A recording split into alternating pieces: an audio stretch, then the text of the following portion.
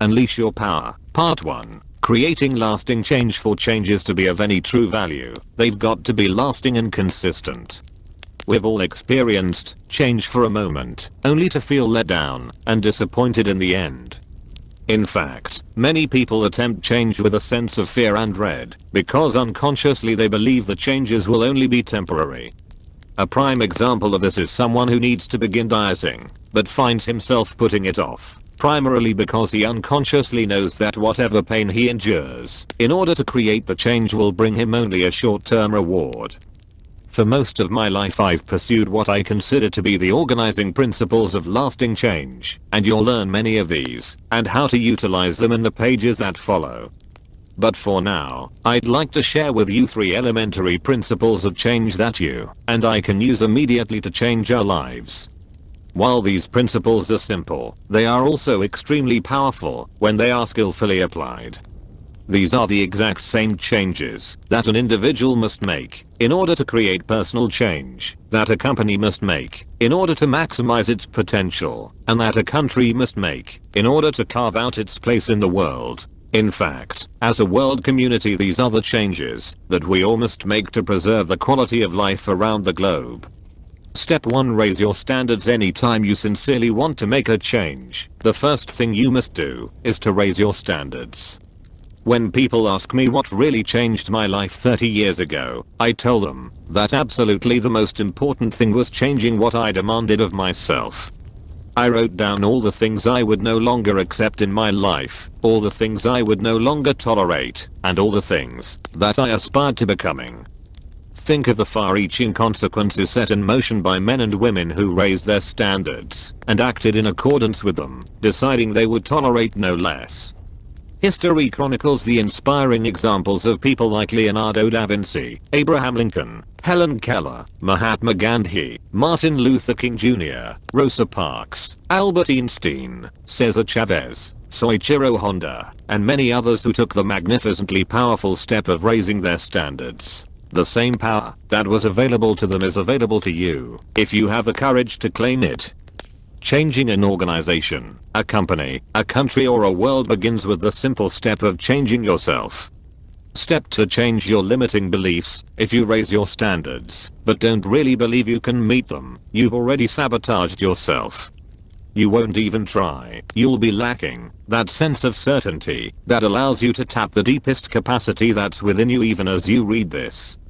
Our beliefs are like unquestioned commands, telling us how things are, what's possible and what's impossible, what we can and cannot do. They shape every action, every thought, and every feeling that we experience.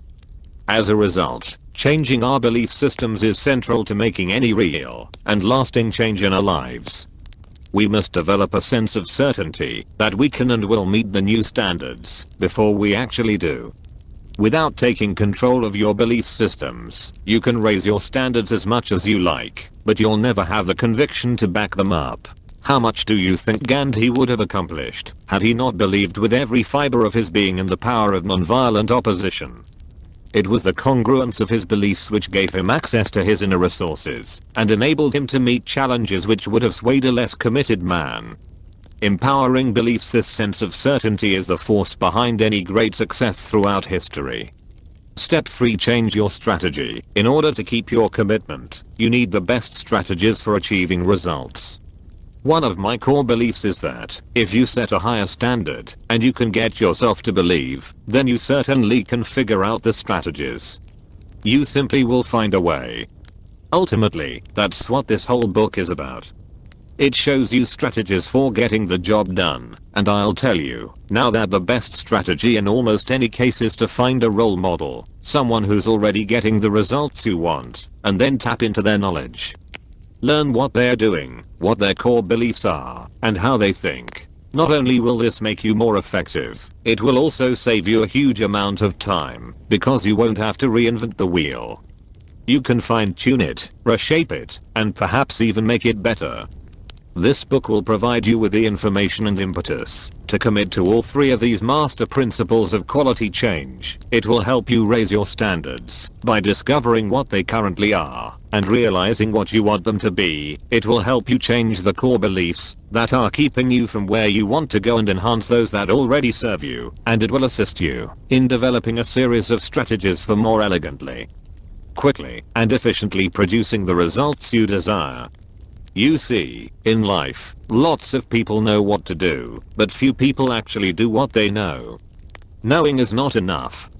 You must take action. If you will allow me the opportunity, through this book I'll be your personal coach. What do coaches do? Well, first, they care about you. They've spent years focusing on a particular area of expertise, and they've continued to make key distinctions about how to produce results more quickly. By utilizing the strategies your coach shares with you, you can immediately and dramatically change your performance. Sometimes, your coach doesn't even tell you something new, but reminds you of what you already know, and then gets you to do it. This is the role, with your permission, that I'll be playing for you. On what, specifically, will I be coaching you? I'll offer you distinctions of power in how to create lasting improvements in the quality of your life. Together, we will concentrate on, not dabble in, the mastery of the 5 areas of life that I believe impact us most. They are: 1. Emotional mastery. Mastering this lesson alone will take you most of the way toward mastering the other 4. Think about it. Why do you want to lose weight? Is it just to have less fat on your body? Or is it because of the way you think you'd feel if you freed yourself of those unwanted pounds, giving yourself more energy and vitality, making yourself feel more attractive to others, and boosting your confidence and self-esteem to the stratosphere? Virtually everything we do is to change the way we feel, yet most of us have little or no training in how to do this quickly and effectively. It's amazing how often we use the intelligence at our command to work ourselves into unresourceful emotional states, forgetting about the multitude of innate talents each of us already possesses. Too many of us leave ourselves at the mercy of outside events over which we may have no control, failing to take charge of our emotions over which we have all the control, and relying instead on short-term quick fixes. How else can we explain the fact that, while less than 5% of the world's population lives in the United States, we consume almost 37% of the world's cocaine? Or that our national defense budget, which currently runs in the billions, is equaled by what we spend on alcohol consumption. Or that 15 million American adults experience clinical depression every year, and that the number of antidepressant prescriptions in the US has gone up 400% since 1988. Updated to reflect current statistics. In this book, you will discover what makes you do what you do, and the triggers for the emotions you experience most often. You will then be given a step-by-step plan to show you how to identify which emotions are empowering, which are disempowering, and how to use both kinds to your best advantage, so that your emotions become not a hindrance, but instead a powerful tool in helping you achieve your highest potential too. Physical mastery. Is it worth it to have everything you've ever dreamed of, yet not have the physical health to be able to enjoy it? Do you wake up every morning feeling energized, powerful, and ready to take on a new day? Or do you wake up feeling as tired as the night before, riddled with aches, and resentful at having to start all over again? Will your current lifestyle make you a statistic? 1 of every 4 Americans dies of coronary disease. Approximately the same percentage dies of cancer. To borrow a phrase from the 16th century physician Thomas Muffet, we are digging our graves with our teeth as we cram our bodies with high-fat, nutritionally empty foods, poison our systems with cigarettes, alcohol, and drugs, and sit passively in front of our TV sets. This second master lesson will help you take control of your physical health, so that you not only look good, but you feel good, and know that you're in control of your life, in a body that radiates vitality, and allows you to accomplish your outcomes. 3. Relationship mastery. Other than mastering your own emotions and physical health, there is nothing I can think of that is more important than learning to master your relationships: romantic, family, business, and social. After all, who wants to learn, grow, and become successful and happy all by themselves? The third master lesson in this book will reveal the secrets to enable you to create quality relationships, first with yourself, then with others. You will begin by discovering what you value most highly, what your expectations are, the rules by which you play the game of life, and how it all relates to the other players. Then, as you achieve mastery of this all-important skill, you will learn how to connect with people at the deepest level, and be rewarded with something we all want to experience, a sense of contribution, of knowing that we have made a difference in other people's lives. I've found that, for me, the greatest resource is a relationship, because it opens the doors to every resource I need.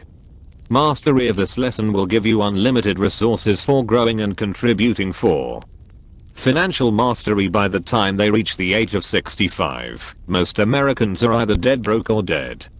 That's hardly what most people envision for themselves as they look ahead to the golden age of retirement. Yet without the conviction that you deserve financial well-being, backed up by a workable game plan, how can you turn your treasured scenario into reality? The fourth master lesson in this book will teach you how to go beyond the goal of mere survival in your autumn years of life, and even now, for that matter. Because we have the good fortune to live in a capitalist society, each of us has the capability to carry out our dreams. Yet most of us experience financial pressure on an ongoing basis, and we fantasize that having more money would relieve that pressure. This is a grand cultural delusion. Let me assure you that the more money you have, the more pressure you're likely to feel. The key is not the mere pursuit of wealth, but changing your beliefs and attitudes about it, so you see it as a means for contribution, not the end all and be all for happiness. To forge a financial destiny of abundance, you will first learn how to change what causes scarcity in your life, and then how to experience on a consistent basis the values, beliefs, and emotions that are essential to experiencing wealth, holding on to it and expanding it. Then you'll define your goals and shape your dreams with an eye toward achieving the highest possible level of well-being, filling you with peace of mind, and freeing you to look forward with excitement to all the possibilities that life has to offer. 5. Time mastery. Masterpieces take time.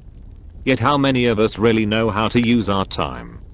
I'm not talking about time management. I'm talking about actually taking time and distorting it, manipulating it so that it becomes your ally, rather than your enemy. The fifth master lesson in this book will teach you, first, how short-term evaluations can lead to long-term pain. You will learn how to make a real decision, and how to manage your desire for instantaneous gratification, thus allowing your ideas, your creations, even your own potential, the time to reach full fruition.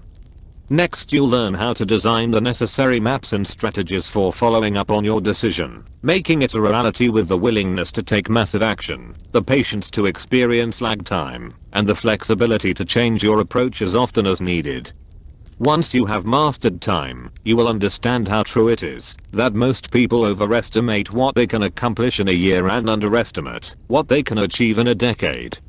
I'm not sharing these lessons with you to say that I have all the answers, or that my life has been perfect or smooth. I've certainly had my share of challenging times.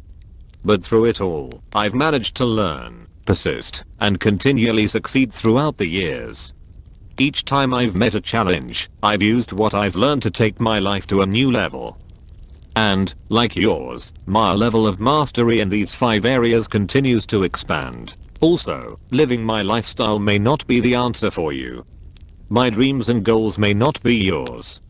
I believe, though, that the lessons I've learned about how to turn dreams into reality, how to take the intangible and make it real, are fundamental to achieving any level of personal or professional success. I wrote this book to be an action-guided textbook for increasing the quality of your life and the amount of enjoyment that you can pull from it. While I'm obviously extremely proud of my first book, Unlimited Power, and the impact it's had on people all over the world, I feel this book will bring you some new and unique distinctions of power that can help you move your life to the next level. We'll be reviewing some of the fundamentals, since repetition is a mother of skill. Therefore, I hope this will be a book you'll read again and again, a book you'll come back to and utilize as a tool to trigger yourself to find the answers that already lie inside you. Even so, remember that as you read this book, you don't have to believe or use everything within it. Grab hold of the things you think are useful, put them in action immediately. You won't have to implement all of the strategies or use all of the tools in this book to make some major changes. All have life-changing potential individually. Used together, however, they will produce explosive results. This book is filled with the strategies for achieving the success you desire, with organizing principles that I have modeled from some of the most powerful and interesting people in our culture. I've had the unique opportunity to meet, interview, and model a huge variety of people with impact and unique character, from Norman Cousins to Michael Jackson, from Coach John Wooden to financial wizard John Templeton, from the captains of industry to cab drivers. In the following pages, you'll find not only the benefits of my own experience, but that of the thousands of books, tapes, seminars, and interviews that I've accumulated over the last 10 years of my life, as I continue the exciting, ongoing quest of learning and growing a little bit more, every single day. The purpose of this book is not just to help you make a singular change in your life, but rather to be a pivot point that can assist you in taking your entire life to a new level.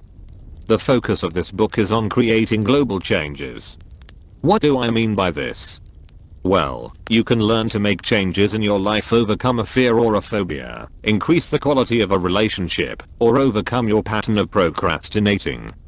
All these are incredibly valuable skills, and if you've read Unlimited Power, you've already learned many of them. However, as you continue through the following pages, you'll find that there are key leverage points within your life that, if you make one small change, will literally transform every aspect of your life. Decisions. The pathway to power. In Unlimited Power, I made it abundantly clear that the most powerful way to shape our lives is to get ourselves to take action. The difference in the results that people produce comes down to what they've done differently from others in the same situations. Different actions produce different results. Why? Because any action is a cause set in motion, and its effect builds on past effects to move us in a definite direction. Every direction leads to an ultimate destination, our destiny. In essence, if we want to direct our lives, we must take control of our consistent actions. It's not what we do once in a while that shapes our lives, but what we do consistently. The key and most important question, then, is this: what precedes all of our actions? What determines what actions we take, and therefore, who we become, and what our ultimate destination is in life? What is the father of action? The answer, of course, is what I've been alluding to all along: the power of decision. Everything that happens in your life, both what you're thrilled with and what you're challenged by, began with a decision. I believe that it's in your moments of decision that your destiny is shaped. The decisions that you're making right now, every day, will shape how you feel today, as well as whom you're going to become this year, next year, and in the decades to come. As you look back over the last 10 years, were there times when a different decision would have made your life radically different from today, either for better or for worse? Maybe, for example, you made a career decision that changed your life. Or maybe you failed to make one. Maybe you decided during the last 10 years to get married or divorced. You might have purchased a tape, a book, or attended a seminar, and, as a result, changed your beliefs and actions. Maybe you decided to have children, or to put it off in pursuit of a career. Perhaps you decided to invest in a home or a business. Maybe you decided to start exercising, or to give it up. It could be that you decided to stop smoking. Maybe you decided to move to another part of the country, or to take a trip around the world. How have these decisions brought you to this point in your life? Did you experience emotions of tragedy and frustration, injustice, or hopelessness during the last decade of your life? I know I certainly did. If so, what did you decide to do about them? Did you push beyond your limits, or did you just give up? How have these decisions shaped your current life path? More than anything else, I believe it's our decisions, not the conditions of our lives, that determine our destiny. You and I both know that there are people who were born with advantages. They've had genetic advantages, environmental advantages, family advantages, or relationship advantages. Yet you and I also know that we constantly meet, read, and hear about people who against all odds have exploded beyond the limitations of their conditions by making new decisions about what to do with their lives. They've become examples of the unlimited power of the human spirit. If we decide to, you and I can make our lives one of these inspiring examples. How? Simply by making decisions today about how we are going to live in this decade and beyond. If you don't make decisions about how you're going to live, then you've already made a decision, haven't you? You're making a decision to be directed by the environment instead of shaping your own destiny. My whole life changed in just one day, the day I determined not just what I'd like to have in my life or what I wanted to become, but when I decided who and what I was committed to having and being in my life. That's a simple distinction, but a critical one. 3 decisions that you make every moment of your life control your destiny. These 3 decisions determine what you'll notice, how you'll feel, what you'll do, and ultimately what you will contribute, and who you become. If you don't control these 3 decisions, you simply aren't in control of your life. When you do control them, you begin to sculpt your experience. The 3 decisions that control your destiny are: 1. Your decisions about what to focus on. 2. Your decisions about what things mean to you. 3. Your decisions about what to do to create the results you desire. You see, it's not what's happening to you now, or what has happened in your past that determines who you become. Rather, it's your decisions about what to focus on, what things mean to you, and what you're going to do about them that will determine your ultimate destiny. Know that if anyone is enjoying greater success than you in any area, they are making these 3 decisions differently from you in some context or situation. Too many of us don't make the majority of our decisions consciously, especially these 3 absolutely crucial ones. In so doing, we pay a major price. In fact, most people live what I call the Niagara syndrome. I believe that life is like a river, and that most people jump on the river of life without ever really deciding where they want to end up. So, in a short period of time, they get caught up in the current events, current fears, current challenges. When they come to forks in the river, they don't consciously decide where they want to go, or which is the right direction for them. They merely go with the flow. They become a part of the mass of people who are directed by the environment instead of by their own values. As a result, they feel out of control. They remain in this unconscious state until one day the sound of the raging water awakens them, and they discover that they're 5 feet from Niagara Falls in a boat with no oars. At this point, they say, "Oh, shoot." But by then it's too late. They're going to take a fall. Sometimes it's an emotional fall. Sometimes it's a physical fall. Sometimes it's a financial fall. It's likely that whatever challenges you have in your life currently could have been avoided by some better decisions upstream. There will be times when you're on the river solo, and you'll have to make some important decisions on your own. The good news is that, if you're willing to learn from your experience, then even times you might think were difficult become great, because they provide valuable information, key distinctions, that you will use to make better decisions in the future. In fact, any extremely successful person you meet will tell you, if they are honest with you, that the reason they are more successful is that they've made more poor decisions than you have. People in my seminars often ask me, "How long do you think it will take for me to really master this particular skill?" And my immediate response is, "How long do you want it to take?" If you take action 10 times a day and have the proportionate learning experiences, while other people act on a new skill once a month, you'll have 10 months of experience in a day. You will soon master the skill and will, ironically, probably be considered talented and lucky. I became an excellent public speaker because, rather than once a week, I booked myself to speak 3 times a day to anyone who would listen. While others in my organization had 48 speaking engagements a year, I would have a similar number within 2 weeks. Within a month, I'd have 2 years of experience. And within a year, I'd have a decade's worth of growth. My associates talked about how lucky I was to have been born with such an innate talent. I tried to tell them what I'm telling you now: mastery takes as long as you want it to take. By the way, were all of my speeches great? Far from it. but I did make sure that I learned from every experience and that I somehow improved until very soon I could enter a room of any size and be able to reach people from virtually all walks of life. No matter how prepared you are, there's one thing that I can absolutely guarantee: if you're on the river of life, it's likely you're going to hit a few rocks. That's not being negative, that's being accurate. The key is that when you do run aground, instead of beating yourself up for being such a failure, remember that there are no failures in life.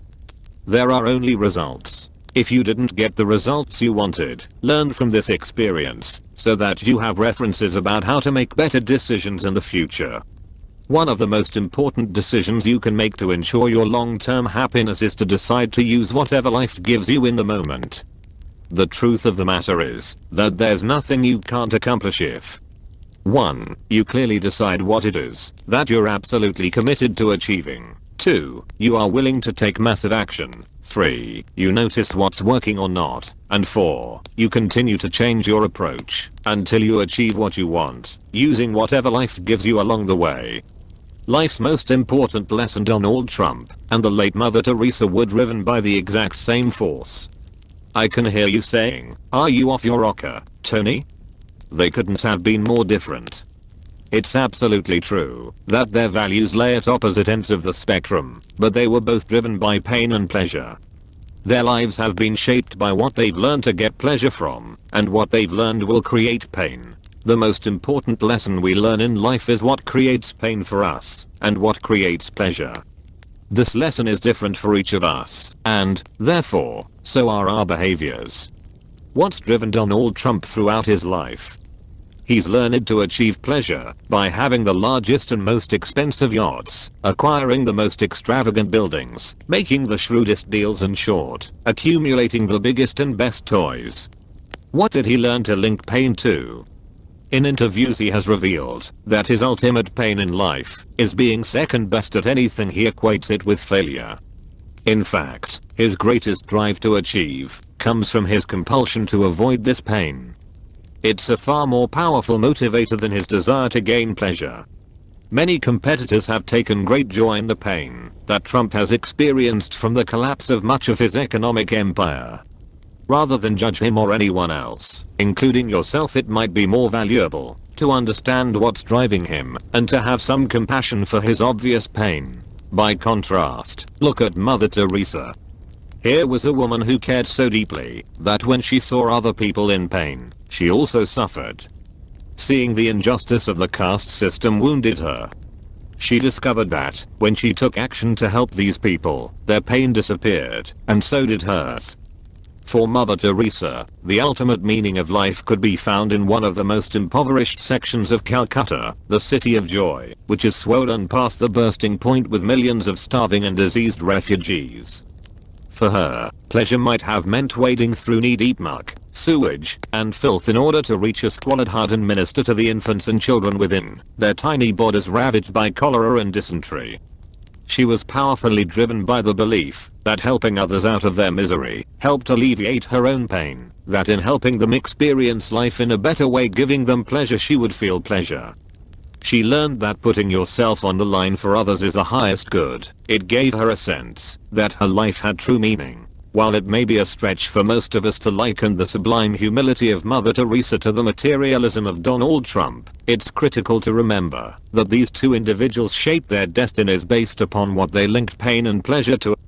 Certainly their backgrounds and environments played a role in their choices, but ultimately they made conscious decisions about what to reward or punish themselves for. What you link pain to and what you link pleasure to shapes your destiny. One decision that has made a tremendous difference in the quality of my life is that at an early age I began to link incredible pleasure to learning. I realized that discovering ideas and strategies that could help me to shape human behavior and emotion could give me virtually everything I wanted in my life. It could get me out of pain and into pleasure. Learning to unlock the secrets behind our actions could help me to become more healthy, to feel better physically, to connect more deeply with the people I cared about. Learning provided me with something to give, the opportunity to truly contribute something of value to all those around me. It offered me a sense of joy and fulfillment. At the same time, I discovered an even more powerful form of pleasure, and that was achieved by sharing what I'd learned in a passionate way. When I began to see that what I could share helps people increase the quality of their lives, I discovered the ultimate level of pleasure. And my life's purpose began to evolve. What are some of the experiences of pain and pleasure that have shaped your life? Whether you've linked pain or pleasure to drugs, for example, certainly has affected your destiny. So have the emotions you've learned to associate to cigarettes or alcohol, relationships, or even the concepts of giving or trusting. If you're a doctor, isn't it true that the decision to pursue a medical career so many years ago was motivated by your belief that becoming a physician would make you feel good? Every doctor I've talked to links massive pleasure to helping people, stopping pain, healing illness, and saving lives. Often the pride of being a respected member of society was an additional motivator. Musicians have dedicated themselves to their art because few things can give them that same level of pleasure. And CEOs of top organizations have learned to link pleasure to making powerful decisions that have a huge potential to build something unique and to contribute to people's lives in a lasting way. Think of the limiting pain and pleasure associations of John Belushi, Jimi Hendrix, Elvis Presley, Janis Joplin, and Jim Morrison. Their associations to drugs as an escape, a quick fix, or a way out of pain, and into temporary pleasure created their downfalls. They paid the ultimate price for not directing their own minds and emotions. Think of the example they set for millions of fans. I never did learn to consume drugs or alcohol. Is it because I was so brilliant? No, it's because I was very fortunate. One reason I never drank alcohol is that, as a child, there were a couple of people in my family who acted so obnoxiously when drunk that I associated extreme pain to drinking any alcohol. One especially graphic image I have is the memory of my best friend's mom. She was extremely obese, weighing close to 300 pounds, and she drank constantly. Whenever she did, she wanted to hug me and drool all over me. To this day, the smell of alcohol on anyone's breath nauseates me. Beer, though, was another story. When I was about 11 or 12, I didn't consider it an alcoholic drink. After all, my dad drank beer, and he didn't get that obnoxious or disgusting. In fact, he seemed to be a little more fun when he'd had a few beers. Plus, I linked pleasure to drinking because I wanted to be just like dad. Would drinking beer really make me like dad? No, but we frequently create false associations in our nervous systems, neuroassociations, as to what will create pain or pleasure in our lives. One day I asked my mom for a brew. She began arguing that it wasn't good for me. But trying to convince me when my mind was made up, when my observations of my father so clearly contradicted hers, was not going to work. We don't believe what we hear, rather, we are certain that our perceptions are accurate, and I was certain that day that drinking beer was the next step in my personal growth. Finally, my mom realized I'd probably just go drink somewhere else if she didn't give me an experience I wouldn't forget. At some level, she must have known she had to change what I associated to beer. So she said, okay, you want to drink beer and be like dad? Then you've really got to drink beer just like your dad. I said, well, what does that mean? She said, you've got to drink a whole 6-pack. I said, no problem. She said, you've got to drink it right here. When I took my first sip, it tasted disgusting, nothing like what I'd anticipated. Of course, I wouldn't admit it at the time because, after all, my pride was on the line. So I took a few more sips. After finishing one beer I said, now I'm really full, Mom. She said, no, here's another one, and popped it open. After the third or fourth can, I started feeling sick to my stomach. I'm sure you can guess what happened next. I threw up all over myself and the kitchen table. It was disgusting, and so was cleaning up the mess. I immediately linked the smell of beer to the vomit and horrible feelings. I no longer had an intellectual association to what drinking beer meant. I now had an emotional association in my nervous system, a gut level neuro association, one that would clearly guide my future decisions. As a result, I've never had even a sip of beer since. Can our pain and pleasure linkages produce a processional effect in our lives? You bet. This negative neuroassociation for beer affected many of my decisions in life. It influenced whom I hung out with at school. It determined how I learned to get pleasure. I didn't use alcohol, I used learning, I used laughter, I used sports. I also learned that it felt incredible to help other people, so I became the guy in school everybody came to with their problems, and solving their problems made both them and me feel good. Some things haven't changed through the years. I also never used drugs, because of a similar experience. When I was in the 3rd or 4th grade, the police department came to my school and showed us some films about the consequences of getting involved in the drug scene. I watched as people shot up, passed out, spaced out, and leaped out of windows. As a young boy, I associated drugs to ugliness and death, so I never tried them myself. My good fortune was that the police had helped me form painful neuroassociations to even the idea of using drugs. Therefore, I have never even considered the possibility. What can we learn from this? Simply this: if we link massive pain to any behavior or emotional pattern, we will avoid indulging in it at all costs. We can use this understanding to harness the force of pain and pleasure to change virtually anything in our lives, from a pattern of procrastinating to drug use. How do we do this? Let's say, for example, you want to keep your children off drugs. The time to reach them is before they experiment, and before someone else teaches them the false association that drugs equal pleasure. Our behavior, both conscious and unconscious, has been rigged by pain and pleasure from so many sources: childhood peers, moms and dads, teachers, coaches, movie and television heroes, and the list goes on. You may or may not know precisely when programming and conditioning occurred. It might have been something someone said, an incident at school, an award-winning sports event, an embarrassing moment, straight A's on your report card, or maybe failing grades. All of these contributed to who you are today. I cannot emphasize strongly enough that what you link pain and pleasure to will shape your destiny. As you review your own life, can you recall experiences that formed your neuroassociations and thus set in motion the chain of causes and effects that brought you to where you are today? What meaning do you attach to things? If you're single, do you look upon marriage wistfully as a joyous adventure with your life's mate, or do you dread it as a heavy ball and chain? As you sit down to dinner tonight, do you consume food matter-of-factly as an opportunity to refuel your body, or do you devour it as your sole source of pleasure? Though we'd like to deny it, the fact remains that what drives our behavior is instinctive reaction to pain and pleasure, not intellectual calculation. Intellectually, we may believe that eating chocolate is bad for us, but we'll still reach for it. Why? Because we're not driven so much by what we intellectually know, but rather by what we've learned to link pain and pleasure to in our nervous systems.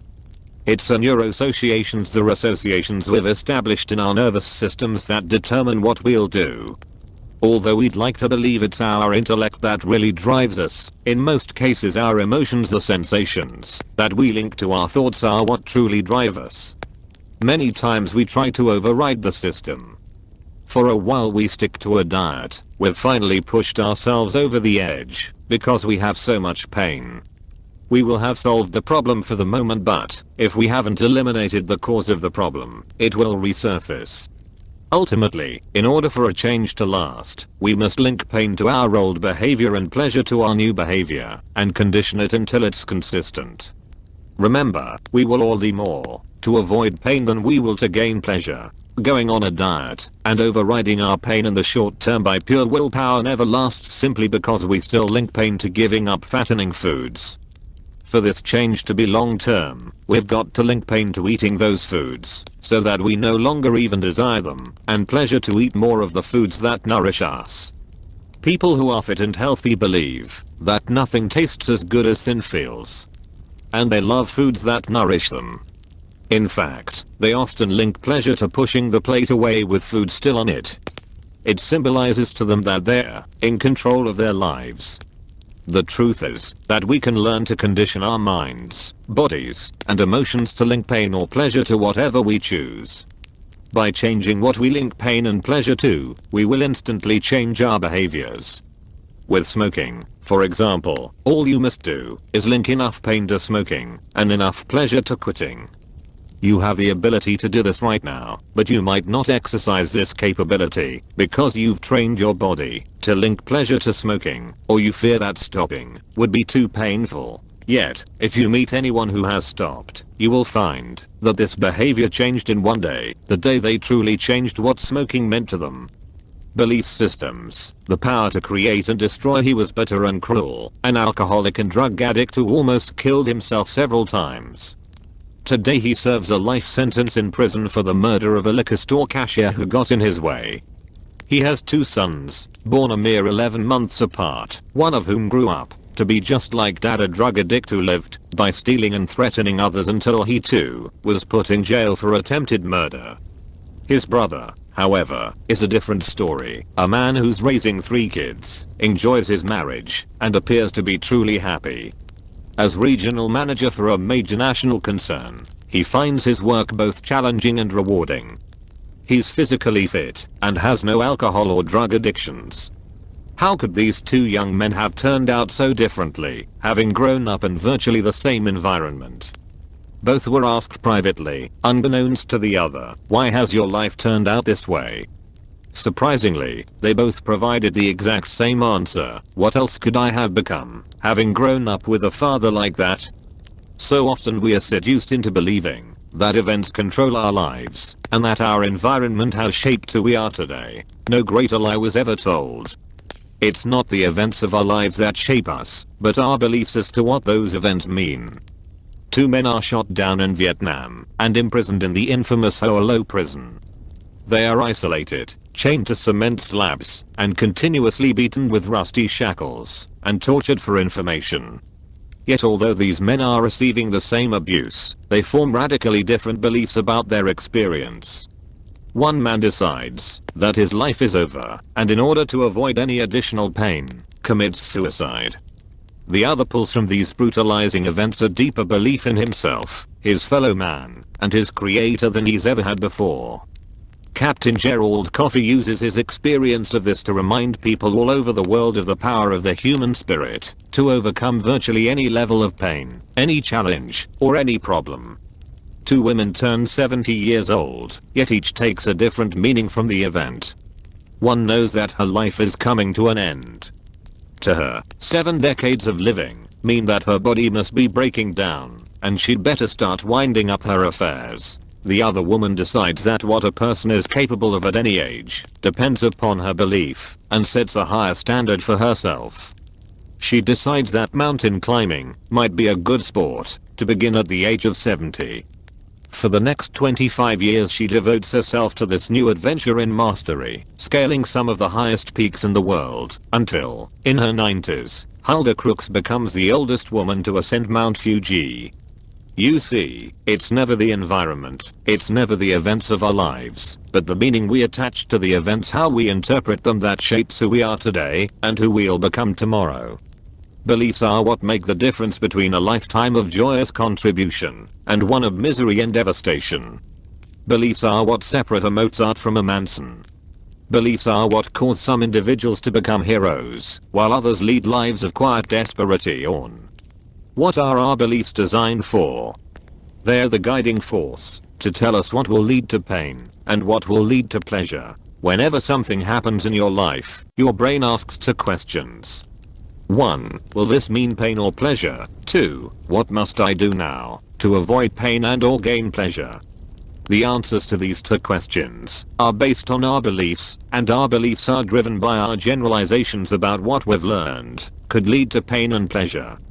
These generalizations guide all of our actions, and thus the direction and quality of our lives. Generalizations can be very useful. They are simply the identification of similar patterns. For example, what allows you to open a door? You look down at a handle, and, although you've never seen this specific one before, you can generally feel certain that this door will open if you turn the handle right or left, if you push or pull it. Why do you believe this? Simply, your experience of doors has provided enough references to create a sense of certainty that allows you to follow through. Without this sense of certainty, we would virtually be unable to leave the house, drive our cars, use a telephone, or do any one of the dozens of things we do in a day. Generalizations simplify our lives and allow us to function. Unfortunately, generalizations in more complex areas of our lives can oversimplify and sometimes create limiting beliefs. Maybe you've failed to follow through on various endeavors a few times in your life, and based on that, you developed a belief that you are incompetent. Once you believe this is true, it can become a self-fulfilling prophecy. You may say, why even try if I'm not going to follow through anyway? Or perhaps you've made a few poor decisions in business or in relationships and have interpreted that to mean you will always sabotage yourself. Or maybe in school you didn't learn as quickly as you thought other kids did, and rather than considering the idea that you had a different learning strategy, you may have decided that you were learning disabled. On another level, isn't racial prejudice fueled by a wholesale generalization about an entire group of people? The challenge with all these beliefs is that they become limitations for future decisions about who you are and what you're capable of. We need to remember that most of our beliefs are generalizations about our past, based on our interpretations of painful and pleasurable experiences. The challenge is threefold. 1. Most of us do not consciously decide what we are going to believe. 2. Often our beliefs are based on misinterpretation of past experiences. And 3. Once we adopt a belief, we forget it's merely an interpretation. We begin to treat our beliefs as if they are realities, as if they are gospel. In fact, we rarely, if ever, question our long-held beliefs. If you ever wonder why people do what they do, again, you need to remember that human beings are not random creatures. All of our actions are the result of our beliefs. Whatever we do, it is out of our conscious or unconscious beliefs about what will lead to pleasure or away from pain. If you want to create long-term and consistent changes in your behaviors, you must change the beliefs that are holding you back. Beliefs have the power to create and the power to destroy. Human beings have the awesome ability to take any experience of their lives and create a meaning that disempowers them, or one that can literally save their lives. Some people have taken the pain of their past and said, because of this, I will help others. Because I was raped, no one else will be harmed again. Or, because I lost my son or daughter, I will make a difference in the world. It's not something they wanted to believe, but rather, adopting this type of belief was a necessity for them to be able to pick up the pieces and move on to live empowering lives. We all have the capacity to create meanings that empower us, but so many of us never tap into it or even recognize it. If we don't adopt the faith that there is a reason for the unexplainable tragedies of life, then we begin to destroy our capacity to truly live. The need to be able to create a meaning out of life's most painful experiences was observed by psychiatrist Viktor Frankl as he and other Holocaust victims survived the horrors of Auschwitz and other concentration camps. Frankl noted that those special few who were able to make it through this hell on earth shared one thing in common. They were able to endure and transform their experience by finding an empowering meaning for their pain. They developed the belief that, because they suffered and survived, they would be able to tell the story and make certain that no human being would ever suffer this way again. Beliefs are not limited to impacting our emotions or actions. They can literally change our bodies in a matter of moments.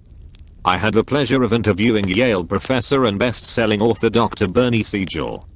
As we began to speak about the power of belief, Bernie shared with me some of the research he'd done on people with multiple personality disorder. Incredibly, the potency of these people's beliefs that they had become a different person resulted in an unquestioned command to their nervous system to make measurable changes in their biochemistry. The result? Their bodies would literally transform before the researchers' eyes and begin to reflect a new identity at a moment's notice. Studies document such remarkable occurrences as patients' eye color actually changing as their personality changes, or physical marks disappearing and reappearing. Even diseases such as diabetes or high blood pressure come and go depending on the person's belief as to which personality they are manifesting. beliefs even have the capacity to override the impact of drugs on the body. While most people believe that drugs heal, studies in the science of psychoneuroimmunology, the mind/body relationship, have begun to bear out what many others have suspected for centuries. Our beliefs about the illness and its treatment play a significant role, maybe an even more significant role than the treatment itself. Dr. Henry Beecher from Harvard University has done extensive research that clearly demonstrates that we often give credit to a drug, when in reality it's the patient's belief that makes the difference. One demonstration of this was a groundbreaking experiment in which 100 medical students were asked to participate in testing two new drugs. One was described to them as a superstimulant in a red capsule, the other as a super tranquilizer in a blue capsule. Unbeknownst to the students, the contents of the capsules had been switched. The red capsule was actually a barbiturate, and the blue capsule was actually an amphetamine. Yet half of the students developed physical reactions that went along with their expectations, exactly the opposite of the chemical reaction the drugs should have produced in their bodies. These students were not just given placebos, they were given actual drugs.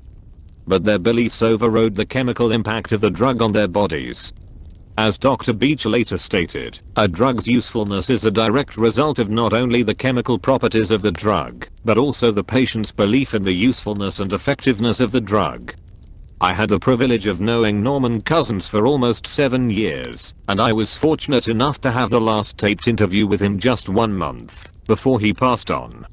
In that interview, he shared a story about how strongly our beliefs affect our physical bodies.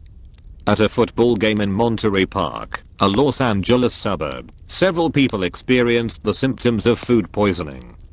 The examining physician deduced that the cause was a certain soft drink from the dispensing machines, because all of his patients had purchased some prior to becoming ill. An announcement was made over the loudspeaker requesting that no one patronize the dispensing machine, saying some people had become ill, and describing the symptoms. Pandemonium immediately broke out in the stands as people retched and fainted in droves. Even a few people who had not even gone near the machine became ill. Ambulances from local hospitals did a booming business that day as they drove back and forth to the stadium, transporting multitudes of stricken fans. When it was discovered that the dispensing machine was not the culprit, people immediately and miraculously recovered. We need to realize that our beliefs have the capacity to make us sick or make us healthy in a moment. Beliefs have been documented to affect our immune systems. And most importantly, beliefs can either give us the resolve to take action or weaken and destroy our drive. In this moment, beliefs are shaping how you respond to what you've just read and what you're going to do with what you're learning in this book. Sometimes we develop beliefs that create limitations or strengths within a very specific context. For instance, how we feel about our ability to sing or dance, fix a car, or do calculus. Other beliefs are so generalized that they dominate virtually every aspect of our lives, either negatively or positively. I call these global beliefs. Global beliefs are the giant beliefs we have about everything in our lives. Beliefs about our identities, people, work, time, money, and life itself, for that matter. These giant generalizations are often phrased as is/am/are. Life is. I am. People are. As you can imagine, beliefs of this size and scope can shape and color every aspect of our lives. The good news about this is that making one change in a limiting global belief you currently hold can change virtually every aspect of your life in a moment. Remember, once accepted, our beliefs become unquestioned commands to our nervous systems, and they have the power to expand or destroy the possibilities of our present and future. If we want to direct our lives, then we must take conscious control over our beliefs. And in order to do that, we first need to understand what they really are and how they are formed. All personal breakthroughs begin with a change in beliefs. So how do we change? The most effective way is to get your brain to associate massive pain to the old belief. You must feel deep in your gut that not only has this belief caused you pain in the past, but it's costing you pleasure in the present, and, ultimately, can only bring you pain in the future.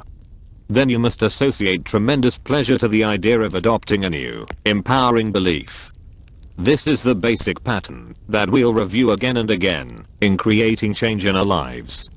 Remember, we can never forget that everything we do either out of our need to avoid pain or our desire to gain pleasure, and if we associate enough pain to anything, we'll change. The only reason we have a belief about something is that we've linked massive pain to not believing it, or massive pleasure to keeping it alive. Secondly, create doubt. If you're really honest with yourself, aren't there some beliefs that you used to defend heart and soul years ago that you'd be almost embarrassed to admit to today? What happened? Something caused you to doubt, maybe a new experience, maybe a counterexample to your past belief. However, new experience in and of itself doesn't guarantee a change in belief. People can have an experience that runs directly counter to their belief, yet reinterpret it any way they want, in order to bolster their conviction.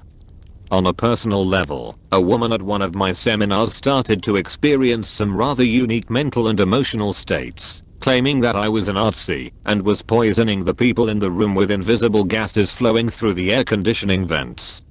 As I tried to calm her down by slowing my speech patterns, a standard approach in causing someone to relax, she pointed out, "See, it's already beginning to slow your speech." No matter what happened, she managed to use it to back up her conviction that we were all being poisoned. Eventually I was able to break her pattern. How exactly do you create a power interrupt? We'll talk more about that in part 2. New experiences trigger change only if they cause us to question our beliefs. Remember, whenever we believe something, we no longer question it in any way. The moment we begin to honestly question our beliefs, we no longer feel absolutely certain about them. We are beginning to shake the reference legs of our cognitive tables, and as a result start to lose our feeling of absolute certainty. Have you ever doubted your ability to do something? How did you do it? You probably asked yourself some poor questions like, what if I screw up? What if it doesn't work out? What if they don't like me? But questions can obviously be tremendously empowering if we use them to examine the validity of beliefs we may have just blindly accepted. In fact, many of our beliefs are supported by information we've received from others that we failed to question at the time. If we scrutinize them, we may find that what we've unconsciously believed for years may be based on a false set of presuppositions. How many other beliefs do you have in daily life about who you are, or what you can or cannot do, or how people should act, or what capabilities your kids have, that you're failing to question? Also disempowering beliefs you've begun to accept that limit your life, and you're not even aware of it. If you question anything enough, eventually you'll begin to doubt it. This includes things that you absolutely believe beyond the shadow of a doubt. Years ago, I had the unique opportunity of working with the US Army, with whom I negotiated a contract to reduce certain training times for specialized areas. My work was so successful that I also went through top secret clearance and had a chance to model one of the top officials in the CIA, a man who'd worked his way up from the bottom of the organization. Let me tell you that the skills that he and others like him have developed for shaking another person's convictions and changing their beliefs are absolutely astounding. They create an environment that causes people to doubt what they've always believed, and then give them new ideas and experiences to support the adoption of new beliefs. Watching the speed at which they can change someone's belief is almost scary, yet it's powerfully fascinating. I've learned to use these techniques on myself to be able to eliminate my disempowering beliefs and replace them with empowering ones. Our beliefs have different levels of emotional certainty and intensity, and it's important to know just how intense they really are. In fact, I've classified beliefs into 3 categories: opinions, beliefs, and convictions. An opinion is something we feel relatively certain about, but the certainty is only temporary because it can be changed easily. Our cognitive tabletop is supported by wobbly, unverified reference legs that may be based on impressions. For example, many people originally perceived George H.W. Bush as a wimp, based solely on his tone of voice. But when they saw how he was able to galvanize support from leaders around the world and effectively deal with Saddam Hussein's invasion of Kuwait, there was a clear shift in the public opinion polls. but opinions are easily swayed and usually based on only a few references that a person has focused on in the moment. A belief, on the other hand, is formed when we begin to develop a much larger base of reference legs, and especially reference legs about which we have strong emotion. These references give us an absolute sense of certainty about something. And again, as I've said before, these references can come in a variety of forms, anything from our personal experiences to information that we've taken in from other sources, or even things we've imagined vividly. A conviction, however, eclipses a belief, primarily because of the emotional intensity a person links to an idea. A person holding a conviction does not only feel certain, but gets angry if their conviction is even questioned. A person with a conviction is unwilling to ever question their references, even for a moment. They are totally resistant to new input, often to the point of obsession. Change can happen in an instant for as long as I can remember. I've always dreamed of having the ability to help people change virtually anything in their lives. Instinctively, at an early age, I realized that to be able to help others change, I had to be able to change myself. Even in junior high school, I began to pursue knowledge through books and tapes that I thought could teach me the fundamentals of how to shift human behavior and emotion. Of course, I wanted to improve certain aspects of my own life, get myself motivated, get myself to follow through and take action, learn how to enjoy life, and learn how to connect and bond with people. I'm not sure why, but somehow I linked pleasure to learning and sharing things that could make a difference in the quality of people's lives and lead them to appreciate and maybe even love me. As a result, by the time I was in high school, I was known as a solutions man. If you had a problem, I was the guy to see, and I took great pride in this identity. The more I learned, the more addicted I became to learning even more. Understanding how to influence human emotion and behavior became an obsession for me. I took a speed reading class and developed a voracious appetite for books. I read close to 700 books in just a few years, almost all of them in the areas of human development, psychology, influence, and physiological development. I wanted to know anything and everything there was to know about how we can increase the quality of our lives, and tried to immediately apply it to myself as well as share it with other people. But I didn't stop with books. I became a fanatic for motivational tapes, and, while still in high school, saved my money to go to different types of personal development seminars. As you can imagine, it didn't take long for me to feel like I was hearing nothing but the same messages reworked over and over again. There appeared to be nothing new, and I became a bit jaded. Just after my 21st birthday, though, I was exposed to a series of technologies that could make changes in people's lives with lightning-like speed. Simple technologies like Gestalt therapy, and tools of influence like Ericksonian hypnosis and neuro-linguistic programming. When I saw that these tools could really help people create changes in minutes that previously took months, years, or decades to achieve, I became an evangelist in my approach to them. I decided to commit all of my resources to mastering these technologies. And I didn't stop there. As soon as I learned something, I applied it immediately. I'll never forget my first week of training in neuro-linguistic programming. We learned things like how to eliminate a lifetime phobia in less than an hour, something that through many forms of traditional therapy could take as much as 5 years or more. On the 5th day, I turned to the psychologists and psychiatrists in the class and said, "Hey, guys, let's find some phobics and cure them." They all looked at me like I was crazy. They made it very clear to me that I obviously wasn't an educated man, that we had to wait until the 6-month certification program was completed, go through a testing procedure, and if we were successful, only then would we be ready to use this material. I wasn't willing to wait. So I launched my career by appearing on radio and television programs throughout Canada and eventually the United States as well. In each of these, I talked to people about these technologies for creating change, and made it clear that, if we wanted to change our lives, whether it was a disempowering habit or a phobia that had been controlling us for years, that behavior or that emotional pattern could be changed in a matter of minutes, even though they might have tried to change it for years previously. Was this a radical concept? You bet.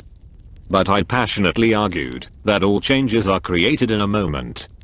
It's just that most of us wait until certain things happen before we finally decide to make a shift. If we truly understood how the brain worked, I argued, we could stop the endless process of analyzing why things had happened to us, and if we could just simply change what we linked pain and pleasure to, we could just as easily change the way our nervous systems had been conditioned, and take charge of our lives immediately. As you can imagine, a young kid with no PhD, who was making these controversial claims on the radio, didn't go over very well with some traditionally trained mental health professionals. A few psychiatrists and psychologists attacked me, some on the air. So I learned to build my career in changing people on two principles: technology and challenge. I knew I had a superior technology, a superior way of creating change, based on crucial understandings of human behavior that most traditional psychologists were not trained in. And I believed that, if I challenged myself, and the people I worked with enough, I could find a way to turn virtually anything around. One particular psychiatrist called me a charlatan and a liar, and charged that I was making false claims. I challenged this psychiatrist to suspend his pessimism and give me an opportunity to work with one of his patients, someone he hadn't been able to change after working with her for years. It was a bold move, and at first he did not comply with my request. But after utilizing a little leverage, I finally got the psychiatrist to let a patient come on her own to one of my free guest events and allow me, in front of the room, to work with her. In 15 minutes I wiped out the woman's phobia of snakes at the time she'd been treated for over 7 years by the psychiatrist who attacked me. To say the least, he was amazed. But more importantly, can you imagine the references this created for me, and the sense of certainty it gave me about what I could accomplish? I became a wild man. I stormed across the country demonstrating to people how quickly change could occur. I found that, no matter where I went, people were initially skeptical. But, as I was able to demonstrate measurable results before their eyes, I was able to get not only their attention and interest, but also their willingness to apply what I'd talked about to produce measurable results in their own lives. Why is it that most people think change takes so long? One reason, obviously, is that most people have tried again and again through willpower to make changes, and failed. The assumption that they then make is that important changes must take a long time and be very difficult to make. In reality, it's only difficult because most of us don't know how to change. We don't have an effective strategy. Willpower by itself is not enough, not if we want to achieve lasting change.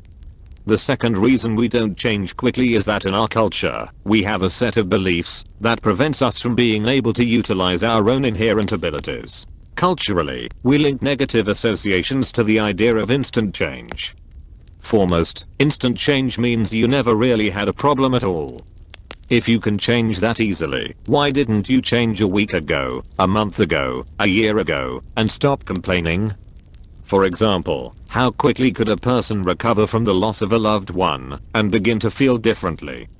Physically, they have the capability to do it the next morning.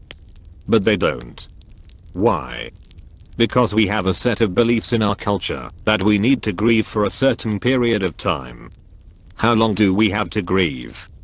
It all depends upon your own conditioning. Think about this.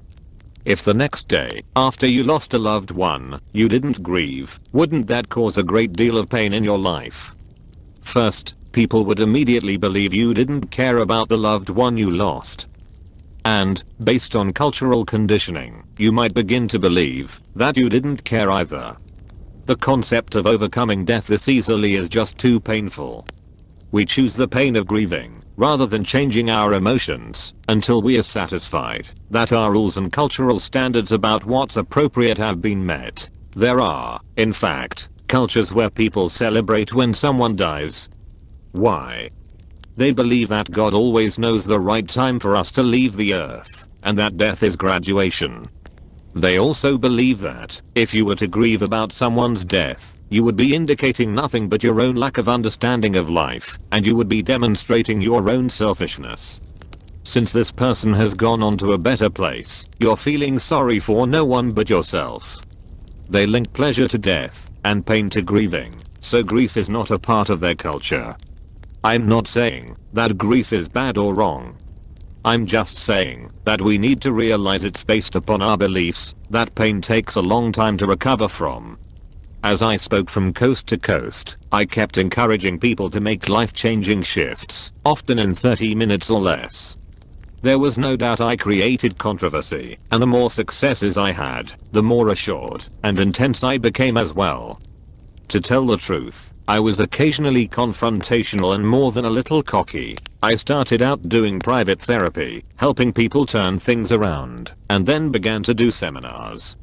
Within a few short years, I was traveling on the road 3 weeks out of 4, constantly pushing myself and giving my all as I worked to extend my ability to positively impact the largest number of people I could in the shortest period of time. The results I produced became somewhat legendary.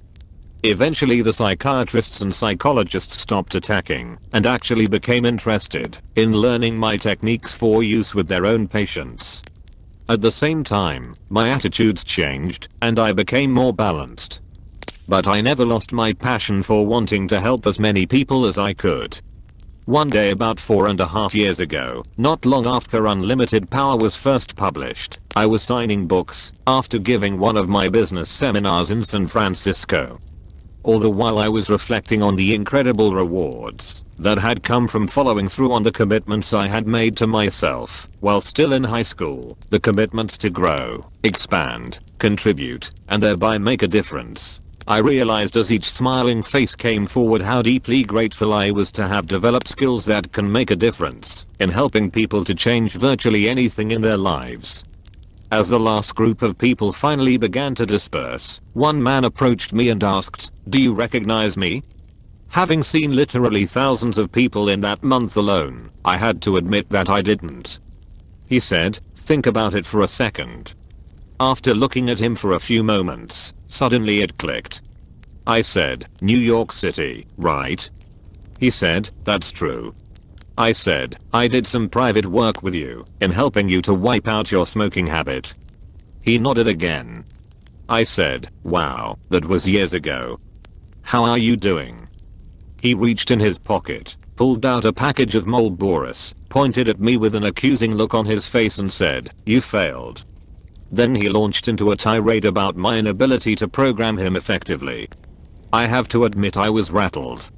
After all, I had built my career on my absolute willingness to put myself on the line, on my total commitment to challenging myself and other people, on my dedication to trying anything, in order to create lasting and effective change with lightning-like speed. As this man continued to berate my ineffectiveness in curing his smoking habit, I wondered what could have gone wrong. Could it be that my ego had outgrown my true level of capability and skill? Gradually I began to ask myself better questions. What could I learn from this situation? What was really going on here? What happened after we worked together? I asked him, expecting to hear that he had resumed smoking a week or so after the therapy. It turned out that he'd stopped smoking for 2.5 years after I'd worked with him for less than an hour. But one day he took a puff, and now he was back to his 4-pack-a-day habit, plainly blaming me because the change had not endured. Then it hit me, this man was not being completely unreasonable. After all, I had been teaching something called neuro-linguistic programming. Think about the word programming.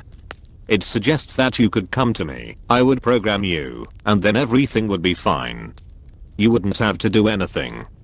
Out of my desire to help people at the deepest level, I'd made the very mistake that I saw other leaders in the personal development industry make. I had begun to take responsibility for other people's changes. That day, I realized I had inadvertently placed the responsibility with the wrong person, me, and that this man, or any one of the other thousands of people I'd worked with, could easily go back to their old behaviors if they ran into a difficult enough challenge, because they saw me as the person responsible for their change. If things didn't work out, they could just conveniently blame somebody else. They had no personal responsibility, and therefore, no pain if they didn't follow through on the new behavior. As a result of this new perspective, I decided to change the metaphor for what I do. I stopped using the word programming because, while I continue to use many NLP techniques, I believe it's inaccurate. A better metaphor for long-term change is conditioning. This was solidified for me when, a few days later, a piano tuner came to tune my new baby grand. This man was a true craftsman. He worked on every string in that piano for literally hours and hours, stretching each one to just the right level of tension to create the perfect vibration. At the end of the day, the piano played magnificently. When I asked him how much I owed, he said, "Don't worry, I'll drop off a bill on my next visit." My response was, "Next visit? What do you mean?" He said, "I'll be back tomorrow, and then I'll come back once a week for the next month. Then I'll return every 3 months for the rest of the year, only because you live by the ocean." I said, "What are you talking about? Didn't you already make all the adjustments on the piano? Isn't it set up properly?" He said, "Yes, but these strings are strong. To keep them at the perfect level of tension, we've got to condition them to stay at this level. I've got to come back and retighten them on a regular basis until the wire is trained to stay at this level." I thought, what a business this guy has. But I also got a great lesson that day. This is exactly what we have to do if we are going to succeed in creating long-term change. Once we effect a change, we should reinforce it immediately. Then, we have to condition our nervous systems to succeed not just once, but consistently. You wouldn't go to an aerobics class just one time and say, "Okay, now I've got a great body and I'll be healthy for life." The same is true of your emotions and behavior. We've got to condition ourselves for success, for love, for breaking through our fears. And through that conditioning, we can develop patterns that automatically lead us to consistent lifelong success. We need to remember that pain and pleasure shape all our behaviors, and that pain and pleasure can change our behaviors. Conditioning requires that we understand how to use pain and pleasure. What you're going to learn in the next chapter is the science that I've developed to create any change you want in your life. I call it the science of neuroassociative conditioning, or NAC. What is it? NAC is a step-by-step process that can condition your nervous system to associate pleasure to those things you want to continuously move toward and pain to those things you need to avoid in order to succeed consistently in your life without constant effort or willpower. Remember, it's the feelings that we've been conditioned to associate in our nervous systems, our neuroassociations, that determine our emotions and our behavior. When we take control of our neuroassociations, we take control of our lives. This chapter will show you how to condition your neuroassociations so that you are empowered to take action and produce the results you've always dreamed of. It's designed to give you the knack of creating consistent and lasting change. What are the 2 changes everyone wants in life? Isn't it true that we all want to change either 1, how we feel about things, or 2, our behaviors? If a person has been through a tragedy, they were abused as a child, they were raped, lost a loved one, are lacking in self-esteem, this person clearly will remain in pain until the sensations they link to themselves, these events, or situations are changed. Likewise, if a person overeats, drinks, smokes, or takes drugs, they have a set of behaviors that must change.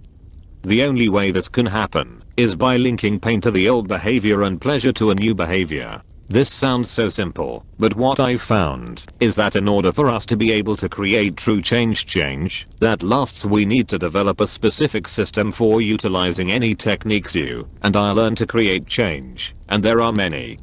Every day I'm picking up new skills and new technologies from a variety of sciences. I continue to use many of the NLP and Ericksonian techniques that I began my career with, some of them are the finest available. Yet I always come back to utilizing them within the framework of the same 6 fundamental steps that the science of NAC represents. I created NAC as a way to use any technology for change. What NAC really provides is a specific syntax and order and sequence of ways to use any set of skills to create long-term change. I'm sure you recall that in the first chapter one said that one of the key components of creating long-term change is a shift in beliefs. The first belief we must have, if we are going to create change quickly, is that we can change now. Again, most people in our society have unconsciously linked a lot of pain to the idea of being able to change quickly. On one hand, we desire to change quickly, and on the other, our cultural programming teaches us that to change quickly means that maybe we never even had a problem at all. Maybe we were just faking it or being lazy. We must adopt the belief that we can change in a moment. After all, if you can create a problem in a moment, you should be able to create a solution too. You and I both know that when people finally do change, they do it in a moment, don't they?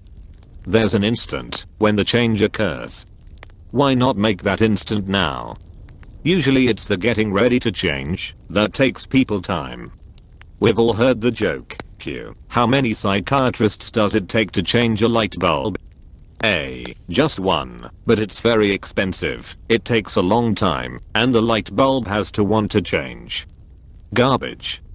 You and I have to get ourselves ready to change. You and I have to become our own counselors and master our own lives. The second belief that you and I must have, if we are going to create long-term change, is that we are responsible for our own change, not anyone else. In fact, there are 3 specific beliefs about responsibility that a person must have if they are going to create long-term change. 1. First, we must believe something must change, not that it should change, not that it could or ought to, but that it absolutely must. So often I hear people say, this weight should come off, procrastinating is a lousy habit, my relationships should be better. But you know, we can should all over ourselves, and our life still won't change. It's only when something becomes a must that we begin the process of truly doing what's necessary to shift the quality of our lives too. Second, we must not only believe that things must change, but we must believe I must change it. We must see ourselves as the source of the change. Otherwise, we'll always be looking for someone else to make the changes for us, and we'll always have someone else to blame when it doesn't work out. We must be the source of our change if our change is going to last. Third, we have to believe I can change it. Without believing that it's possible for us to change, as we've already discussed in the last chapter, we stand no chance of carrying through on our desires. Without these 3 core beliefs, I can assure you that any change you make stands a good chance of being only temporary. Please don't misunderstand me, it's always smart to get a great coach, an expert, a therapist, a counselor, someone who's already produced these results for many other people, to support you in taking the proper steps to conquer your phobia or quit smoking or lose weight. But in the end, you have to be the source of your change. The interaction I had with a relapsed smoker that day triggered me to ask new questions of myself about the sources of change. Why was I so effective throughout the years? What had set me apart from others who tried to help these same people who had equal intention, but were unable to produce the result? And when I tried to create a change in someone and failed, what had happened then? What had prevented me from producing the change that I was really committed to helping this person make? Then I began to ask larger questions, like what really makes change happen in any form of therapy. All therapies work some of the time, and all forms of therapy fail to work at other times. I also began to notice 2 other interesting things. 1. Some people went to therapists I didn't think were particularly skilled, and still managed to make their desired change in a very short period of time in spite of the therapist. And 2. Some people who went to therapists I considered excellent, yet were not helped to produce the results they wanted in the short term. After a few years of witnessing thousands of transformations and looking for the common denominator, finally it hit me. We can analyze our problems for years, but nothing changes until we change the sensations we link to an experience in our nervous system, and we have the capacity to do this quickly and powerfully if we understand how to get what you really want. Ask yourself what you truly want in life. Do you want a loving marriage, the respect of your children? Do you want plenty of money, fast cars, or thriving business, a house on the hill? Do you want to travel the world, visit exotic ports of call, see historical landmarks firsthand? Do you want to be idolized by millions as a rock musician, or as a celebrity with your star on Hollywood Boulevard? Do you want to leave your mark for posterity as the inventor of a time travel machine? Do you want to work with the Mother Teresa Foundation to save the world, or take a proactive role in making a measurable impact environmentally? Whatever you desire or crave, perhaps you should ask yourself, why do I want these things? Don't you want fine cars, for example, because you really desire the feelings of accomplishment and prestige you think they would bring? Why do you want a great family life? Is it because you think it will give you feelings of love, intimacy, connection, or warmth? Do you want to save the world because of the feelings of contribution and making a difference you believe this will give you? In short, then, isn't it true that what you really want is simply to change the way you feel? What it all comes down to is the fact that you want these things or results because you see them as a means to achieving certain feelings, emotions, or states that you desire. When somebody kisses you, what makes you feel good in that moment? Is it wet tissue touching wet tissue that really triggers the feeling? Of course not. If that's true, kissing your dog would turn you on. All of our emotions are nothing but a flurry of biochemical storms in our brains, and we can spark them at any moment. But first we must learn how to take control of them consciously instead of living in reaction. Most of our emotional responses are learned responses to the environment. We've deliberately modeled some of them and stumbled across others. Simply being aware of these factors is the foundation for understanding the power of state. Without a doubt, everything you and I do, we do to avoid pain or gain pleasure, but we can instantly change what we believe will lead to pain or pleasure by redirecting our focus and changing our mental/emotional physiological states. As I said in chapter 3 of Unlimited Power, a state can be defined as the sum of millions of neurological processes happening within us, the sum total of our experience at any moment in time. Most of our states happen without any conscious direction on our part. We see something, and we respond to it by going into a state. It may be a resourceful and useful state, or an unresourceful and limiting state, but there's not much that most of us do to control it. Have you ever found yourself unable to remember a friend's name? Or how to spell a difficult word like house? How come you weren't able to do this? You certainly knew the answer. Is it because you're stupid? No, it's because you were in a stupid state. The difference between acting badly or brilliantly is not based on your ability, but on the state of your mind and or body in any given moment. You can be gifted with the courage and determination of Marva Collins, the grace and flair of Fred Astaire, the strength and endurance of Nolan Ryan, the compassion and intellect of Albert Einstein, but if you continually submerge yourself in negative states, you'll never fulfill that promise of excellence. However, if you know the secret of accessing your most resourceful states, you can literally work wonders. The state that you're in at any given moment determines your perceptions of reality, and thus your decisions and behavior. In other words, your behavior is not the result of your ability, but of the state that you're in at this moment. To change your ability, change your state. To open up the multitude of resources that lie within you, put yourself in a state of resourcefulness and active expectancy and watch miracles happen. So how can we change our own emotional states? Think of your states as operating a lot like a TV set. In order to have bright, vivid color with incredible sound, you need to plug in and turn on. Turning on your physiology is like giving the set the electricity it needs to operate. If you don't have the juice, you'll have no picture, no sound, just a blank screen. Similarly, if you don't turn on by using your entire body, in other words, your physiology, you may indeed find yourself unable to spell house. Have you ever woken up and stumbled around, not able to think clearly or function, until you moved around enough to get your blood flowing? Once the static has cleared, you're turned on, and the ideas begin to flow. If you're in the wrong state, you're not going to get any reception, even if you've got the right ideas. Of course, once you're plugged in, you've got to be tuned to the right channel to get what you really want. Mentally, you've got to focus on what empowers you. Whatever you focus on, whatever you tune into, you will feel more intensely. So if you don't like what you're doing, maybe it's time to change the channel. There are unlimited sensations, unlimited ways of looking at virtually anything in life.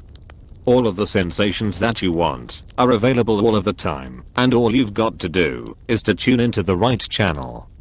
There are two primary ways, then, to change your emotional state: by changing the way you use your physical body, or by changing your focus.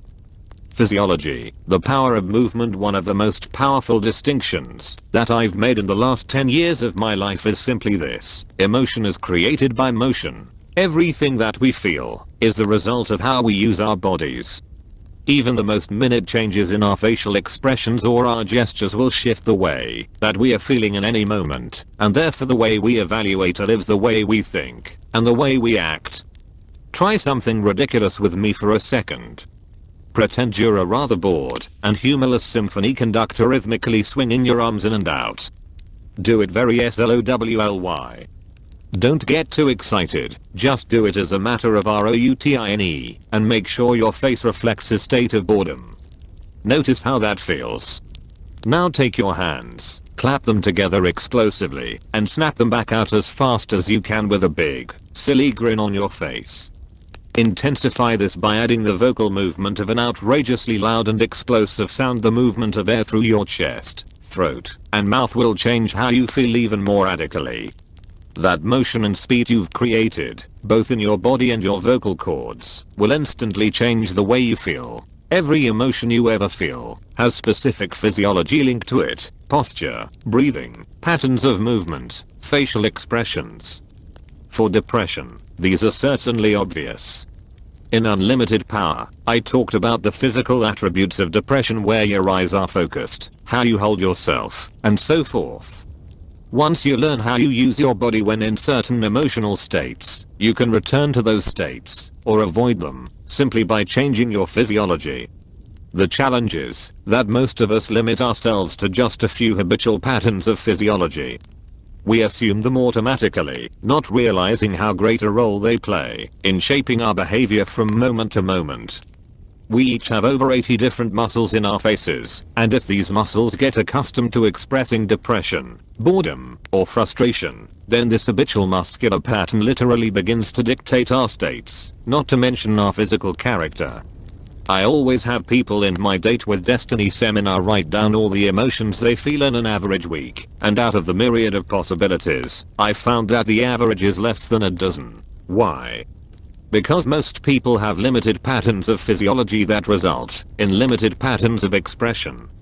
Types of emotions an individual might feel in a week: stressed vertical bar, frustrated vertical bar, angry vertical bar, insecure vertical bar, lonely vertical bar, bored vertical bar, miserable, happy, relieved vertical bar, loved vertical bar, excited vertical bar, joyous. This is such a short menu of emotional choices when you consider the thousands of intense states available. Take care not to limit yourself to such a short list. I suggest you take advantage of the whole buffet, try new things, and cultivate a refined palate. How about experiencing more enthusiasm, fascination, cheerfulness, playfulness, intrigue, sensuality, desire, gratitude, enchantment, curiosity, creativity, capability, confidence, outrageousness, boldness, consideration, kindness, gentleness, humor? Why not come up with a long list of your own? You can experience any of these just by changing the way you use your body. You can feel strong, you can smile, you can change anything in a minute just by laughing. You've heard the old adage, someday you'll look back on this and laugh. If that's true, why not look back and laugh now? Why wait? Wake your body up, learn to put it in pleasurable states consistently, no matter what's happened. How? Create energy by the way you think of something over and over again, and you'll change the sensations you link to that situation in the future. If you repeatedly use your body in weak ways, if you drop your shoulders on a regular basis, if you walk around like you're tired, you will feel tired. How could you do otherwise? Your body leads your emotions. The emotional state you're in then begins to affect your body, and it becomes a sort of endless loop. Notice how you're sitting even now. Sit up right now and create more energy in your body as you continue not only to read, but also to master these principles. What are some things you can do immediately to change your state, and therefore how you feel, and how you perform? Take deep breaths in through your nose, and exhale strongly through your mouth. Put a huge grin on your face and smile at your children. If you really want to change your life, commit for the next 7 days to spending 1 minute, 5 times a day, grinning from ear to ear in the mirror. This will feel incredibly stupid, but remember, by this physical act, you will be constantly triggering this part of your brain and creating a neurological pathway to pleasure that will become habitual. So do it, and make it fun. Better yet, go out for a skip instead of a jog. Skipping is such a powerful way to change your state, because it does 4 things. 1. It's great exercise. 2. You'll have less stress on your body than running. 3. You won't be able to keep a serious look on your face. And 4. You'll entertain everybody who's driving by. So you'll be changing other people's states too, by making them laugh. What a powerful thing laughter is. My son Joshua has a friend named Matt who finds it so easy to laugh that it's infectious, and everyone who hears him starts laughing too. If you really want to improve your life, learn to laugh. Along with your 5 smiles each day, make yourself laugh for no reason at all, 3 times each day for 7 days. In a poll conducted by Entertainment Weekly magazine, they found that 82% of the people who go to movies want to laugh, 7% want to cry, and 3% want to scream. This gives you an idea how we value the sensations of laughter over so many other things. And if you've read Norman Cousins' books, or Dr. Deepak Chopra's, or Dr. Bernie Siegel's, or studied psychonia or immunology at all, you know what laughter can do to the physical body, to stimulate the immune system. Why not find somebody who laughs and mirror them? Have some fun. Say, will you do me a favor? You've got a great laugh. Let me try and duplicate it. Coach me. I guarantee you'll crack each other up in the process. Breathe the way they breathe, take on their posture and body movements, use the same facial expressions, make the same sounds. You'll feel stupid when you start, but after a while you'll get into it, and you'll both be laughing hysterically, because you both look so silly. But in the process, you'll begin to lay the neurological networking to create laughter on a regular basis. As you do this again and again, you'll find it very easy to laugh, and you'll certainly have fun. Anyone can continue to feel good if they already feel good, or if they are on a roll. It doesn't take much to accomplish this. But the real key in life is to be able to make yourself feel good when you don't feel good, or when you don't even want to feel good. Know that you can do this instantaneously by using your body as a tool to change state. Once you identify the physiology attached to a state, you can use it to create the states you desire at will.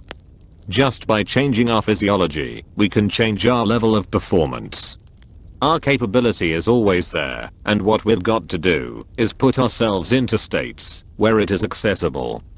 The key to success is to create patterns of movement that create confidence, a sense of strength, flexibility, a sense of personal power, and fun. Realize that stagnation comes from lack of movement.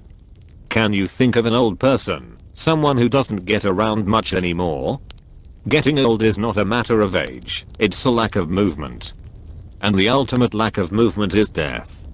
If you see children walking along the sidewalk after a rain, and there's a puddle in front of them, what are they going to do when they get to that puddle? They're going to jump in. They're going to laugh, splash around, and have a good time. What does an older person do? Walk around it?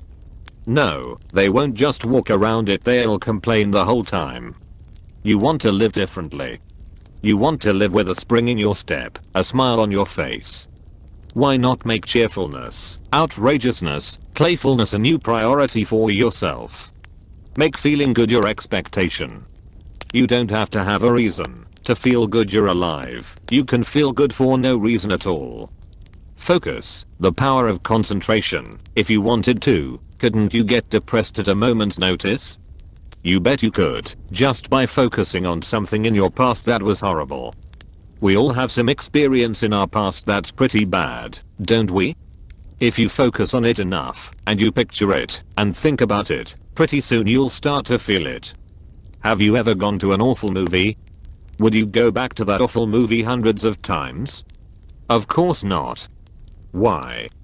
Because it wouldn't feel good to do this. Then why would you go back to the awful movies in your head on a regular basis?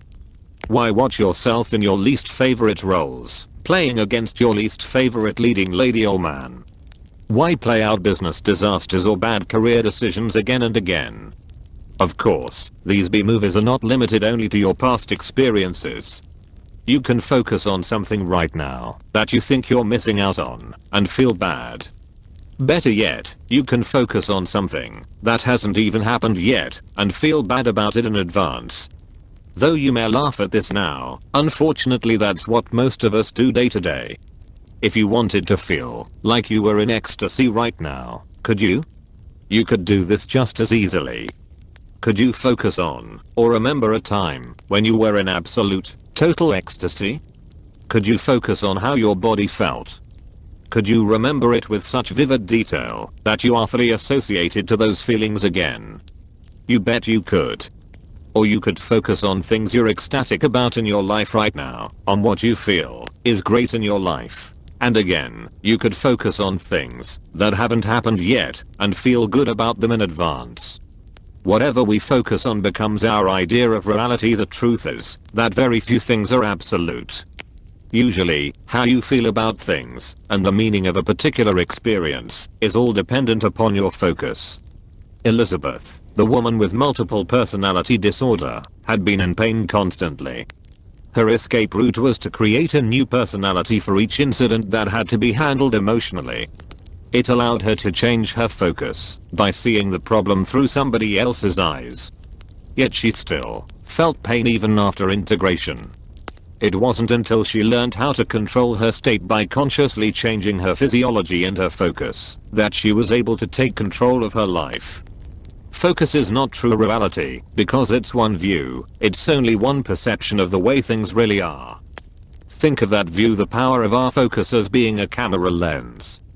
The camera lens shows only the picture and angle of what you are focused on. Because of that, photographs you take can easily distort reality, presenting only a small portion of the big picture. Suppose you went to a party with your camera and you sat in one corner, focused on a group of people who were arguing. How would that party be represented? It would be pictured as an unpleasant, frustrating party where no one had a good time and everyone was fighting. And it's important for us to remember that how we represent things in our minds will determine how we feel. But what if you were to focus your camera on another end of the room, where people were laughing and telling jokes and having a great time? It would be shown to have been the best party of all, with everyone getting along famously. This is why there is so much turmoil over unauthorized biographies. They are only one person's perception of another's life. And often, this view is offered by people whose jealousy gives them a vested interest in distorting things. The problem is, the biography's view is limited only to the author's camera angle, and we all know that cameras distort reality, that a close-up can make things look bigger than they really are. And when manipulated expertly, a camera can minimize or blur important parts of the reality. To paraphrase Ralph Waldo Emerson, each of us sees in others what we carry in our own hearts. Meaning is often a matter of focus. If you've scheduled a business meeting and someone is not there on time, how you feel is based strictly on what you focus on. Do you represent in your mind that the reason they are not there is that they don't care, or do you interpret it as they're having great difficulties in getting to the meeting? Whichever you focus on will definitely affect your emotions. What if you were upset with them, and the real reason they were late is that they were fighting to get a better bid on the business proposal they were bringing you? Remember, whatever we focus on will determine how we feel. Maybe we shouldn't jump to conclusions. We should choose what to focus on very carefully. Focus determines whether you perceive your reality as good or bad, whether you feel happy or sad. A fantastic metaphor for the power of focus is racing cars, a real passion for me. Driving a Formula race car can sometimes make flying a jet helicopter seem like a very relaxing experience. In a race car you cannot allow your focus to wander even for a moment from your outcome. Your attention can't be limited to where you are, neither can it be stuck in the past or fixed too far in the future. While remaining fully aware of where you are, you have to be anticipating what's about to happen in the near future. This was one of the first lessons I learned when I started racing school. The instructors put me in what's called a skid car, an automobile that has a computer built into it with hydraulic lifts that can pull any wheel off the ground on a moment's signal from the instructor. The number one fundamental they teach in driving is focus on where you want to go, not on what you fear. If you start to skid out of control, the tendency, of course, is to look at the wall.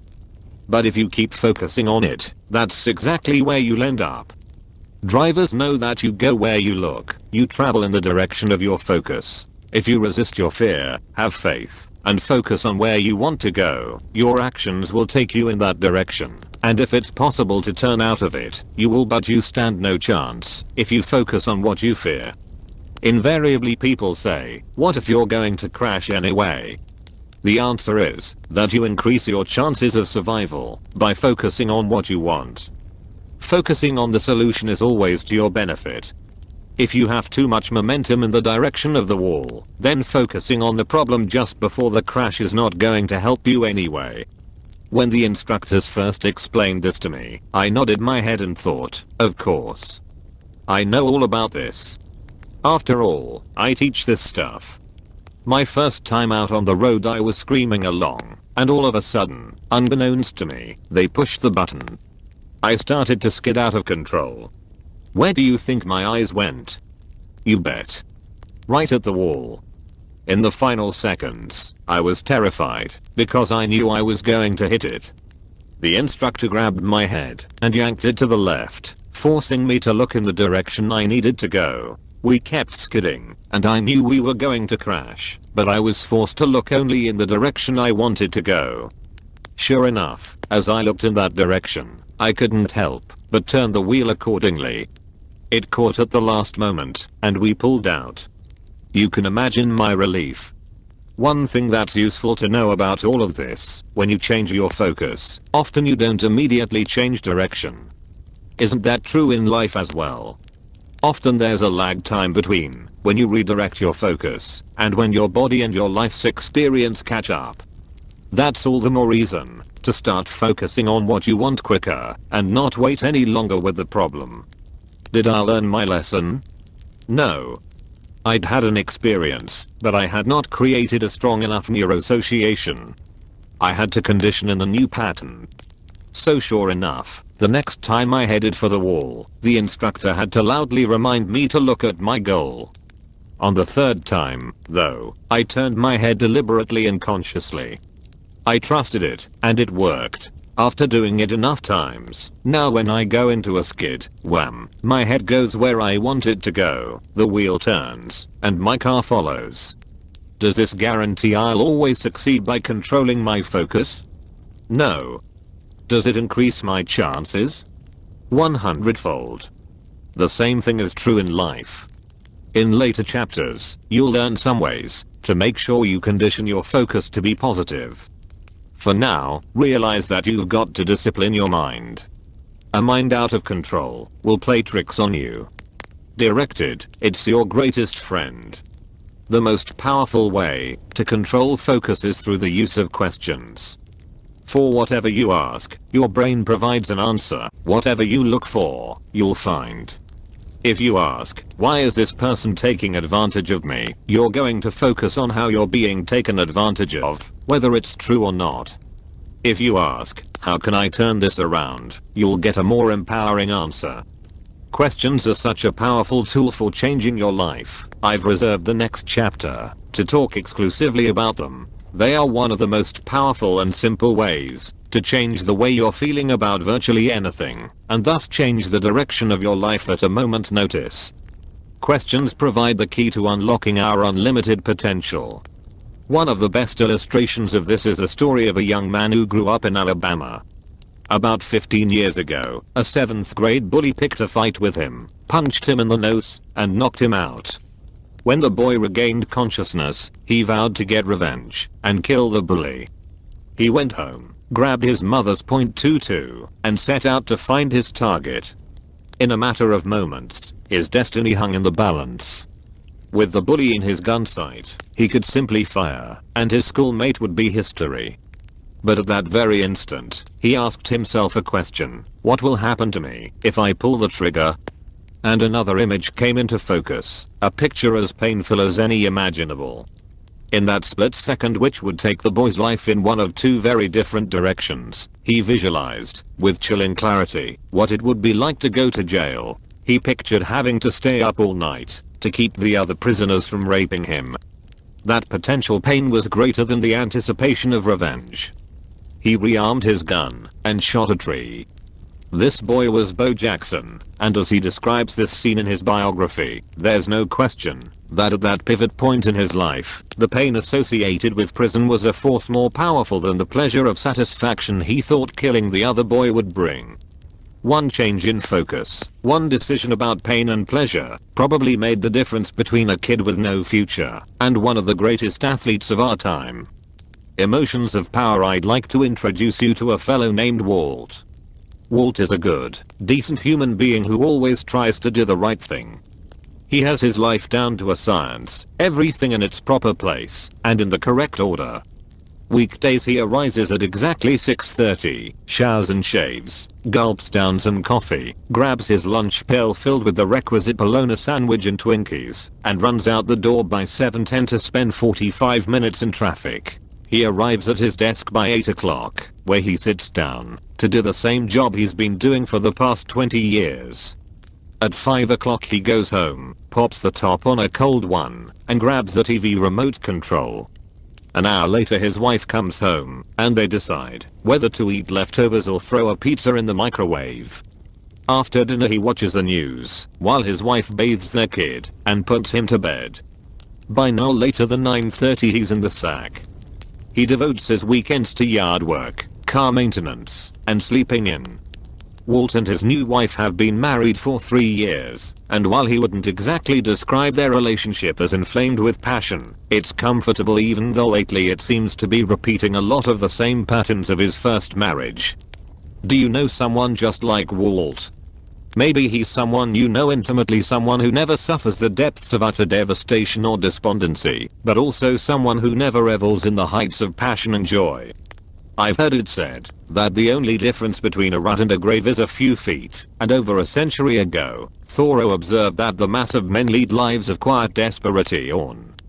As we move into the next century, this phrase is unfortunately more applicable than ever. If there's one thing I've noticed in the countless letters I've received since I wrote Unlimited Power, it's the overwhelming prevalence of this kind of disassociation in people's lives, something that just happened out of their desire to avoid pain and the hunger with which they seize upon an opportunity to feel more alive, more passionate, more electric. From my perspective, as I travel around the world, meeting people from all walks of life, and feeling the pulse of literally hundreds of thousands of individuals, we all seem to instinctively realize the risk of emotional flatline, and desperately seek ways to get our hearts pumping again. So many suffer from the delusion that emotions are entirely out of their control, that they are just something that spontaneously occurs in reaction to the events of our lives. Often we dread emotions, as if they were viruses that zero in on us and attack when we are most vulnerable. Sometimes we think of them as inferior cousins to our intellect and discount their validity, or we assume that emotions arise in response to what others do or say to us. What's the common element in all these global beliefs? It's the misconception that we have no control over these mysterious things called emotions. Out of their need to avoid feeling certain emotions, people will often go to great, even ridiculous, lengths. They'll turn to drugs, alcohol, overeating, gambling. They'll lapse into debilitating depression. In order to avoid hurting a loved one or being hurt by one, they'll suppress all emotions, end up as emotional androids, and ultimately destroy all the feelings of connection that got them together in the first place, thus devastating the ones they love most. I believe there are 4 basic ways in which people deal with emotion. Which of these have you used today? 1. Avoidance. We all want to avoid painful emotions. As a result, most people try to avoid any situation that could lead to the emotions that they fear, or worse, some people try not to feel any emotions at all. If, for example, they fear rejection, they try to avoid any situation that could lead to rejection. They shy away from relationships. They don't apply for challenging jobs. Dealing with emotions in this way is the ultimate trap, because while avoiding negative situations may protect you in the short term, it keeps you from feeling the very love, intimacy, and connection that you desire most. And ultimately, you can't avoid feeling. A much more powerful approach is to learn to find the hidden, positive meaning in those things you once thought were negative emotions too. Denial. A second approach to dealing with emotion is the denial strategy. People often try to disassociate from their feelings by saying, "It doesn't feel that bad."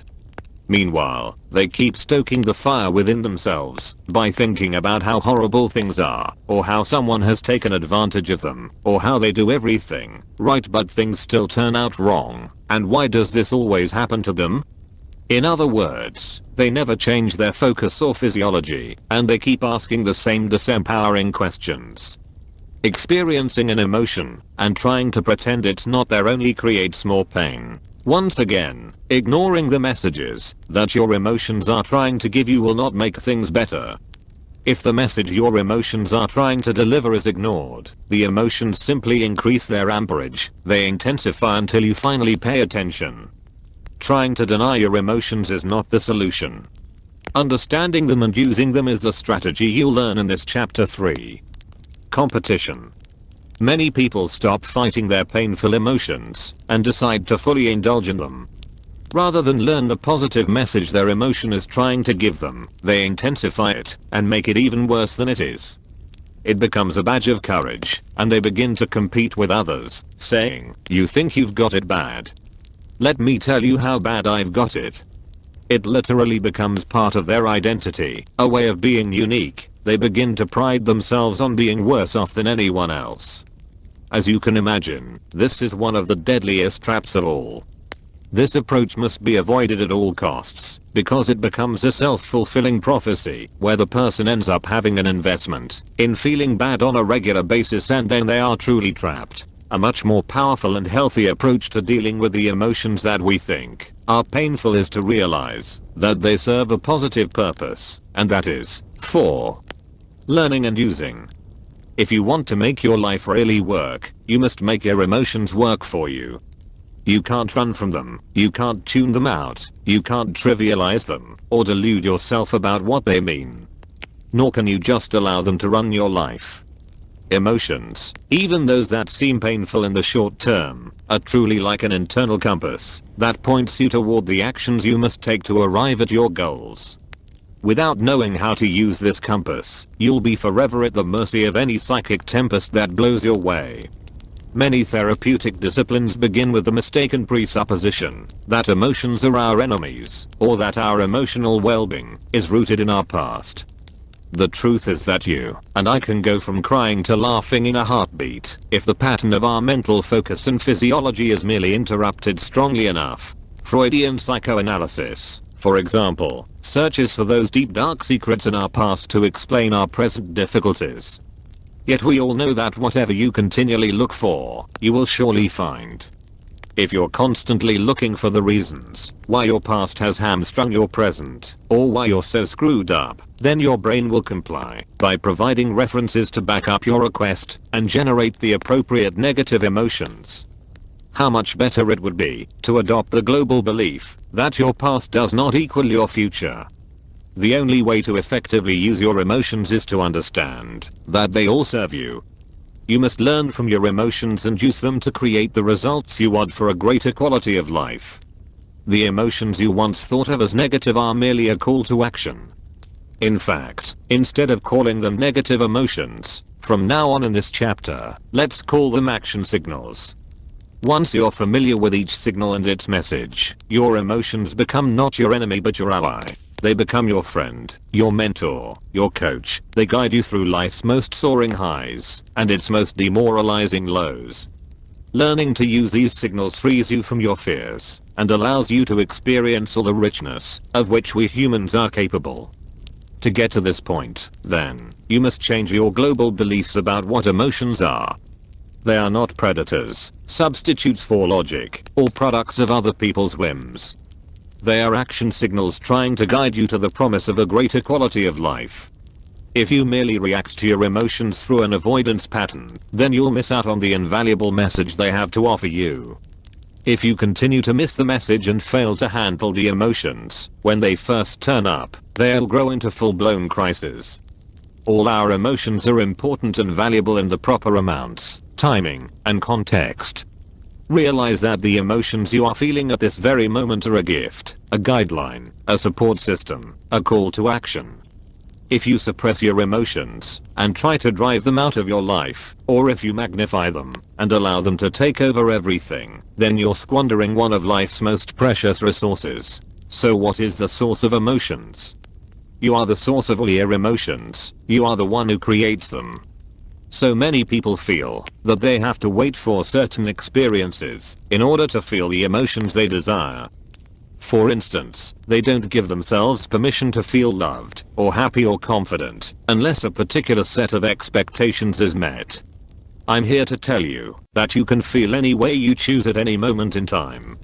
At the seminars I used to conduct near my home in Del Mar, California, we've created a fun anchor to remind us who is really responsible for our emotions.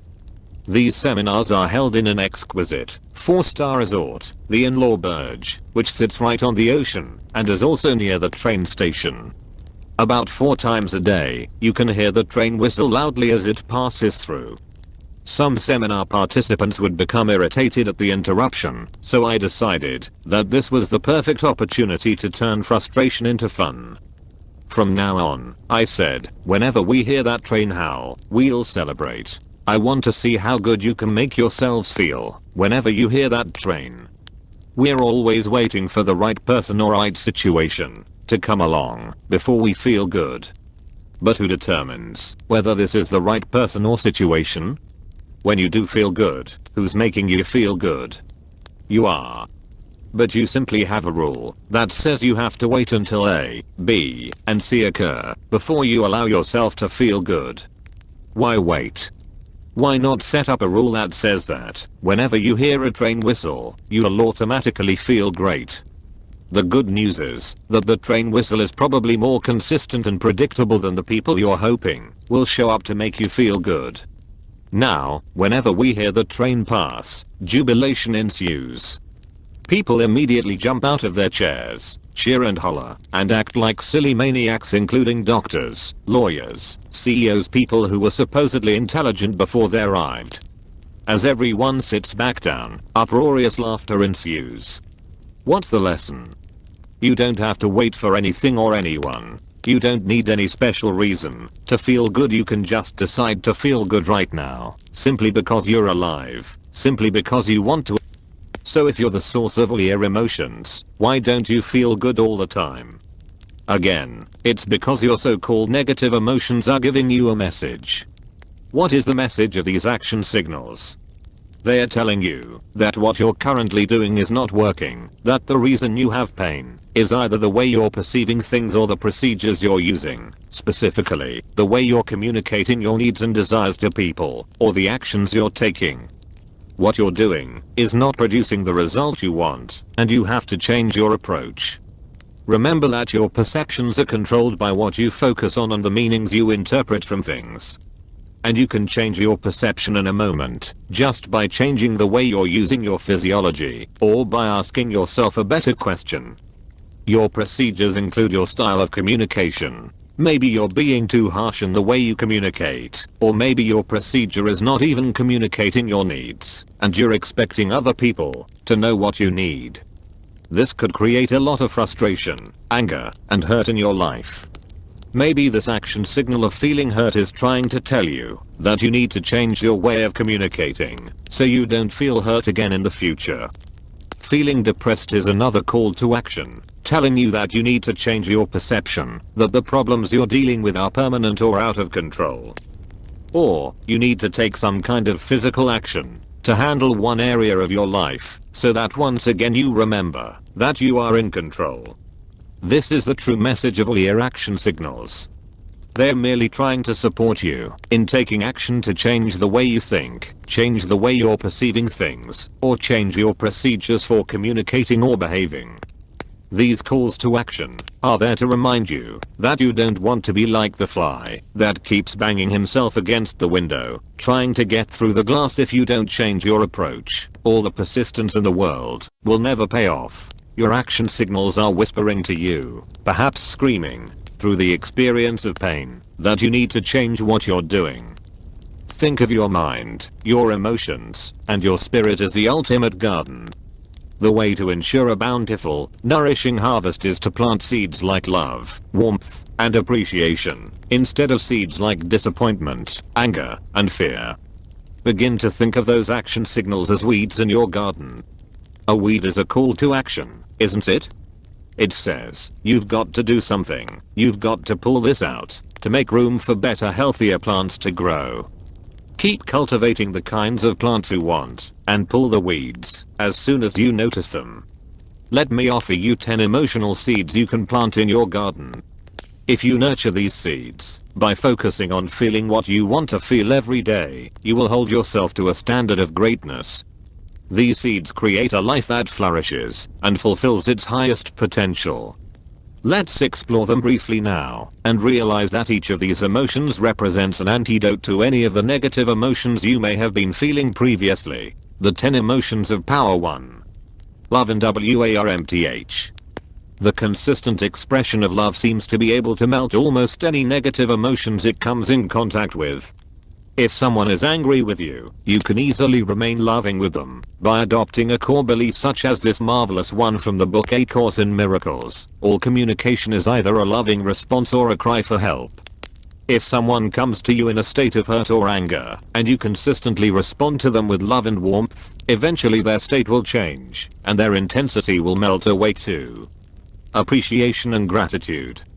I believe that all of the most powerful emotions are some expression of love, each directed in different ways. For me, appreciation and gratitude are two of the most spiritual emotions, actively expressing through thought and action my appreciation and love for all the gifts that life has given me, that people have given me, that experience has given me. Living in this emotional state will enhance your life more than almost anything I know of. Cultivating this is cultivating life. Live with an attitude of gratitude. 3. Curiosity. If you really want to grow in your life, learn to be as curious as a child. Children know how to wonder, that's why they are so endearing. If you want to cure boredom, be curious. If you're curious, nothing is a chore, it's automatic. You want to study. Cultivate curiosity, and life becomes an unending study of joy. 4. Excitement and passion. Excitement and passion can add juice to anything. Passion can turn any challenge into a tremendous opportunity. Passion is unbridled power to move our lives forward at a faster tempo than ever before. To paraphrase Benjamin Disraeli, man is only truly great when he acts from the passions. How do we get passion? The same way we get love, warmth, appreciation, gratefulness, and curiosity. We decide to feel it. Use your physiology, speak more rapidly, visualize images more rapidly, move your body in the direction you want to go. Don't just casually sit and think. You can't be filled with passion if you're slumping over your desk, breathing shallowly, and slurring your speech. 5. Determination. All of the above emotions are invaluable, but there is one that you must have if you're going to create lasting value in this world. It will dictate how you deal with upsets and challenges, with disappointment and disillusionments. Determination means the difference between being stuck and being struck with the lightning power of commitment. If you want to get yourself to lose weight, make those business calls, or follow through on anything, pushing yourself won't do it. Putting yourself in a state of determination will.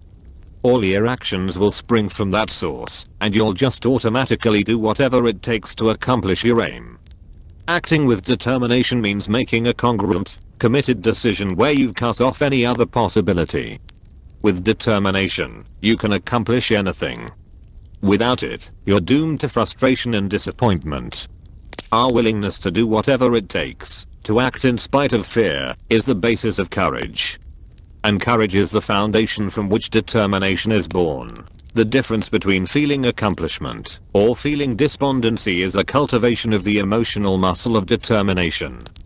With all that determination at your command, though, be sure you can also break your own pattern and change your approach.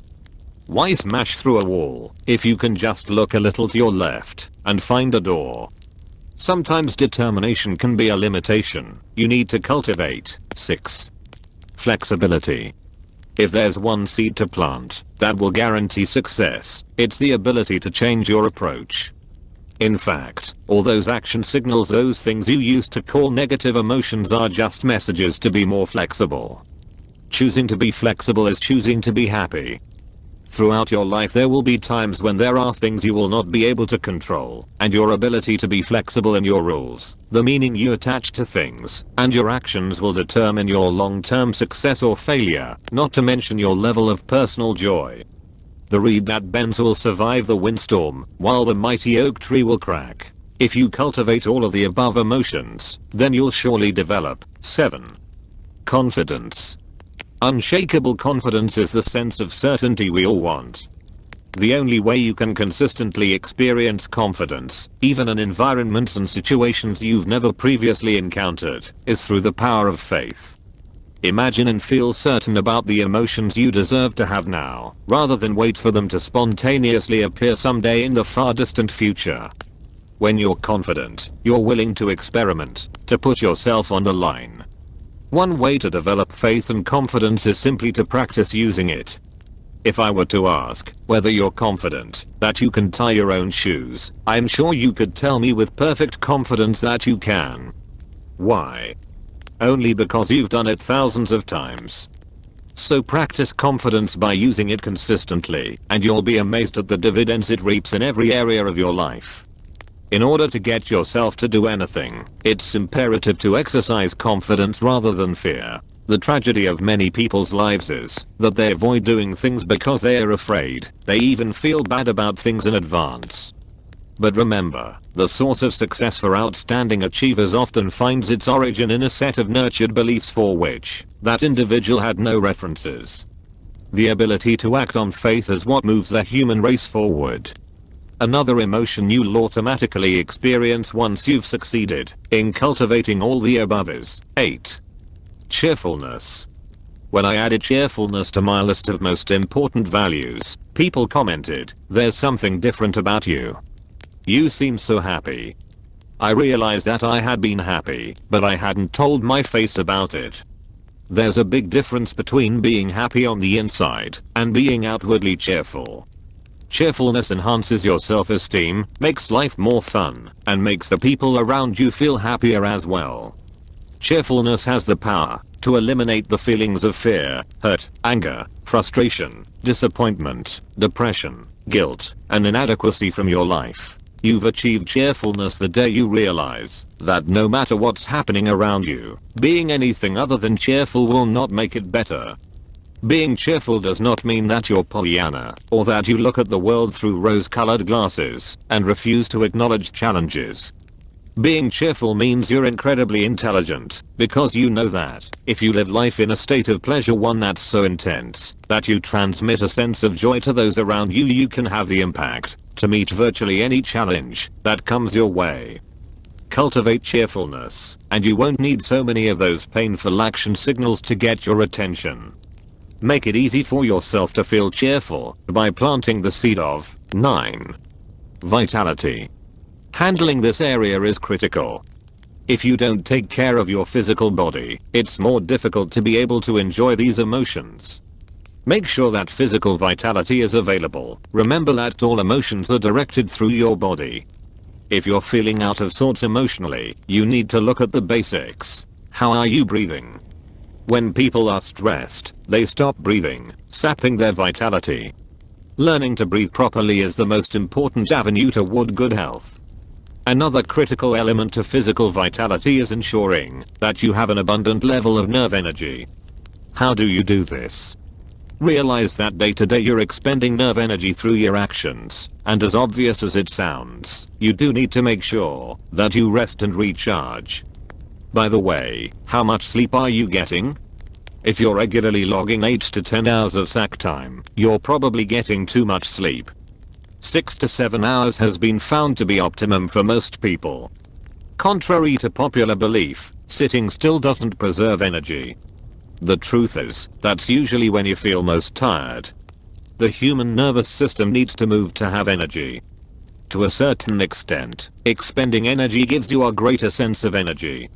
As you move, oxygen flows through your system, and that physical level of health creates the emotional sense of vitality that can help you to deal with virtually any negative challenge you could have in your life. So realize that a sense of vitality is a critical emotion to cultivate in order to handle virtually any emotions that come up in your life, not to mention the critical resource in experiencing consistent passion. Once your garden is filled with these powerful emotions, then you can share your bounty through 10. Contribution. Years ago, I remember being in one of the toughest times in my life, driving down the freeway in the middle of the night. I kept asking, what do I need to do to turn my life around? Suddenly an insight came to me, accompanied by such intense emotion that I was compelled to pull my car off the road immediately and write down one key phrase in my journal: the secret to living is giving. There's no richer emotion I know of in life than the sense that who you are as a person, something you've said or done, has added to more than just your own life, that somehow it has enhanced life's experience for someone you care about, or maybe someone you don't even know. The stories that move me most profoundly are about people who follow the highest spiritual emotion of caring unconditionally and acting for others' benefit. When I saw the musical Les Miserables, I was deeply moved by the character of Jane Valjean, because he was such a good man who wanted to give so much to others. Each day we should cultivate that sense of contribution by focusing not only on ourselves, but on others as well. Don't fall into the trap, though, of trying to contribute to others at your own expense. Playing the martyr won't give you a true sense of contribution. But if you can consistently give to yourself and others on a measurable scale that allows you to know that your life has mattered, you'll have a sense of connection with people and a sense of pride and self-esteem that no amount of money, accomplishments, fame, or acknowledgement could ever give. A sense of contribution makes all of life worthwhile. Imagine what a better world it would be if all of us cultivated a sense of contribution. Challenge. The 10-day mental challenge. Here's your opportunity now to really apply all the new disciplines you've learned in the previous chapters.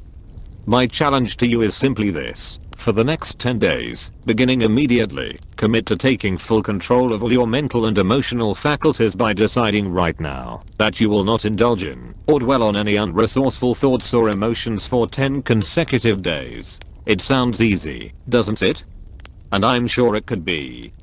But those who begin it are frequently surprised to discover how often their brains are engaged in non-productive, fearful, worrisome, or destructive thinking. Why would we continually indulge in mental and emotional patterns that create unnecessary stress in our lives? The answer is simple. We actually think it helps. Many people live in a state of worry. In order to accomplish this state, they continually focus and dwell on the worst possible scenario. Why would they do this? Because they believe it will get them to do something, to take action. But the truth of the matter is that worry usually puts a person in an extremely unresourceful emotional state. It doesn't usually empower us to take action, but rather, it tends to cause us to become overwhelmed with frustration or fear. Yet, using some of the simplest tools in this book, you could change your worried state immediately by focusing on a solution. You could ask yourself a better question like, what do I need to do right now to make this better? Or you could change your state by changing the vocabulary you use to describe the sensations you're feeling, from worried to a little bit concerned. In essence, if you decide to accept my 10-day challenge, it means that you've committed to putting yourself and keeping yourself in a passionately positive state, no matter what happens. It means that if you find yourself in any unresourceful emotional states, you'll instantaneously change your physiology or focus into a resourceful state regardless of your desires of the moment. For example, if someone does something that you believe is destructive or even hateful toward you, and you begin to find yourself becoming angry, you must immediately change your emotional state, regardless of the situation, during these 10 consecutive days. Again, remember that you have a multitude of strategies for changing your state. You could ask yourself a more empowering question like, what could I learn from this? Or what's great about this situation? And what's not yet perfect? These questions will lead you into resourceful states, where you'll find solutions instead of dwelling on and habitually running the cycle of increased anger and frustration. Remember, our goal is not to ignore the problems of life, but to put ourselves in better mental and emotional states, where we can not only come up with solutions, but act upon them. Those people who focus on what they can't control are continually disempowered. Yes, it's true, we can't control the wind or the rain or the other vagaries of weather, but we can tack our sails in a way that allows us to shape the direction of our lives. When I first considered going on a mental diet, I believed that staying positive would get me hurt. After all, I had been positive in the past, and my expectations weren't met. I had felt devastated. Eventually, though, I found that by changing my focus I was able to take more control of my life, by avoiding the problem state, and immediately focusing on solutions. My requests for inner answers were quickly met, when I was in a resourceful state. Every great successful person I know shares the capacity to remain centered, clear and powerful in the midst of emotional storms. How do they accomplish this? Most of them have a fundamental rule in life: never spend more than 10% of your time on the problem, and spend at least 90% of your time on the solution. Most important, don't sweat the small stuff, and remember, it's all small stuff. If you decide that you're going to take on my 10-day challenge, and I sense you will, since you've made it this far in the book, then realize that for the next 10 days, you're going to spend 100% of your time on solutions, and no time on problems. But won't this make the problems worse? If I don't worry about my problems, won't they get out of control? I seriously doubt it. 10 days of focusing entirely upon solutions, on what's great in your life, on what works, and how lucky you are, will not make your problems worse. But these new patterns may make you so strong that what you once thought was a problem may disappear as you assume a new identity of an unstoppable and joyous human being. This 10-day challenge is not easy. If you habitually feel sorry for yourself, it's not easy to stop. If you're focusing on financial pressure, operating out of fear won't make it any better. If you blame your spouse for everything that goes wrong in your life, the easy thing is to keep doing it. If you mask your insecurities by being angry all the time, if you wallow in guilt, if you blame your looks or your financial situation or your upbringing for all your problems, it's not easy to change. But you already have so many tools to improve your life. This is my challenge to you to start using them. Believe me, the power inherent in this little exercise is amazing. If you stick with it, it will do 4 things for you. First, it will make you acutely aware of all the habitual mental patterns that hold you back. Second, it will make your brain search for empowering alternatives to them. Third, it will give you an incredible jolt of confidence as you see that you can turn your life around. Fourth, and most importantly, it will create new habits, new standards, and new expectations that will help you expand more than you could ever believe. Success is processional. It's the result of a series of small disciplines that lead us into habitual patterns of success that no longer require consistent will or effort. Like a freight train picking up speed, this exercise in doing things right consciously, in erasing the patterns that hold you back, and installing new ones that can propel you forward, will give you a sense of momentum like very few things you've done in your life. The great news about this is that, unlike a diet, where you starve yourself and eventually have to go back to eating, your old pattern of finding the negative is not one you ever have to return to again. This may not be a 10-day exercise in the end. It's really an opportunity for you to become addicted to a positive focus for the rest of your life. But if, after banishing your toxic mental patterns for 10 days, you want to return, be my guest. The truth is that once you experience life in this mentally vital and alive way, going back would disgust you. But if you ever find yourself getting off track, you have the tools to immediately put yourself back on the high road again. Remember, though, only you can make this 10-day mental challenge work.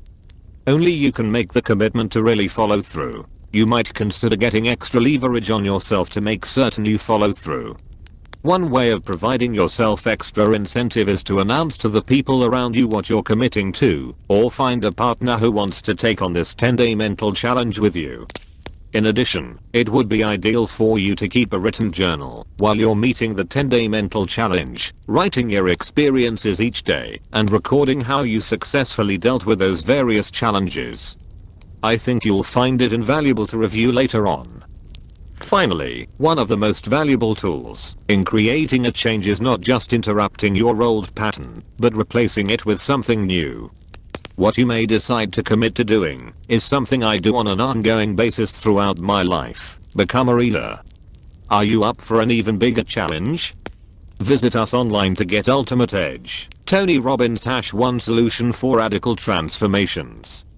Taking Control, the Master System, Part 2, Life Values, Your Personal Compass. Courage, Determination, Perseverance, Dedication. As Ross Perot conducted the tense briefing in Dallas, he saw those qualities reflected in the faces of the men he had handpicked for an extraordinary rescue mission. Do you remember when, in the early days of 1979, civil unrest and anti-America hysteria were rising to a fever pitch in Iran? Only a few days before this briefing, two of Perot's corporate executives in Tehran had been inexplicably jailed. Bail was set at $13 million. When high-powered diplomatic negotiations failed to get results, Perot decided that there was only one way to get his men out. He'd have to do it himself.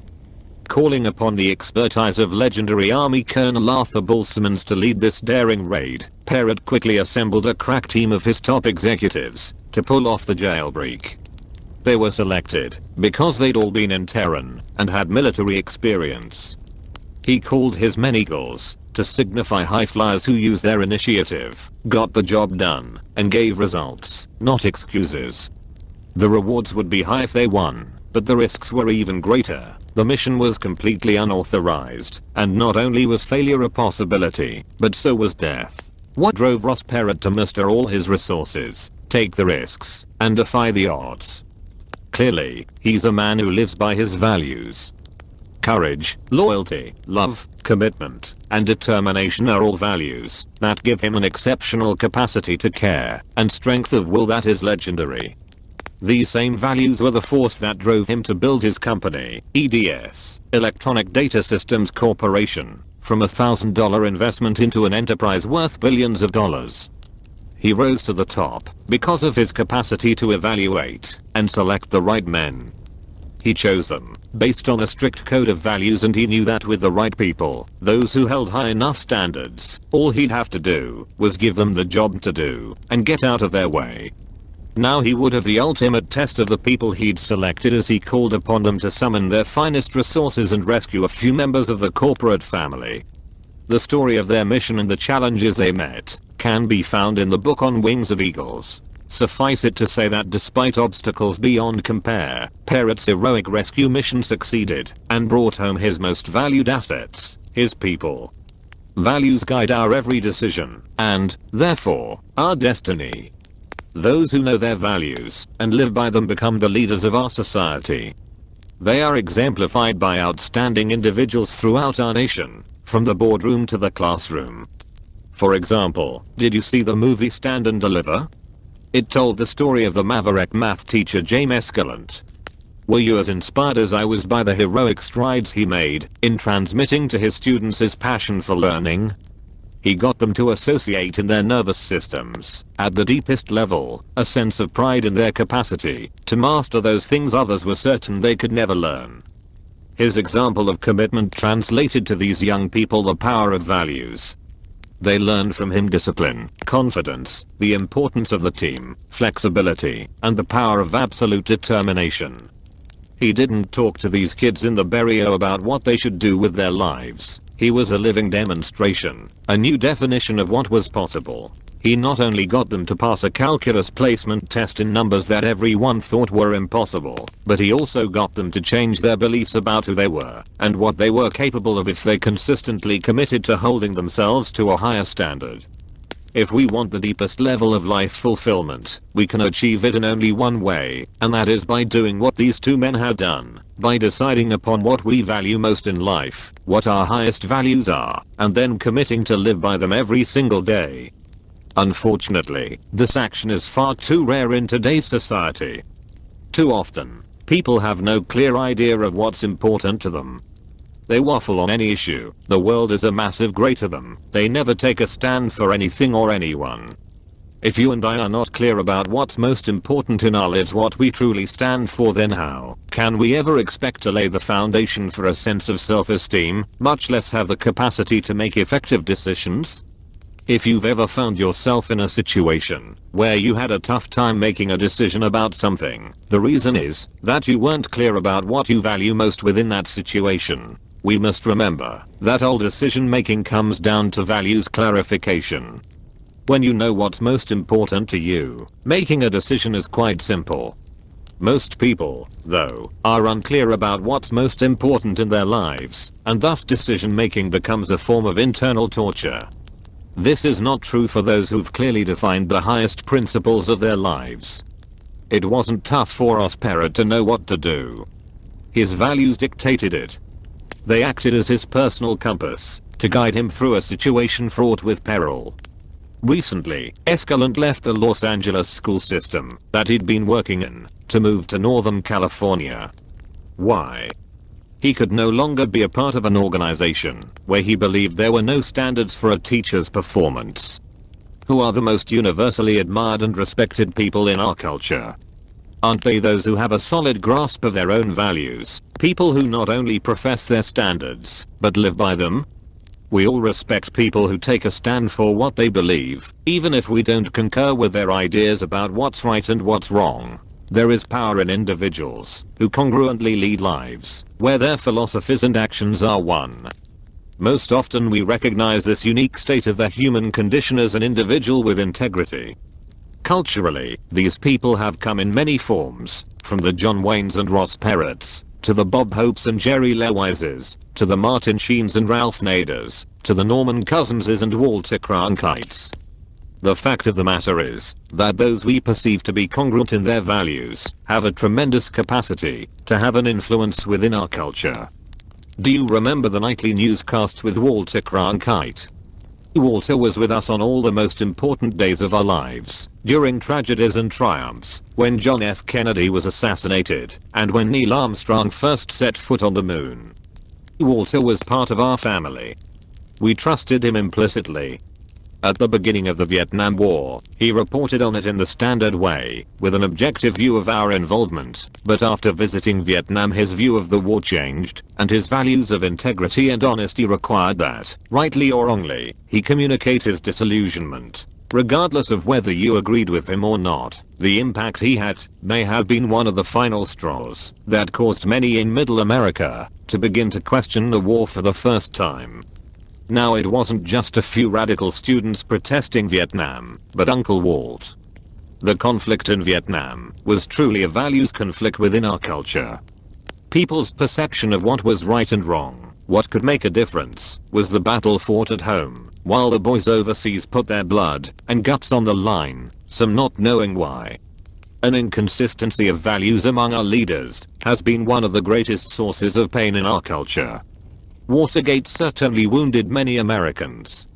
Yet, through it all, our country has continued to grow and expand, because there are individuals who continually come forth to demonstrate what's possible, and hold us to a higher standard, whether it's Bob Geldof focusing the attention of the world on the famine in Africa or the late Ed Roberts mobilizing the political forces necessary to change the quality of life for the physically challenged. We need to realize that the direction of our lives is controlled by the magnetic pull of our values. They are the force in front of us, consistently leading us to make decisions that create the direction and ultimate destination of our lives. This is true, not only for us as individuals, but also for the companies, organizations, and the nation of which we are a part. Clearly, the values that our founding fathers held most dear have shaped our nation's destiny. The values of freedom, choice, equality, a sense of community, hard work, individuality, challenge, competition, prosperity, and respect for those who have the strength to overcome great adversity have consistently sculpted the experience of American life, and thus our joint destinies. These values have caused us to be an ever-expanding country that innovates and continually provides a vision of possibility for people the world over. Would a different set of national and cultural values have shaped our country differently? You bet. What if the value held most important by our forefathers was stability or conformity? How would that have changed the face of our great land? In China, for example, one of the highest values in the culture is the value of the group versus that of the individual, the idea that an individual's needs must be subservient to the group's. How has this shaped Chinese life differently than American life? The fact is, within our own nation there are constant shifts going on within the values of the culture as a whole. While there are certain foundational values, significant emotional events can create shifts in individuals, and therefore in the companies, organizations, and countries that they make up. Remember the changes in Eastern Europe? They are clearly among the most profound value shifts that have occurred in the world community in our lifetimes. What happens with countries and individuals also happens with companies. IBM is an example of a corporation whose direction and destiny was set up by its founder, Tom Watson. How? He clearly defined what the company stood for, what would be most important for all people to experience regardless of what products, services, or financial climates they would enter in the future. He guided Big Blue into being one of the world's largest and most successful companies. What can we learn from all this?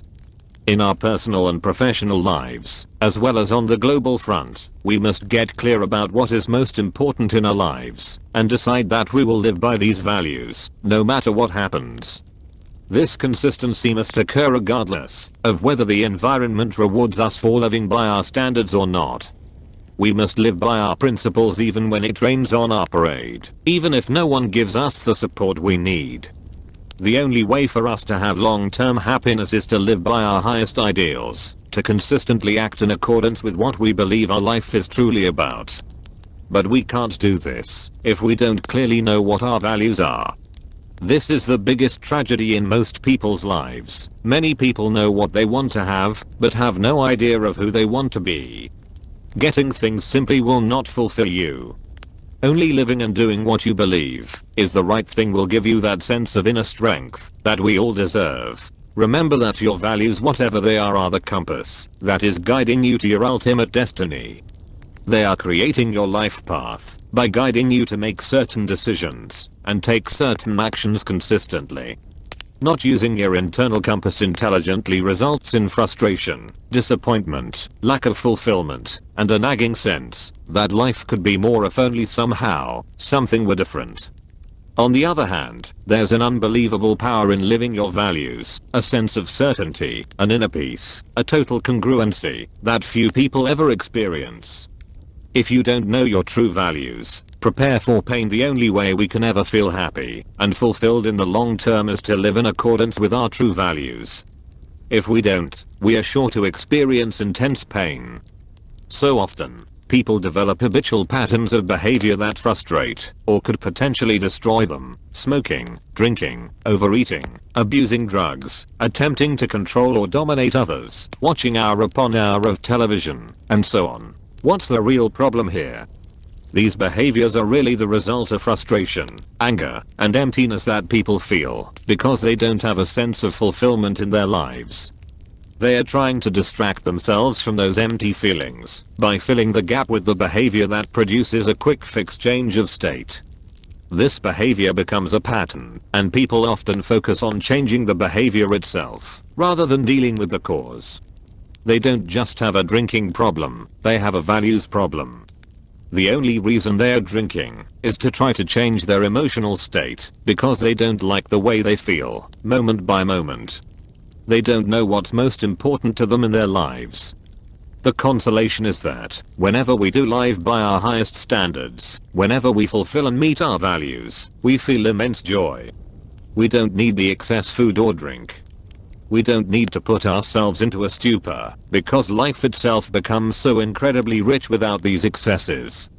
Distracting ourselves from such incredible heights would be like taking sleeping pills on Christmas morning.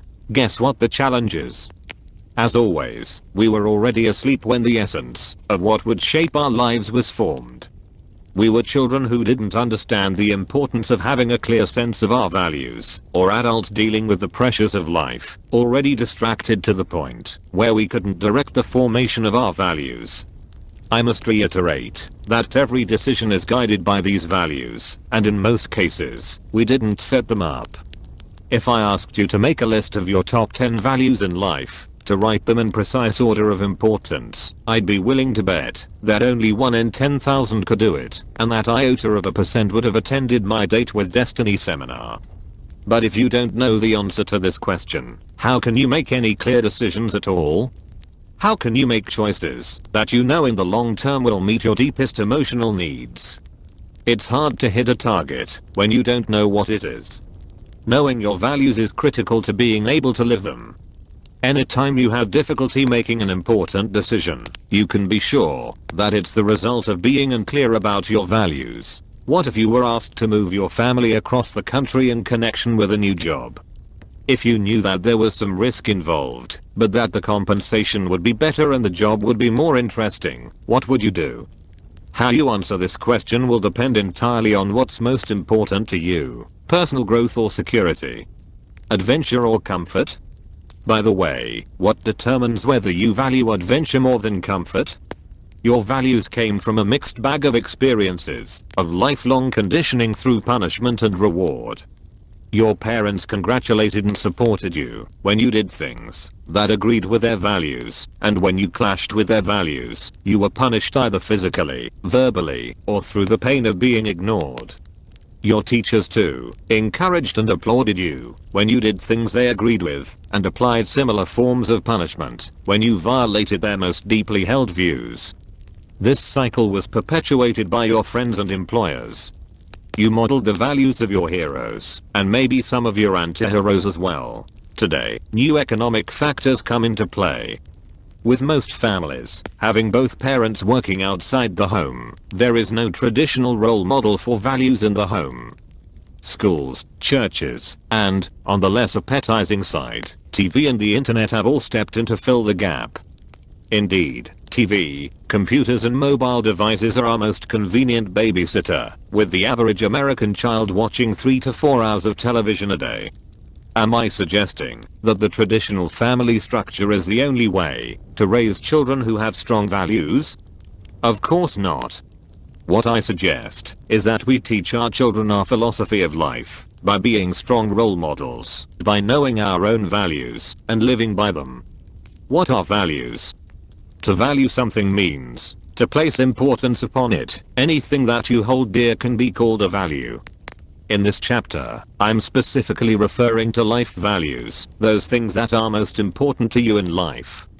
For this kind of value, there are two types: ends and means. If I ask you, what do you value most, you might answer, love, family, money. Of these, love is the end value you're pursuing. In other words, the emotional state you desire. Conversely, family and money are merely means values.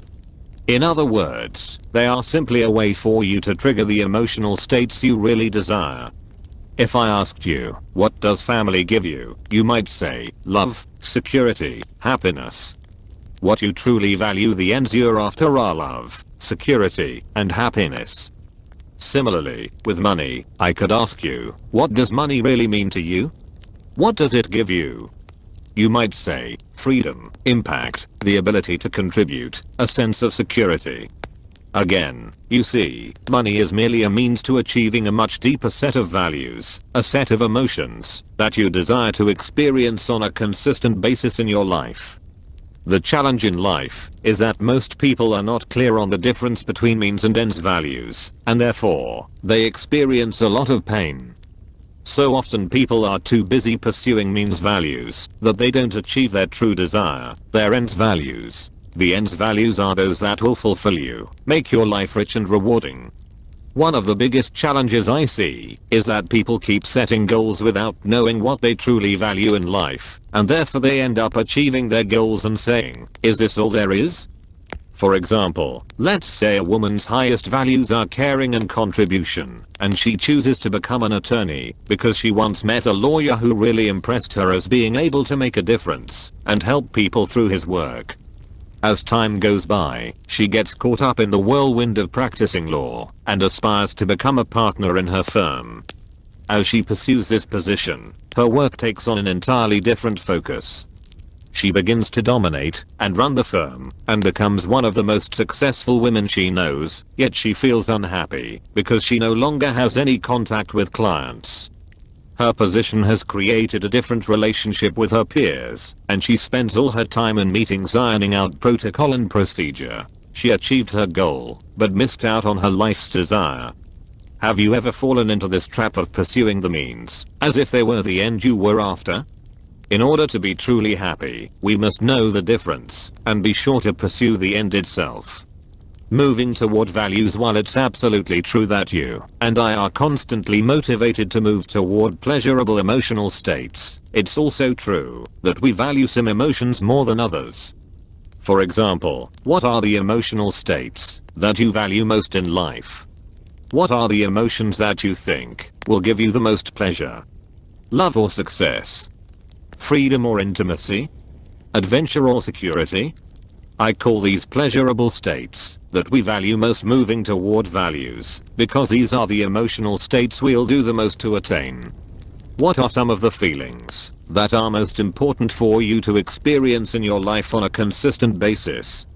When asked this question at seminars, my audiences invariably respond with words like love, success, freedom, intimacy, security, adventure, power, passion, comfort, health. It's certainly true that you probably value all of these emotions and that they're all important for you to feel. But wouldn't it be fair to say that you don't value them all equally? Obviously there are some emotional states that you'll do more to achieve than others. In truth, we all have a hierarchy of values. Each person who looks at this list will see some emotional states as being more important to them than others. The hierarchy of your values is controlling the way you make decisions in each moment.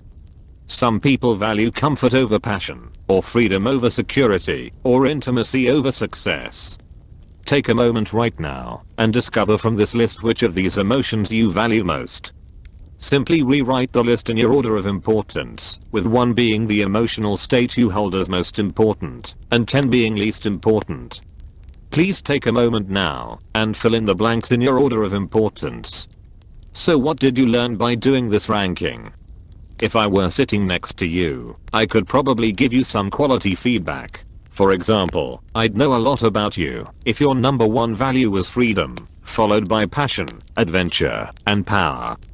I know you're going to make different decisions than someone whose top values are security, comfort, intimacy, and health. Do you think a person whose number 1 value is adventure makes decisions the same way as someone whose number 1 value is security? Do you think these people would drive the same kind of car? Take the same kind of vacation? Seek out the same profession? Far from it. Remember, whatever your values are, they affect the direction of your life. We have learned through our life's experience that certain emotions give us more pleasure than others. For example, some people have learned that the way to have the most pleasurable emotions in life is to have a sense of control, so they pursue it with incredible vigor. It becomes the dominant focus of all their actions. It shapes who they will have relationships with, what they will do within those relationships, and how they'll live. It also causes them, as you can imagine, to feel quite uncomfortable in any environment where they are not in charge. Conversely, some people link pain to the idea of control. What they want more than anything else is a sense of freedom and adventure. Therefore, they make decisions completely differently. Others get the same level of pleasure through a different emotion, contribution. This value causes that person to constantly ask, "What can I give?" How can I make a difference? This would certainly send them in a different direction from someone whose highest value was control. Once you know what your values are, you can clearly understand why you head in the directions that you do on a consistent basis. Also, by seeing the hierarchy of your values, you can see why sometimes you have difficulty making decisions, or why there may be conflicts in your life. For example, if a person's number one value is freedom, and number two is intimacy, these two incompatible values are so closely ranked that often this person will have challenges. I remember a man I counseled at one time who was constantly feeling this push-pull. He consistently sought autonomy, but when he achieved it, he felt alone and craved intimacy. Then, as he pursued intimacy, he became fearful he would lose his freedom, and so he'd sabotage the relationship. One particular relationship was continually on again, off again while he cycled between these two values. After I helped him make a simple change in the hierarchy of his values, his relationship and his life was instantly changed. Shifting priorities produces power. Knowing your own values helps you to get more clarity as to why you do what you do and how you can live more consistently, but knowing the values of others is equally important. Might it be valuable to know the values of someone you're in a relationship with, or somebody you're in business with? Knowing a person's values gives you a fix on their compass and allows you to have insight into their decision making. Knowing your own hierarchy is also absolutely critical, because your top values are those that are going to bring you the most happiness. Of course, what you really want to do is set it up so that you're meeting all of your values every day. If you don't, you'll experience what seems like an inexplicable feeling of emptiness or unhappiness. My daughter, Jolly, lives an incredibly rich life in which her highest values are almost always met. She is also a wonderful actress, dancer, and singer. At the age of 16, she auditioned to perform at Disneyland, something she knew would fulfill her value of accomplishment if she succeeded. Incredibly, she beat out 700 other girls to win a part in the fabled amusement park's electric light parade. Initially, Jolly was ecstatic. We, along with her friends, were also delighted and proud of her, and we would frequently drive up on weekends to see her perform. Her schedule, however, was extremely taxing. Jolly had to perform every weeknight as well as weekends, and her school term wasn't over for the summer yet. So she had to drive from San Diego to Orange County every evening in rush hour traffic, rehearse and perform for several hours, then drive back home in the wee hours of the night, so she could get up again early the next morning in time for school. As you can imagine, the daily commute and long hours soon turned the experience into a grueling ordeal, not to mention the extremely heavy costume she had to wear that hurt her back. Even worse, however, from Jolly's perspective, was the fact that her demanding schedule cut drastically into her personal life and prevented her from spending any time with our family and her friends. I began to notice her wandering about in a series of very unresourceful emotional states. She would cry at the drop of a hat and began to complain about things on a consistent basis.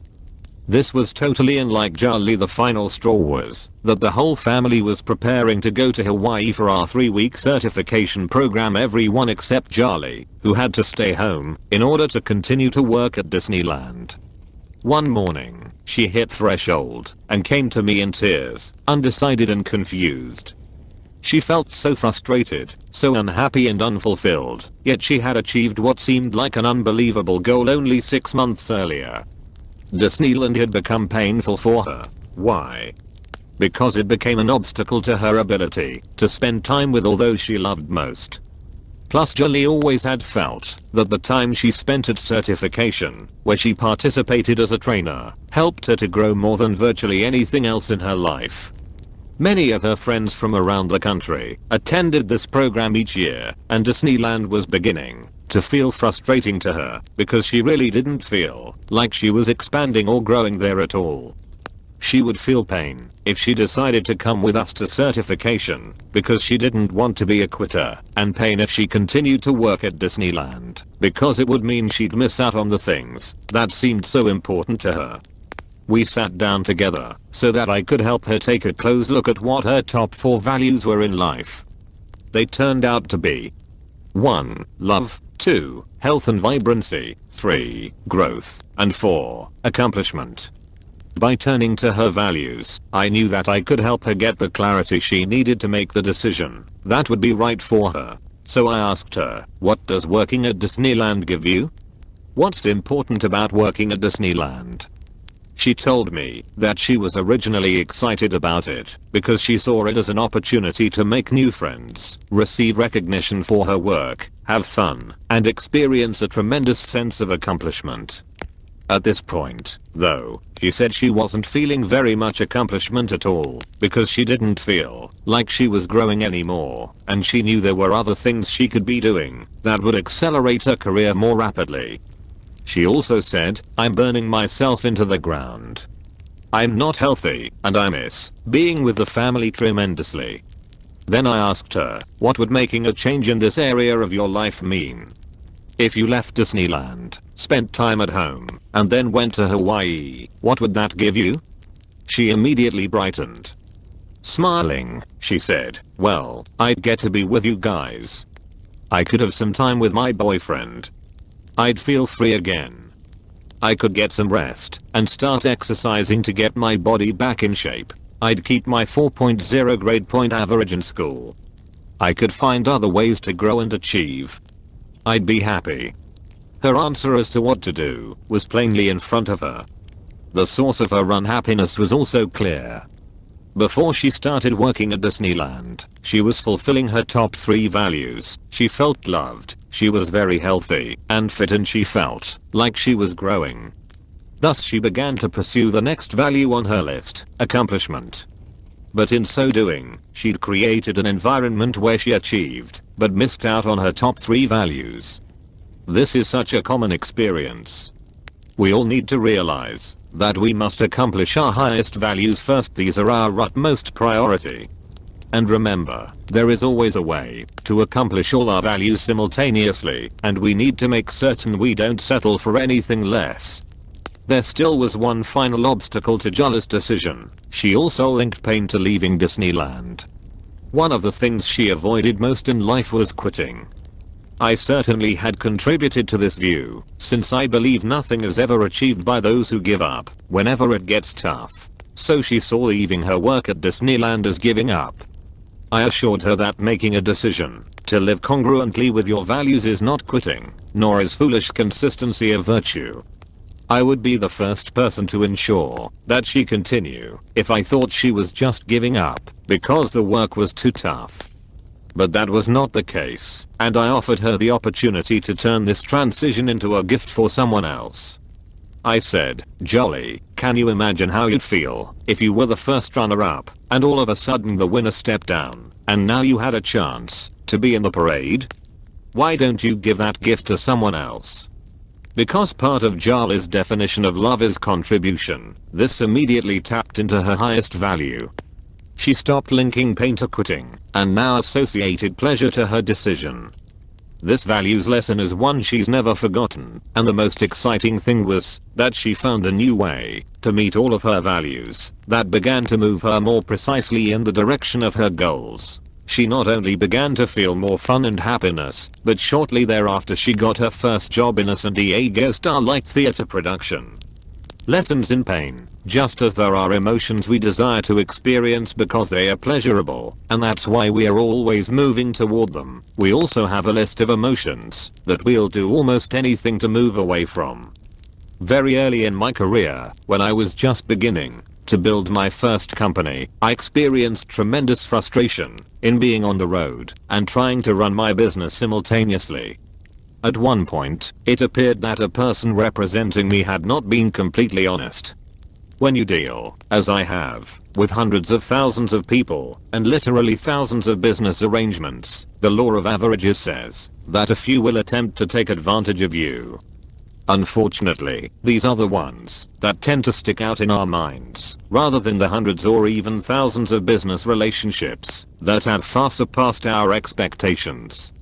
As a result of one such painful situation, I sought out a new CEO, a man who I thought could really run my company. Armed with my new tool of being able to elicit someone's values, I asked each of the potential candidates, what's most important to you in your life? Some of them said things like success or accomplishment, or being the best. But one man used the magic word. He said, honesty. I didn't just take him at his word, I checked him out with several people he'd worked with. They confirmed that he was honest as the day was long and that, in fact, at times he had set aside his own needs, if there was any question of integrity. I thought, this is the kind of man I want representing me. And he did a fine job. Soon, though, it became clear that we needed an additional associate in order to really run my rapidly expanding business, someone who had additional skills. My CEO recommended someone he thought could become his partner and they could jointly run my organization. This sounded great to me. I met this man, whom I'll call Mr. Smith. Names have been changed to protect the not so innocent, and he did a fabulous presentation, demonstrating for me how he could use all the skills he developed throughout the years to take my company to the next level. He could free up my time and allow me to do even larger seminars and impact even more people without having to live on the road. At the time, I was spending almost 150 days a year away from home, conducting my seminars. In addition, he didn't want to be paid until he'd produced the result. It sounded almost too good to be true. I agreed to the arrangement. Mr. Smith and my honest CEO would run my company. A year and a half later, I woke up and discovered that it was too good to be true. Yes, my seminars had gotten bigger, but now I was on the road almost 270 days a year. My skill and impact had grown. I'd helped more people than ever before, but suddenly I was informed that I was $758,000 in debt after I'd given more than I ever had in my entire lifetime. How could this possibly be? Well, management is everything, both within companies and within ourselves. And I clearly did not have the right managers. But worse, Mr. Smith had over this 18-month period of time misappropriated more than $250,000 from our coffers. He had a new house, a new car. I had assumed he'd gotten them from his other businesses. Boy, was I in for a surprise. To say that I was angry or devastated by this experience would certainly be using transformational vocabulary to lower the intensity of my feelings. The metaphors I used at the time were things like I feel stabbed in the back and he tried to murder my firstborn. How's that for emotional intensity? However, the thing that perplexed me the most was how my honest CEO could stand by and not warn me that all this was happening. He was aware of what was going on. This was when I began to realize that people don't just pursue pleasure, but they clearly also move away from pain. My honest CEO had tried to tell me that he was concerned about his partner. He came to me after I'd been on the road for 3 straight months. On my first day home, he approached me to tell me that he had questions about Mr. Smith's integrity. I immediately became concerned and asked him why. He said, when we moved to our new offices, he took the biggest office. This was so petty that I got extremely angry and said, listen, you brought him into this business, you deal with him yourself personally. And I stormed off.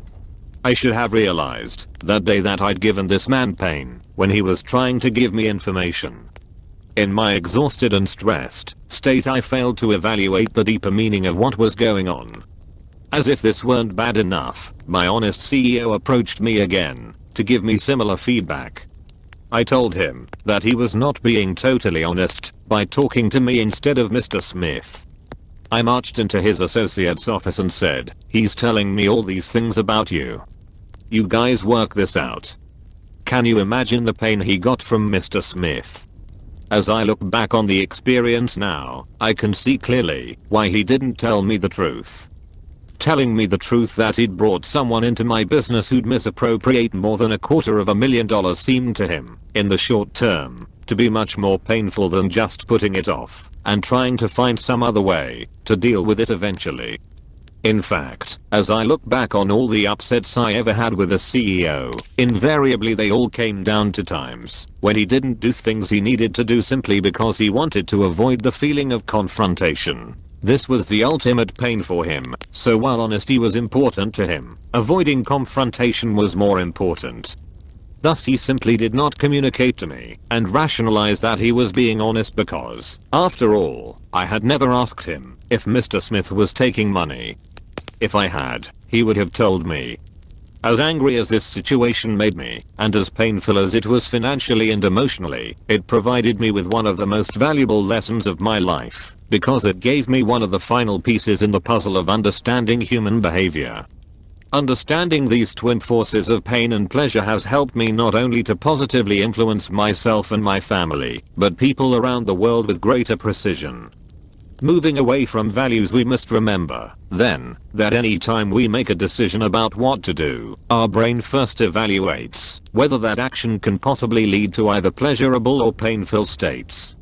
Your brain is constantly juggling or weighing your alternatives to see what the impact may be based upon your value hierarchy. If, for example, I asked you to go skydiving, and the number one emotion you try to avoid at all costs is a sense of fear, it's pretty obvious that you're not going to take action, are you?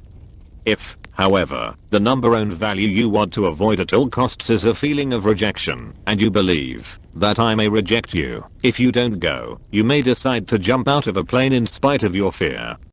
The relative levels of pain we associate with certain emotions will affect all of our decisions. What are some of the emotions that are most important for you to avoid experiencing on a consistent basis?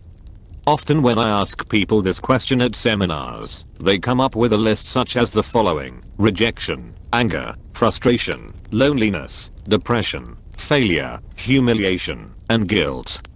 Again, would it be fair to say that all these emotions are states you'd like to avoid having to feel? Of course, because they are painful. Wouldn't it also be true to say that, while you want to avoid feeling all of these emotions, some are more painful to you than others? That, in fact, you have a hierarchy of moving away from values as well. Which value on the above list would you do the most to avoid having to feel? Rejection, depression, humiliation? The answer to this question will determine your behavior in almost any environment. Before we go any further, write out this list, ranking them from the emotional states you'll do the most to avoid having to feel, to those you'll do the least to avoid having to feel.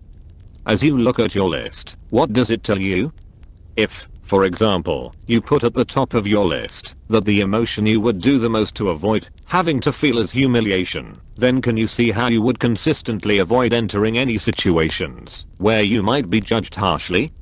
If loneliness is the emotion you want to avoid most, it may drive you to be a nurturing person, reaching out to others and trying to give to them on a regular basis, so that they'll want to be with you, and so that you'll be surrounded by many grateful friends.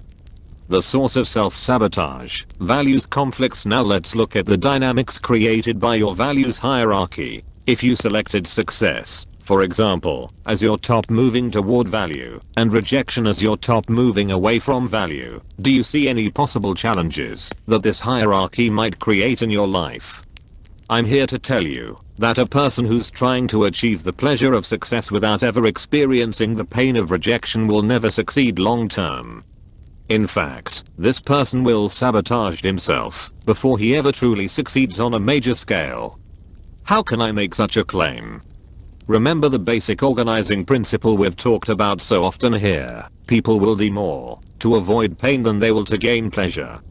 If you're truly going to succeed at the highest level in life, don't you have to be willing to risk rejection? Don't you have to be willing to experience it?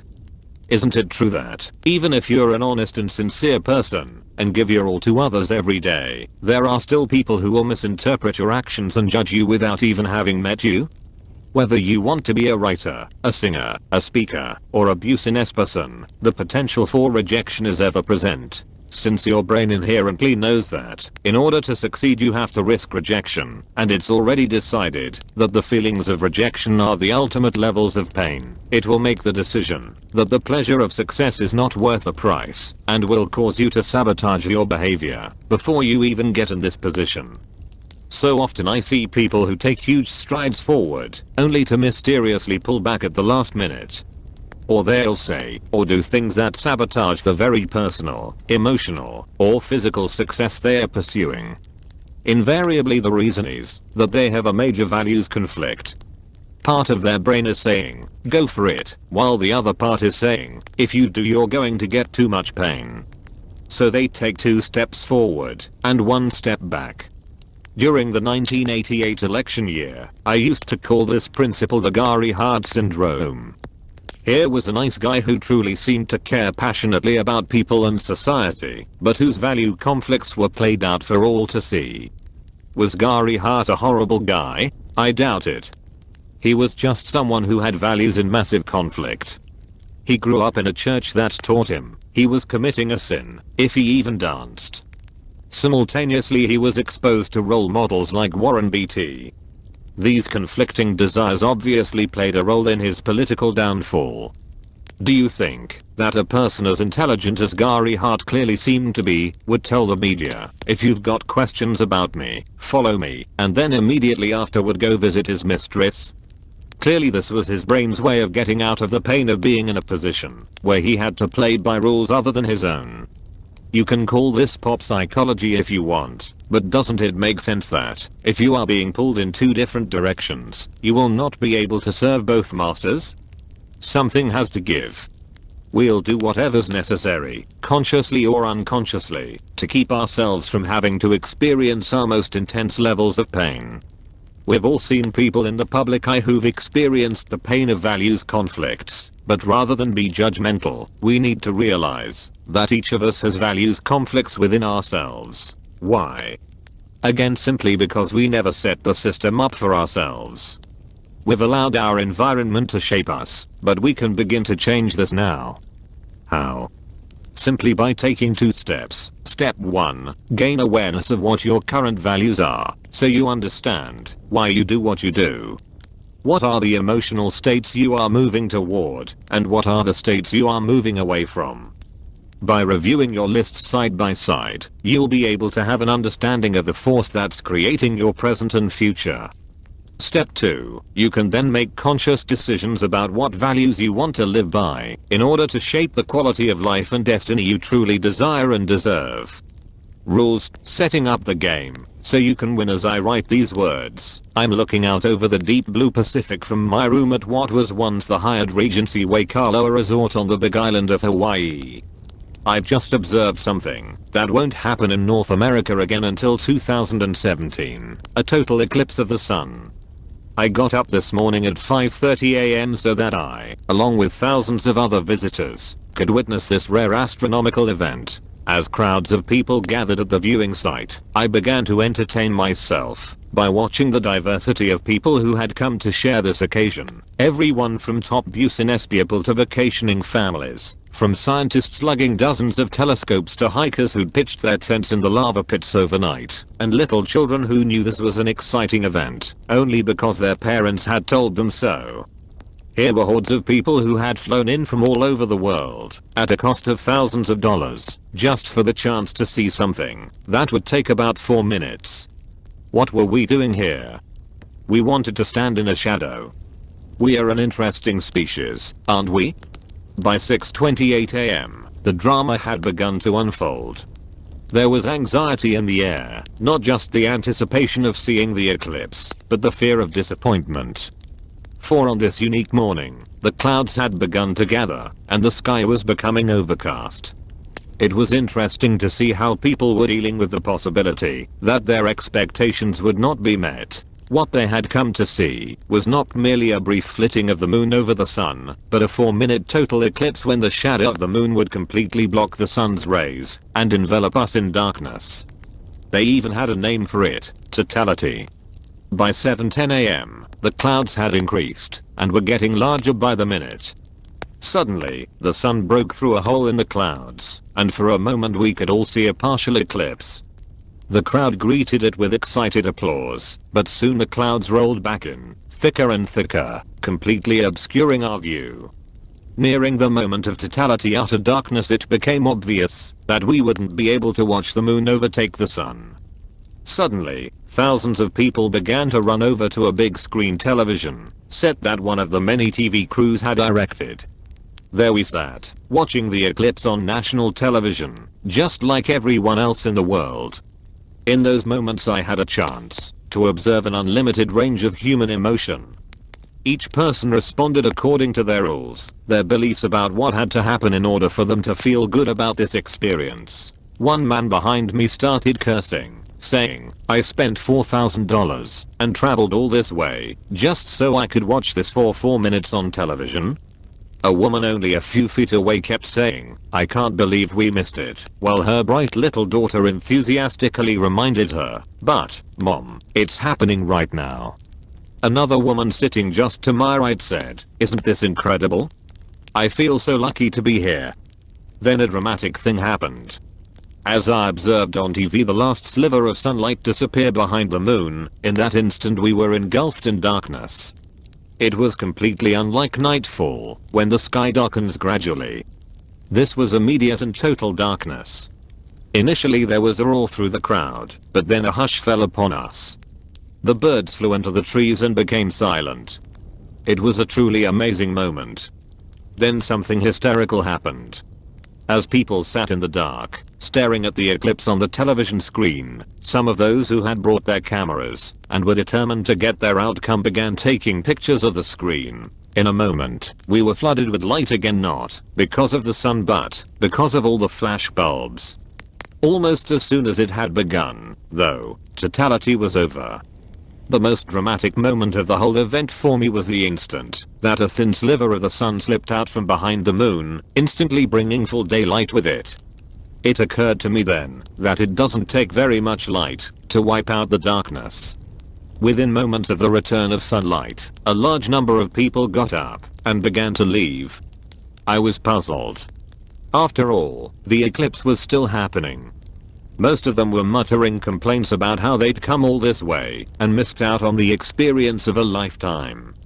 A few enraptured souls, however, lingered to watch every minute, feeling great excitement and joy. The most ironic thing of all was that within 15 to 20 minutes, the trade winds had cleared all the clouds from the sky. It was now blue and clear, and the eclipse was revealed for everyone to see. But few people had remained. Most had already returned to their rooms disgruntled. They continued to give themselves the sensations of pain because their expectations had not been met. As I usually do, I started interviewing people. I wanted to find out what their experience of the eclipse had been. Many people talked about how it was the most incredible spiritual experience of their lives. One pregnant woman rubbed her swollen tummy and shared with me that the eclipse somehow had created a feeling of stronger connection with her unborn child, and that this was just the right place on earth for her to be. What a contrast of beliefs and rules I noticed today. What struck me as most humorous, though, was that people would get so excited and emotional about something like this, which was merely a 4-minute shadow. If you really think about it, it's no more of a miracle than the sun coming up each morning. Can you imagine if every morning people from all over the world got up early so they could watch the sun come up? What if national and international news ardently covered every phase of the event with in-depth reports, passionately tracking the sun's rise into the sky, and everybody spent their mornings talking about what a miracle it is? Can you imagine the kind of days we'd have? What if CNN opened every broadcast with, "Good morning. Once again, the miracle has happened, the sun has risen." Why don't we respond this way? Could we? You bet we could. But the problem is that we've become habituated. We are so accustomed to the miracles happening around us every day that we don't even see them as miracles anymore. For most of us, our rules for what's valuable dictate that we covet things that are scarce instead of appreciating the miracles that abound. What determined the differences in these people's responses, from one man who got so upset he destroyed his camera on the spot, to those who not only experienced joy today, but would experience it every time they told others about the eclipse in the coming weeks, months, and years? Our experience of this reality had nothing to do with reality, but was interpreted through the controlling force of our beliefs, specifically, the rules we had about what had to happen in order for us to feel good. I call these specific beliefs that determine when we get pain and when we get pleasure rules. Failure to understand their power can destroy any possibility for lifelong happiness, and a full understanding and utilization of them can transform your life as much as anything we've covered in this entire book. Let me ask you a question before we go any further. What has to happen in order for you to feel good? Do you have to have someone hug you, kiss you, make love to you, tell you how much they respect and appreciate you? Must you make $1 million? Do you have to hit below par golf? Do you have to be acknowledged by your boss? Do you have to achieve all of your goals? Do you have to drive the right car, go to the right parties, be known by the right people? Do you have to be spiritually evolved, or wait until you achieve total enlightenment? Do you have to run 5 miles a day? What really has to happen in order for you to feel good? The truth is that nothing has to happen in order for you to feel good. You don't need an eclipse to feel good. You could feel good right now for absolutely no reason whatsoever. Think about it. If you make $1 million, the $1 million doesn't give you any pleasure. It's your rule that says, when I hit this mark, then I'll give myself permission to feel good. In that moment, when you decide to feel good, you send a message to your brain to change your responses in the muscles of your face, chest, and body, to change your breathing, and to change the biochemistry within your nervous system that causes you to feel the sensations you call pleasure. Who do you think had the worst time the day of the eclipse?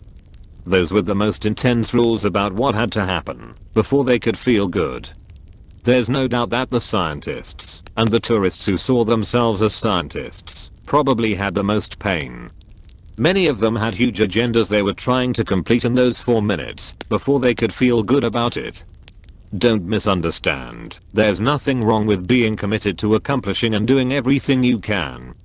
But years ago, I made a distinction that changed the quality of my life forever. As long as we structure our lives in a way where our happiness is dependent upon something we cannot control, then we will experience pain. Since I wasn't willing to live with the fear that pain could shake me anymore, and I considered myself to be intelligent, I redesigned my rules so that when I feel pain and when I feel pleasure is whenever I feel it's appropriate, based on my capacity to direct my own mind, body, and emotions. I enjoyed the eclipse immensely. I was in Hawaii for other reasons anyway, to conduct my 3-week certification program, so coming here a few days early to watch the eclipse was a bonus. But the real reason I enjoyed it was not that I had low expectations. I was looking forward to it. The key to my happiness could be found in one rule. My rule for the day was that I was going to enjoy this event, no matter what happened. It wasn't that I didn't have expectations, it was that I decided that no matter what happened, I'd find a way to enjoy it.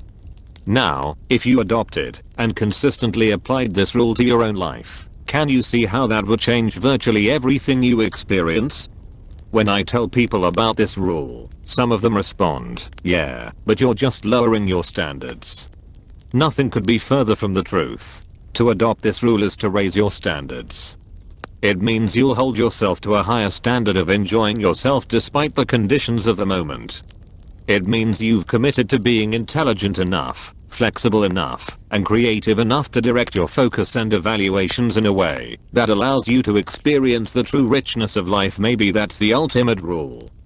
In the last chapter, you began to design for yourself a hierarchy of values to refine and define the direction of your life. You need to understand that whether or not you feel like you're achieving your values is totally dependent upon your rules, your beliefs about what has to happen for you to feel successful or happy or experiencing love. You can decide to make happiness a priority, but if your rule for happiness is that everything must go just as you planned, I guarantee you're not going to experience this value on a consistent basis. Life is a variable event, so our rules must be organized in ways that allow us to adapt, grow, and enjoy. It's critical for us to understand these unconscious beliefs that control when we give ourselves pain and when we give ourselves pleasure. Judge and jury, we all have different rules and standards that govern not only the way we feel about the things that happen in our lives, but how we'll behave and respond to a given situation. Ultimately, what we do and who we become is dependent upon the direction that our values have taken us. But equally, or possibly even more importantly, what will determine our emotions and behaviors is our beliefs about what is good and what is bad, what we should do and what we must do. These precise standards and criteria are what I've labeled rules. Rules are the trigger for any pain or pleasure you feel in your nervous system at any moment. It's as if we have a miniature court system set up within our brains. Our personal rules are the ultimate judge and jury. They determine whether or not a certain value is met, whether we'll feel good or bad, whether we'll give ourselves pain or pleasure. If I were to ask you, for example, do you have a great body, how would you respond? It would depend on whether you think you meet a certain set of criteria that you believe constitutes having a great body. Here's another question. Are you a great lover? Your answer will be based upon your rules of what's required to be a great lover, the standards to which you hold yourself. If you told me, yes, I'm a great lover, I'd discover your rules by asking the key question, how do you know you're a great lover? What has to happen in order for you to feel you're a great lover? You might say something like, I know I'm a great lover because when I make love with a person, they usually say that it feels great. Others might say, I know I'm a great lover because my lover tells me so. Or I know I'm a great lover because of the responses I get from my partner. Others might say, I know I'm a great lover because I feel good when I'm making love. Doesn't their partner's response matter at all? Or your answer might just be, ask around. On the other hand, some people don't feel that they're great lovers. Is this because they aren't great lovers? Or is it because their rules are inappropriate? This is an important question to answer. In many cases, people won't feel that they're a great lover because their partner doesn't tell them that they're a great lover. Their partner may respond passionately, but because they don't meet the specific rule of this individual, the person is certain they are not a great lover. This predicament of not feeling the emotions we deserve is not limited to relationships or lovemaking. Most of us have rules that are just as inappropriate for defining success, making a difference, security, intelligence, or anything else. Everything in our lives, from work to play, is presided over by this judge and jury system. The point here is simple. Our rules are controlling our responses every moment we are alive. And, of course, as you've already guessed, they have been set up in a totally arbitrary fashion. Like so many other elements of the master system that directs our lives, our rules have resulted from a dizzying collage of influences to which we've been exposed. The same punishment and reward system that shapes our values shapes our rules. In fact, as we develop new values, we also develop beliefs about what it will take to have those values met, so rules are added continuously. And, with the addition of more rules, we often tend to distort, generalize, and delete our past rules. We develop rules in conflict. For some people, rules are formed out of their desire to rebel against rules they grew up with. Are the rules that guide your life today still appropriate for who you've become? Or have you clung to rules that helped you in the past, but hurt you in the present? Have you clung to any inappropriate rules from your childhood? Rules are a shortcut for our brains. They help us to have a sense of certainty about the consequences of our actions. Thus, they enable us to make lightning quick decisions as to what things mean and what we should do about them. When someone smiles at you, if you had to engage in a long, tedious set of calculations in order to figure out what that means, your life would be frustrating. But instead you have a rule that says, if a person smiles at you, then it means they're happy, or they're friendly, or maybe they like you. If someone frowns at you, then it triggers another set of rules for what things mean, and what you should do about it. For some people, if someone frowns at them, then they're rules that the person is in a bad state, and should be avoided. Other people, however, might have a rule that says, if someone's in a bad state, then I need to change their state. Are you muddled or perfect? I remember reading an intricate story in Gregory Bateson's book Steps to an Ecology of Mind. It was a transcript of a conversation he'd had with his daughter years ago, and I'll paraphrase it for you here. One day she approached him and asked an interesting question. "Daddy, how come things get muddled so easily?" He asked her, "What do you mean by muddled, honey?" She said, "You know, daddy. When things aren't perfect. Look at my desk right now. Stuff is all over the place. It's muddled. And just last night I worked so hard to make it perfect. But things don't stay perfect. They get muddled so easily." Bateson asked his daughter, "Show me what it's like when things are perfect."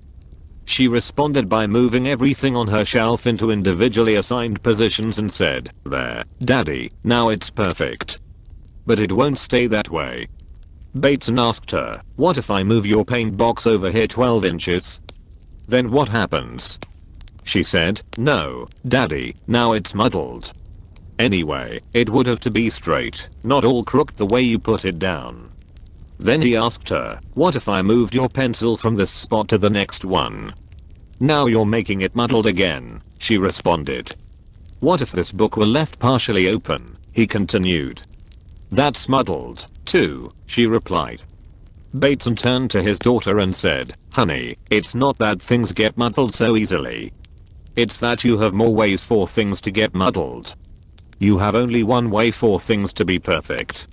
Most of us have created numerous ways to feel bad, and only a few ways to truly feel good. I never fail to be amazed at the overwhelming number of people whose rules wire them for pain. It's as if they have a vast and intricate network of neural pathways leading to the very states they are trying to avoid, and yet they have only a handful of neural pathways that they've connected to pleasure. A classic example of this is a man who attended one of my Date with Destiny seminars. He was a well-known Fortune 500 executive, beloved by his community for his contributions, a father of 5 who was very close to his children and wife, and a man who was physically fit, a marathon runner. I asked him, "Are you successful?" To the astonishment of all present, he quite seriously answered, "No." I asked him, "What has to happen in order for you to feel successful?" Remember, this is a key question you'll always ask to discover your rules or anyone else's. What followed was a litany of rigid rules and requirements that he felt he must meet in order to be successful in his life.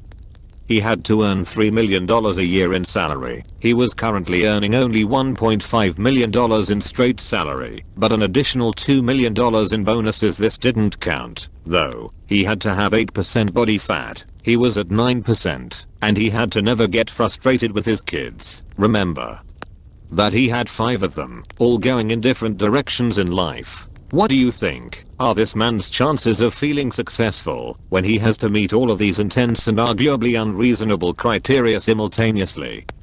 Will he ever feel successful?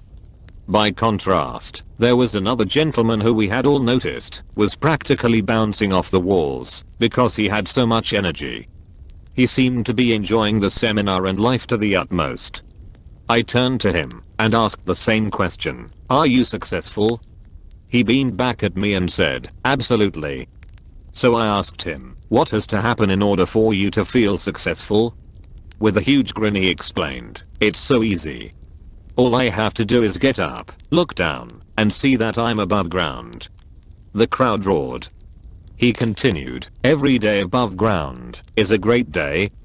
This rule has become a favorite of the Date with Destiny staff, and now at every program we display it to remind each of us how successful we are the moment we pull back the covers each morning.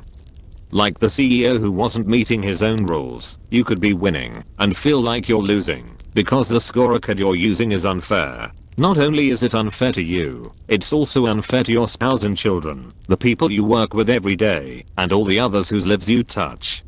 If you've set up a system of rules that causes you to feel frustrated, angry, hurt, or unsuccessful, or you have no clear rules for knowing when you're happy, successful, and so on, those emotions affect the way you treat the people around you as well as how they feel when they're near you. Also, whether you are aware of it or not, often you are judging other people through a set of rules that you may never have expressed, but we all expect others to comply with our rules, don't we? If you're being hard on yourself, you're likely to be hard on others as well. Why would anyone impose such strict regulations on themselves and the people they love most? A lot of it has to do with cultural conditioning. Many of us are afraid that if we don't have very intense rules, then we won't be driven to succeed. We won't be motivated to work hard and achieve. The truth is that you don't have to have ridiculously difficult rules to keep your drive. If a person makes their rules too intense, too painful, pretty soon they'll begin to realize that no matter what they do, they can't win, and they begin to experience learned helplessness. We certainly want to use the power of goals, the allure of a compelling future, to pull ourselves forward, but we must make sure that at the bottom of it all we have rules to allow us to be happy anytime we want. Do your rules empower or disempower you? We want to develop rules that move us to take action, that cause us to feel joy, that cause us to follow through, not rules that stop us short.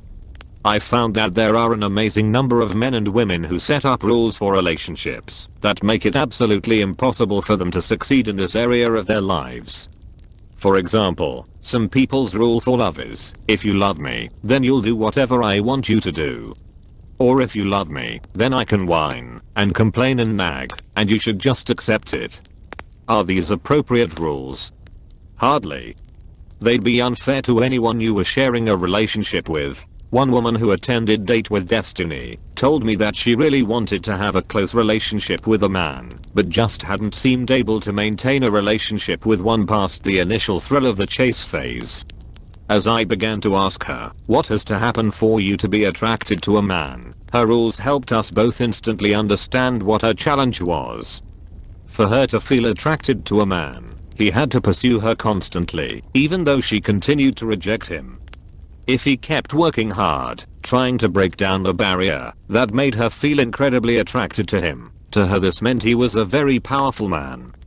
But what's interesting was her second rule. If he kept on for more than a month, she lost her respect and therefore her attraction to him. So guess what normally would happen? A few men would take her rejection and keep on pursuing her, but of course most would give up after a short period of time. Thus she would never have a relationship with them. Then, the few who persisted would secretly have her favor for a while, but after an arbitrary period of about a month, she'd completely lose interest. She found herself unable to stay attracted to any man for more than a month, because no man was able to anticipate her complex timetable. What rules do you have that are equally unwinnable? For some people, in order to feel like they're in control in any context, they have to know what's going to happen in advance of its occurrence. For others, in order to feel like they're confident in some area, they have to have experience in doing it. If this were my rule for confidence, I couldn't accomplish most of what I've done in my life. Most of my success has come from my ability to get myself to feel certain I could achieve something, even though I had no references for it. My rule for confidence is, if I decide to be confident, then I'll feel that way toward anything, and my confidence will help me succeed. Competence is another interesting rule.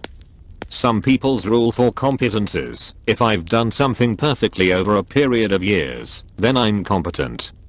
Other people's rule is, if I've done it effectively once, then I'm competent.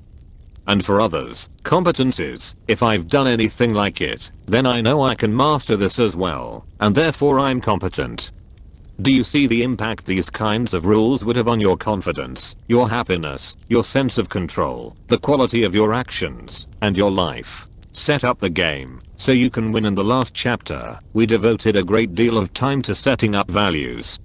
But as I've already stated, if you don't make the rules achievable, you'll never feel like those values are being met.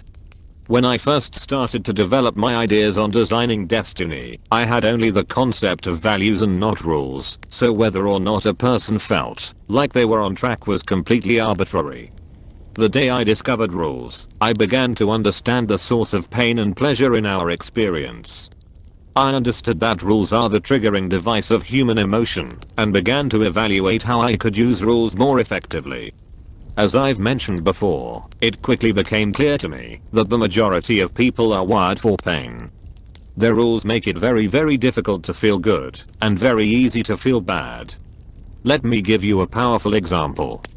Here are the values of a woman we'll call Lori, who attended one of my earliest Date with Destiny seminars. Love, health, security, freedom, success, acceptance, excellence, harmony, respect, integrity, honesty, fun. At first glance, these values look wonderful, don't they? You would think that this person is probably loving and healthy and freedom oriented. With a closer look, though, we can already see a few challenges. Laurie's third value is security, and her fourth value is freedom. Do those two sound like they go well together? The reality was that this woman was wired for massive pain. She was frustrated in every sense of the word, and was literally becoming a recluse, hiding out from people. No therapist she'd visited could figure out why. They were all working on her behaviors, her fears, and her emotions, instead of looking at the way her master system of evaluating every event and experience of her life was wired. So I began to elicit her rules for each of her values. What has to happen in order for you to feel?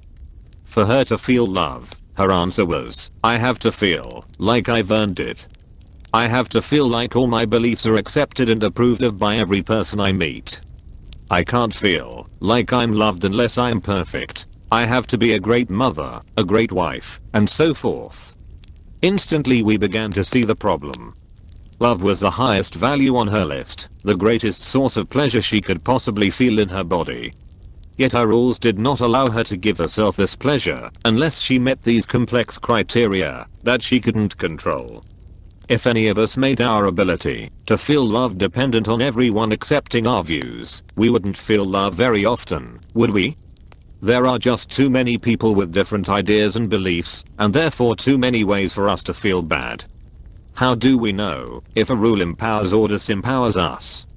There are three primary criteria. 1. It's a disempowering rule if it's impossible to meet. If your criteria are so complex or varied or intense that you can't ever win the game of life, clearly you have a disempowering rule too. A rule is disempowering if something that you can't control determines whether your rule has been met or not. For example, if other people have to respond to you in a certain way, or if the environment has to be a certain way, you clearly have a disempowering rule. A classic example of this is the people waiting to view the eclipse who couldn't be happy unless the weather, something they couldn't control, acted according to their specific expectations. 3. A rule is disempowering if it gives you only a few ways to feel good and lots of ways to feel bad. Laurie had managed to meet all three of these criteria for disempowering rules, hadn't she? Having to feel that all her beliefs were accepted and approved by people was an impossible criterion. It required the outside environment, something she could not control, other people's opinions, to make her feel good. It provided lots of ways to feel bad, and provided no clear way to feel good. Here are some of the rest of her rules for her values hierarchy. Laurie's old, moving toward values and rules. Love. I have to feel like I've earned it, like all my beliefs are accepted and approved. I can't feel like I'm loved unless I'm perfect. I have to be a great mother and wife. Health. I have to feel like my diet is perfect by my strict standards. I have to be completely free of physical pain. I must feel like I'm healthier than everyone I know and be an example. Security. Everyone must like me. I must feel that everyone I meet is certain I'm a good person. I must be certain that there will be no nuclear war. I must have much more money in my savings account than I already do. Freedom. I must be in control of my working demands, hours, fees, opinions, etc. I must be financially secure enough not to live under stress or financially related pressure. How likely do you think it is that Laurie will meet one of her values, much less all of them? What about her rules for health? I have to feel like my diet is perfect by my strict standards. She was not only a vegetarian, but ate only raw food, and she still didn't feel perfect. What are your chances of being healthier than everyone you know? Not much, unless you hang out in the intensive care unit. Laurie's old, moving away from values and rules. Rejection. I feel rejected if someone doesn't share my beliefs, if someone seemingly knows more than I do. Failure. I feel failure if someone doesn't believe I'm a good person. I feel failure if I don't feel I support myself or my family well enough. Anger. I feel anger when I don't feel like what I do is appreciated, when people judge me before they know me. These moving away from rules are equally immobilizing. Notice how easy it is to feel bad and how hard it is to feel good. If all it takes for her to feel rejected is someone not sharing her beliefs, then she's in for a lot of heartache. And what are the chances in your life of having people judge you before they know you? Only about 100%. With these rules, can you imagine what it would be like to live in her body? She was racked with pain, and one of her biggest sources, if you look at her rules, was people.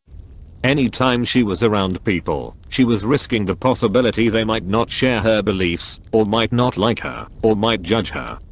No wonder she was hiding out. At one point I finally said, it's my guess that a person with values and rules like this would develop an ulcer. She said, I already have one. Laura's experience, unfortunately, is not unique. Certainly some of her rules are more intense than others. But you will be absolutely surprised when you find out how unfair your own rules are when you begin to scrutinize them. At Date with Destiny, we attract some of the most successful people in the country, people whose level of skill and influence in the culture is unmatched. And yet, while they are successful on the outside, many are lacking the happiness and fulfillment they deserve. Invariably, it's because of values conflicts or inappropriate rules. The solution is very simple. All we have to do to make our lives work is set up a system of evaluating that includes rules that are achievable, that make it easy to feel good and hard to feel bad, that constantly pull us in the direction we want to go. Certainly it's useful to have some rules that give us pain. We need to have limits. We need to have some kind of pressure that drives us. I can't taste fresh orange juice unless I have a glass, something with limits to contain the juice. We all have limits, both as a society and as individuals. For starters, though, we should at least rewire ourselves so we can experience pleasure more consistently in life. When people are feeling good all the time, they tend to treat others better, and they tend to maximize their potential as human beings. So what's our goal? Once we design our values, we must decide what evidence we need to have before we give ourselves pleasure. We need to design rules that will move us in the direction of our values, that will clearly be achievable, using criteria we can control personally, so that we are ringing the bell instead of waiting for the outside world to do it. Based on these requirements, Lori changed the order of some of her values and completely changed her rules for achieving them. Here are her new values and rules. Laura's new moving toward values and rules: love. I experience love anytime I express love, give love to others, or allow myself to receive it. Health. I'm healthy when I acknowledge how wonderful I already feel. Fun. I'm having fun when I find pleasure and joy in the process. Gratitude. I feel grateful when I appreciate all the things I have in my life right now. Freedom. I feel free when I live by my convictions and accept the choice to create happiness for myself. Notice that fun is now a priority. This transformed her experience of life, not to mention her relationship with her daughter and husband. But even more powerful were the changes she made in her rules. Changing the values would have limited impact if the rules were unachievable. What has this woman done? She has rewired her entire life so that she's in control. You and I need to remember that our self-esteem is tied to our ability to feel like we are in control of the events in our environment. These rules allow Lori to always be in control without even trying. Are her new rules for love achievable? You bet. Who's in control? She is. At any moment in time, she can decide to be loving to herself and others, and she'll now have permission to give herself the emotion called love. She'll know she's meeting her highest values. How often can she do this? Every single day. There are lots of ways to do it, because there are lots of people she can be loving to: herself, her family, her friends, and strangers. How about her new rule for health? What's beautiful about it is that not only is she in charge because she can acknowledge how wonderful she feels at any moment, and not only is it achievable, but isn't it true that if she regularly acknowledges feeling good, she'll reinforce the pattern of becoming more healthy? In addition, Lori adopted some new moving away from values. She selected emotions she knew she had to avoid indulging in order to succeed: negativity and procrastination. Remember, we want to reverse the process of how most of us are wired. We want to make it hard to feel bad and easy to feel good. Lori's new moving away from values and rules: negativity. I avoid consistently depending on the acceptance of others for my ultimate happiness and success. Procrastination. I avoid consistently expecting perfection from myself and others. With Laura's new moving away from rules, she no longer depends upon the acceptance of others. Her rule for procrastination is based on her realization that expecting perfection created pain, and she hadn't wanted to begin projects that would create pain, so that's why she'd been procrastinating. These changes in values and rules have redirected her life to a level beyond anything she could have imagined.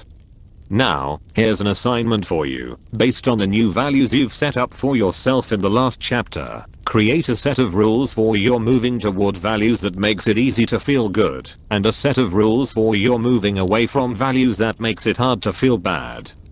Ideally, create a menu of possibilities with lots of ways to feel good.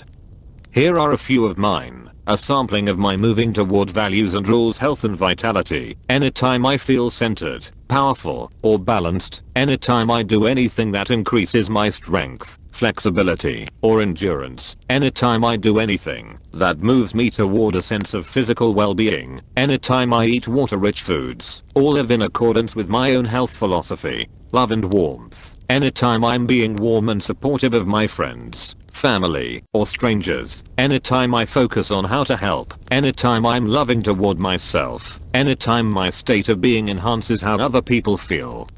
Learning and growing. Anytime I make a new distinction that's useful. Anytime I stretch myself beyond what was comfortable. Anytime I think of a new possibility. Anytime I expand or become more effective. Anytime I apply anything I know in a positive way.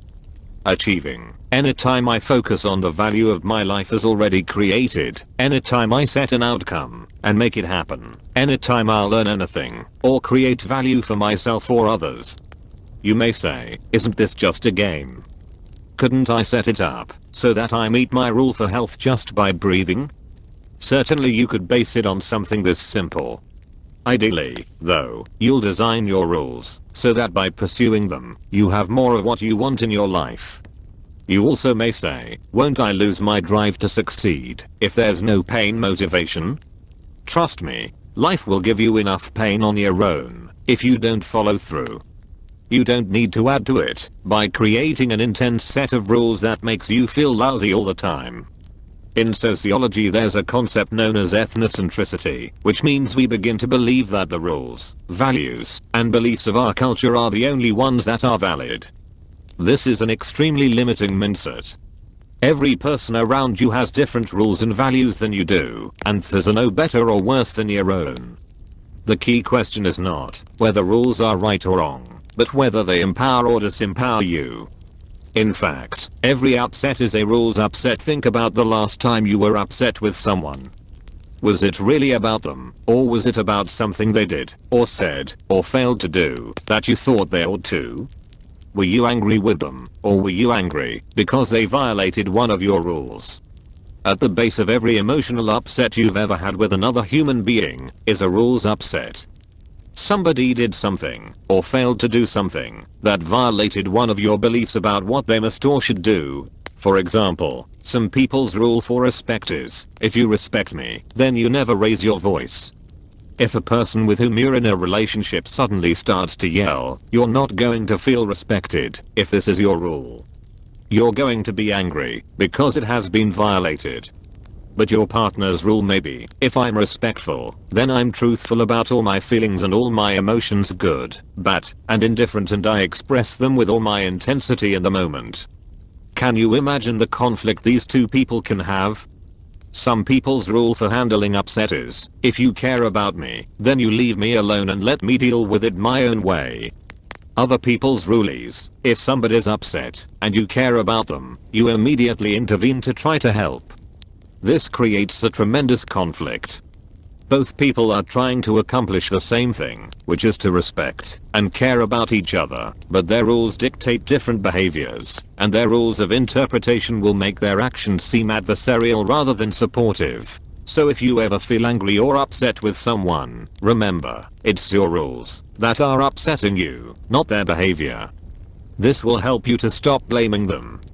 You can get past your upset quickly by first stopping and asking yourself, am I reacting to this, or am I responding to the situation intelligently? Then, communicate with that person right up front, and say something like, I'm sorry I responded the way I did. It's just that you and I have different rules about what we need to do in this situation. My expectations are that, if you respect me, you'll do, and I know those aren't your rules. So please tell me what your rules are. How do you express respect, love, caring, concern, etc.? Once you're both clear on what the other person wants, then you can make a deal. Ask them, would you be willing to do to make me feel respected? I'd be willing to do for you. Any relationship, business or personal, can be instantly transformed just by getting clear on the rules and making an agreement to play by them. After all, how can you ever hope to win a game if you don't even know the rules? Identity, the key to expansion. There were no marks on his body. The Chinese communists had held him captive in a tiny room for more than 20 hours, but they hadn't beaten or tortured him. They had even offered him a cigarette or two, and as a result of their polite conversation, this GI now held a document in his own handwriting detailing the countless injustices and destructiveness of the American way of life, the capitalist society, and praising the superiority and ethical humanity of the communist system. What's more, the essay this officer of the US Army had written was now being broadcast to his and other POW camps in North Korea, as well as to the American forces stationed in South Korea. He would later divulge military information, turn in his fellow prisoners, and fervently denounce his own country. What caused this man to completely reverse his worldview and dismantle the beliefs that had been instilled in him over a lifetime? What caused him to abandon the core values he'd previously held and become a collaborator with the enemy? What single change would make such a radical shift in the thoughts, emotions, and actions of an individual? The answer lies in understanding that he was directed down a path that caused him to literally shift his identity. He was now simply acting in accordance with his new image of himself. Throughout this book you've explored with me the impact of beliefs, one of the foundational elements in the master system that directs all of our evaluations. Beliefs guide us to conclusions, and therefore they teach us how to feel and what to do. However, there are different levels of beliefs that have different levels of impact on the quality of our lives. Some are very specific. For example, the beliefs you have about a particular friend will determine how you think and feel about his behavior, and the meaning that you'll link to anything that he does. If you know that he is loving, then even if he appears to be angry at the moment, you will not question his ultimate intent. This belief will guide all of your interactions with this person. But this will not necessarily affect the way you deal with a stranger. These beliefs impact you in only one specific area of your life, your interactions with this friend.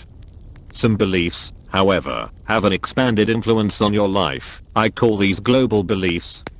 These are the beliefs that have much further reaching consequences. For example, the beliefs you have about people in general will affect not just the way you deal with your friend, but with everyone you meet. These beliefs will powerfully impact your career, your level of trust, your marriage, and so forth. The global beliefs you have about the concepts of scarcity and abundance, for example, will determine your stress level and your generosity of time, money, energy, and spirit. If you believe we live in a world with scarce resources where there's only so much money, so much time, so much love, then you'll constantly live in fear that you won't have enough.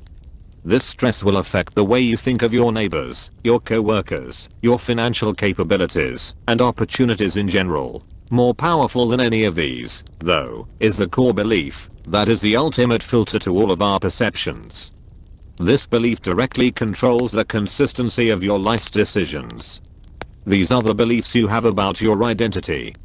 What we can or cannot do, what we consider possible or impossible, is rarely a function of our true capability. It is more likely a function of our beliefs about who we are. In fact, if you've ever found yourself unable to even consider doing something, where your response to someone is, "I could never do that," or "I'm just not that kind of person," then you've run up against the barriers of a limited identity. This isn't always bad, of course. Not perceiving yourself as a murderer is a very important distinction. Not perceiving yourself as someone who would take advantage of others is probably very useful. It's important to realize that we define ourselves not only by who we are, but by who we are not. What exactly is identity? It is simply the beliefs that we use to define our own individuality, what makes us unique, good, bad, or indifferent from other individuals. And our sense of certainty about who we are creates the boundaries and limits within which we live. Your capability is constant, but how much of it you use depends upon the identity you have for yourself. For example, if you feel certain that you are an outgoing, outrageous person, you'll tap the resources of behavior that match your identity. Whether you see yourself as a wimp or a wild man, a winner or a wallflower, will instantly shape which capabilities you access. You may have read the book Pygmalion in the Classroom, which details the dramatic change in students' performance when they become convinced that they are gifted. Time and again, researchers have shown that students' capabilities are powerfully impacted by the identities they develop for themselves as the result of teachers' belief in their level of intelligence. In one study, a group of teachers were told that certain students in their classes were truly gifted, and to make sure that they challenged them to continue to expand.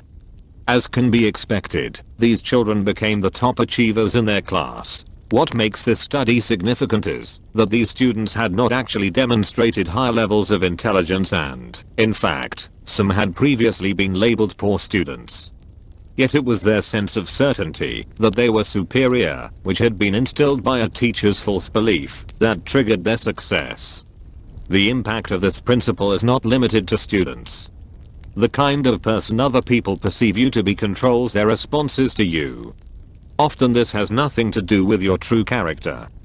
For example, if a person sees you as a crook, even if you're an honest person and do good things, this person will search for the sinister motive behind your acts. What's worse is that, after making a positive change, we often allow others in our environment, who have not changed their image of us, to anchor our own emotions and beliefs back into our old behaviors and identities. We all need to remember that we have tremendous power to influence the identities of those we care about most. This is the power that Marva Collins commands when she influences her students to believe that they are the masters of their destinies, that they are as talented as any human being who has walked on Earth. We all will act consistently with our views of who we truly are, whether that view is accurate or not. The reason is that one of the strongest forces in the human organism is the need for consistency. Throughout our lives, we've been socialized to link massive pain to inconsistency and pleasure to being consistent. Think about it. What labels do we attach to people who say one thing and then do another, who claim to be one way and then behave another? We call them hypocritical, fickle, unstable, unreliable, wishy-washy, scatterbrained, flaky, untrustworthy. Would you like to have these labels attached to you? Would you even like to think of yourself in this way? The answer is obvious, a resounding no. As a result, whenever we take a stand, especially a public stand, and state what we believe, who we are, or what we are about, we experience intense pressure to remain consistent with that stand, regardless of what that inflexibility may cost us in the future. Conversely, there are tremendous rewards for remaining consistent with our stated identities. What do we call people who are consistent? We use words like trustworthy, loyal, steady, solid, intelligent, stable, rational, true blue. How would you like to have people consistently use these labels to describe you? How would it feel to think of yourself in this way? Again, the answer is obvious, most people would love it. Thus, the need to remain consistent becomes irrevocably tied to your ability to avoid pain and gain pleasure. The Pygmalion effect also works in reverse. If you feel certain that you are learning disabled, it becomes a self-fulfilling prophecy. This is quite different from believing that your current strategy for learning is ineffective.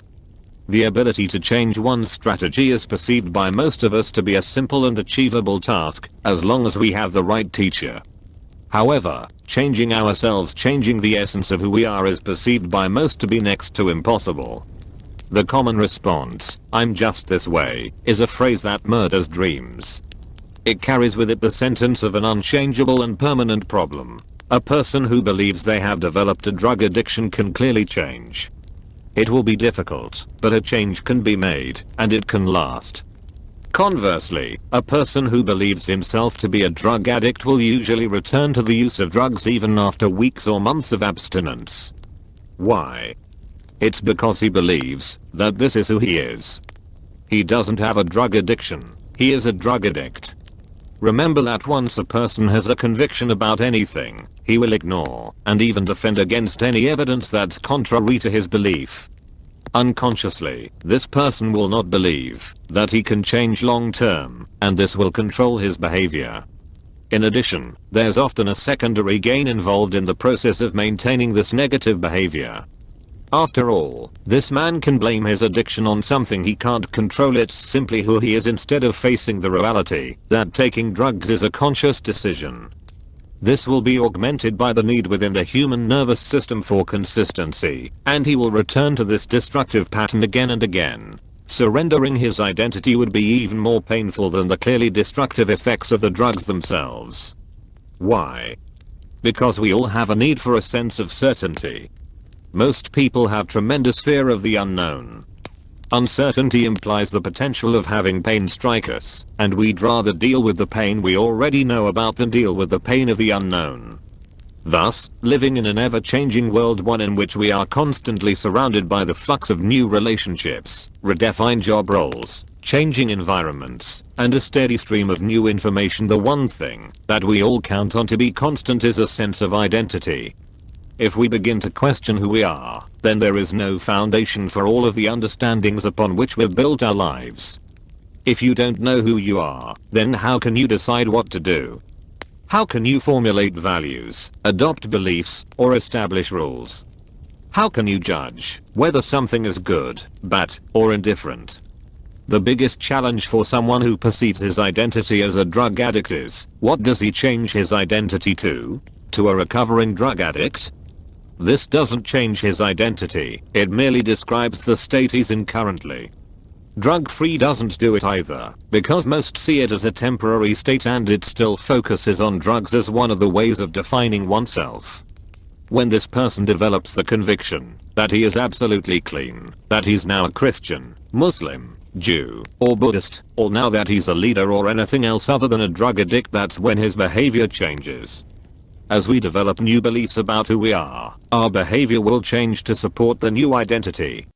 The same thing happens with a person who has excess weight whose identity is, "I'm a fat person." This individual may diet and lose weight in the short term, but he will always gain it back, because his sense of certainty about who he is will guide all his behaviors until they are once again consistent with his identity. We all must maintain the integrity of our convictions of who we are, even when they are destructive and disempowering. The only way to create lasting change for an individual who's been using drugs is to change his conviction from "I'm a drug addict" to "I'm a health nut," or "I'm a living example that no problem is permanent." Whatever the new identity, it must be one that would never even consider the use of drugs. If drugs are offered again, his immediate response is not to evaluate whether he should use them or not, but to simply state with absolute certainty, "I'm not that kind of person. That's who I used to be." Those with excess weight must transform their identity from a fat person to a vital, healthy, and athletic human being. This identity change will shift all their behaviors, from their diet to their exercise, and allow them to create the long-term physiological changes that are consistent with their new identity. This shift may sound like it's merely a semantic manipulation, but in truth it is a much deeper and more profound transformation of personal reality. In fact, one shift in identity can cause a shift of your entire master system. Think about it. Doesn't a drug addict have a completely different system of evaluation? The states he consistently experiences, the questions he asks, the values that guide his actions, and the references he organizes into beliefs than does someone who considers himself to be a leader, a lover, an athlete, or a contributor? While it's true that not all identity shifts are as complete as others, some are indeed so far-reaching that one master system is literally replaced in a moment by another. If you've repeatedly attempted to make a particular change in your life, only to continually fall short, invariably the challenge is that you were trying to create a behavioral or emotional shift that was inconsistent with your belief about who you are.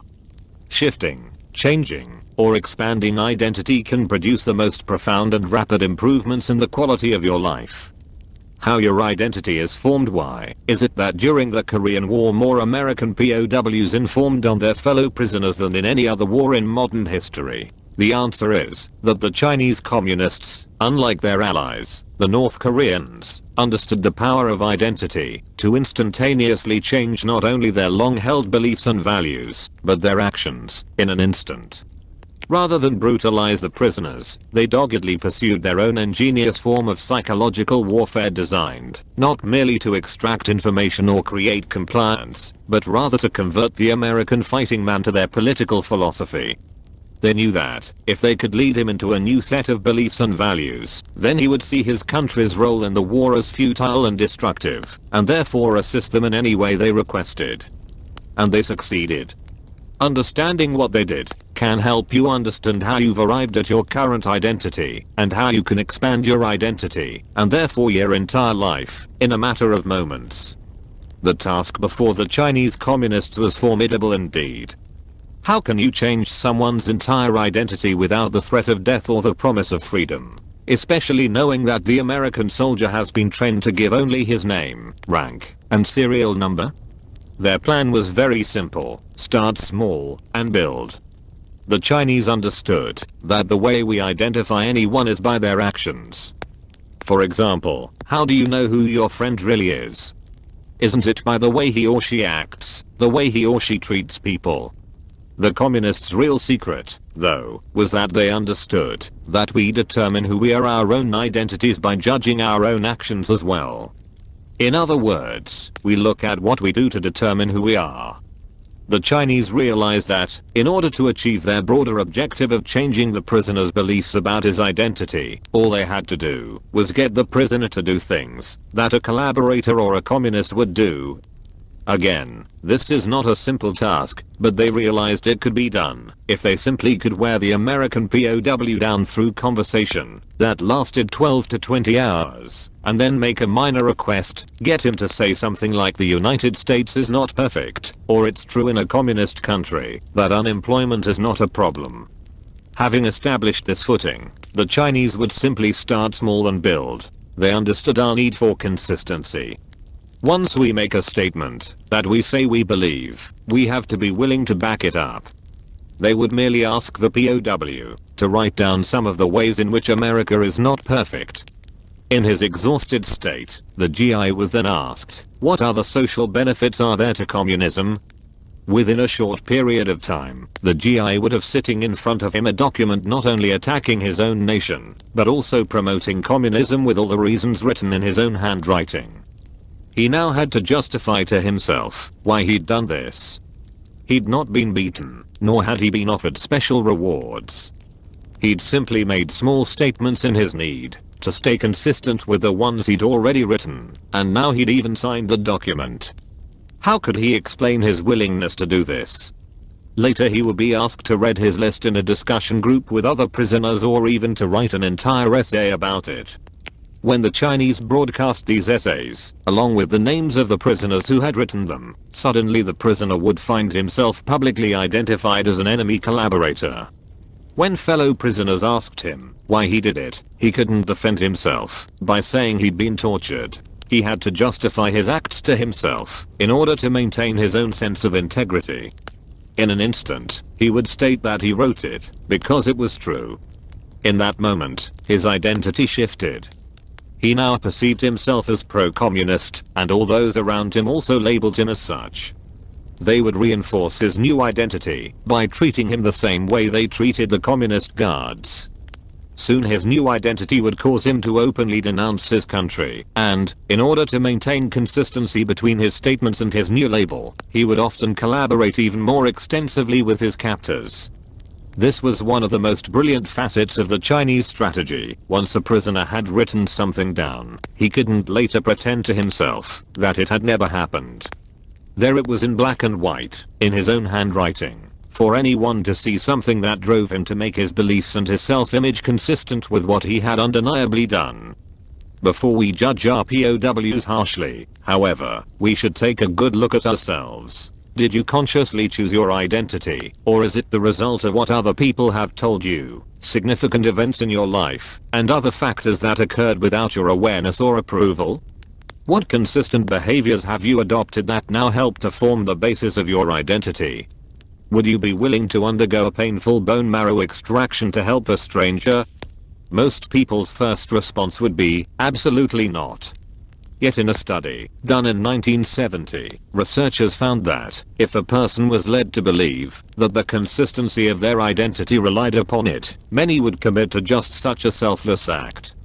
The study showed that when the subjects were asked to make small commitments first, and followed up with 2 simple acts that made not volunteering seem out of character, many began to develop a new identity. They began to see themselves as donors, as a person who unconditionally commits to help those in need through personal sacrifice. Once this occurred, when the request for the bone marrow was made, these people felt compelled by the force of their new identity to follow through regardless of the time, money, or physical pain involved. Their view of themselves as donors became a reflection of who they were. There is no more potent leverage in shaping human behavior than identity. You might ask, isn't my identity limited by my experience? No, it's limited by your interpretation of your experience.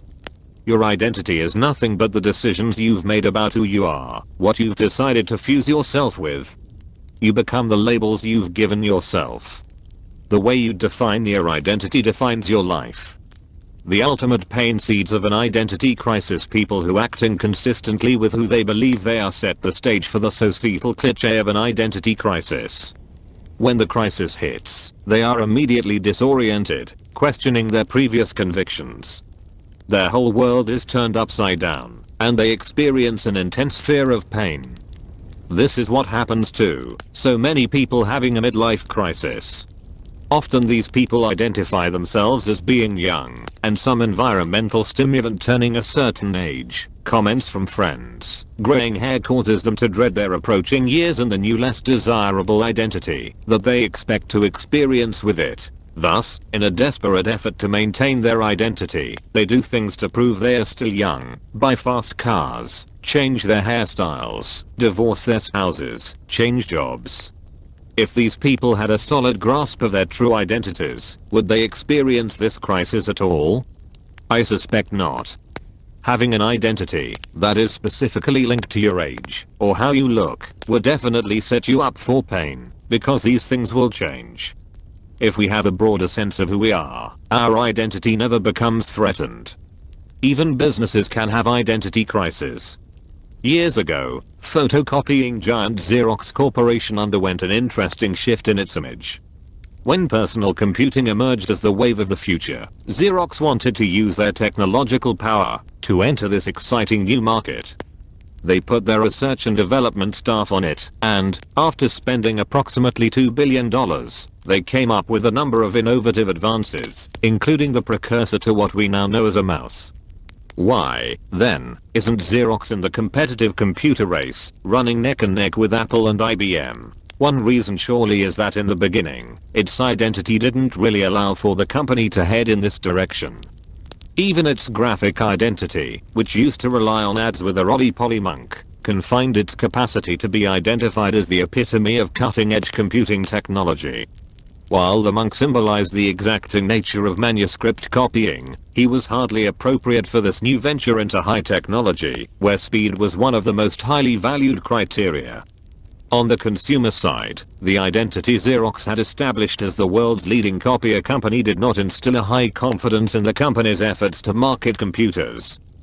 Compound this with a graphic identity that had little to do with how to process information rapidly, and you begin to see where some of Xerox's problems originated. Marketing and graphic design experts alike will tell you that corporate image is a huge filter through which consumers process buying information. They must know who you are, what you stand for, and when they are investing large sums of money, they usually want to buy from a company that exemplifies their product. As Xerox grappled with incorporating this facet of computerization into its existing identity, other companies zoomed to the forefront, overtaking the marketplace. At this point, Xerox decided that, rather than try to change its identity, it would utilize it. It would computerize its photocopiers and concentrate its R&D dollars on improving what it already knew how to do best. That's when Xerox began the process of transformation by producing new Xerox images, airing commercials featuring fast-paced imagery of plotters, hardware, software, communication networks, and completing the visual message with the words, "Xerox, the document company." This expanded identity must be conditioned within the culture for Xerox to expand its market, and it is using every opportunity to do so. It doesn't take a crisis for most of us to understand that we can change our behavior, but the prospect of changing our identity seems threatening or impossible to most.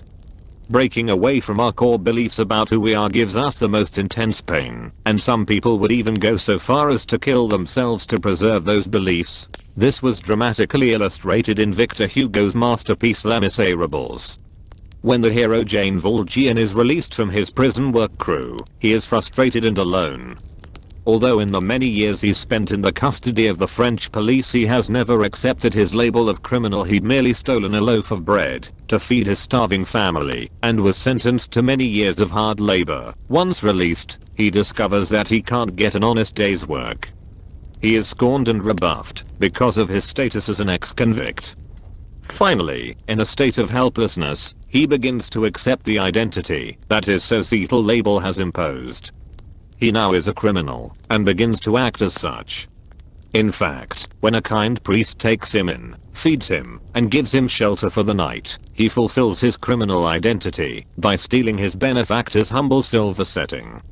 When the police stop Valjean on a routine check, they discover not only that he is an ex-convict, but also that he is carrying the priest's most valuable possessions, a crime punishable by a life of hard labor. Valjean is brought back to face the priest, and upon presentation of the facts, the priest insists that the silver was a gift, and reminds Valjean that he's forgotten the 2 remaining silver candlesticks. To Valjean's further surprise, the priest subsequently makes his generous falsehood a truth, and sends him away with the silver to start a new life. Valjean has to deal with the priest's actions. Why would he believe in him? Why didn't he send him away in chains? The priest told him that he was his brother, that Valjean no longer belonged to evil, that he was an honest man and a child of God. This massive pattern interrupt changes Valjean's identity. He tears up his prison papers, moves to another city, and assumes a new identity. As he does, all of his behaviors change. He becomes a leader and helps those in his community. However, a policeman, Monsieur Javert, makes it his life's crusade to find Valjean and bring him to justice. He knows Valjean is evil and defines himself as one who brings evil to justice. When Javert finally catches up with him, Valjean has the opportunity to eliminate his nemesis, but he magnanimously spares his life. After a lifetime of pursuit, Javert discovers that Valjean is a good man, perhaps a better man than he, and he cannot deal with the potential of realizing that maybe he was the one who was cruel and evil. As a result, he throws himself into the rapids of the River Seine. Who are you, anyway? What does all of this really mean? This can all seem very esoteric, unless we start to actually define ourselves. So take a moment to identify who you are. Who are you? There are so many ways in which we define ourselves. We may describe ourselves as our emotions. I'm a lover. I'm peaceful. I'm intense. Our professions. I'm an attorney. I'm a doctor. I'm a priest. Our titles. I'm executive vice president. Our incomes. I'm a millionaire. Our roles. I'm a mother. I'm the eldest of 5 girls. Our behaviors. I'm a gambler. Our possessions, I'm a BMW owner. Our metaphors, I'm king of the hill. I'm the low man on the totem pole. Our feedback, I'm worthless. I'm special. Our spiritual beliefs, I'm Jewish. Our looks, I'm beautiful. I'm ugly. I'm old. Our accomplishments, I'm the 1960 Spring Valley. Hi homecoming queen. Our past, I'm a failure. And even what we are not, I'm not a quitter. The identity that our friends and peers have tends to affect us as well. Take a good look at your friends. Who you believe they are is often a reflection of who you believe you are. If your friends are very loving and sensitive, there's a great chance that you see yourself in a similar vein. The time frame you use to define your identity is very powerful as well. Do you look to your past, your present, or the future to define who you truly are? Years ago my present and past weren't terribly exciting, so I consciously fused my identity with the vision I had of who I knew I would become. I didn't have to wait, I began to live as this man now. It's very important, when you are answering this question, to be in the right state. You need to feel relaxed, safe, and curious. If you're just powering through this book, scanning and reading rapidly, or if you have many distractions, you're not going to get the answers you need. Take a nice, deep breath in, relax the breath out. Let your mind be curious, not fearful, not concerned, not looking for perfection, or for anything in particular. Just ask yourself, who am I?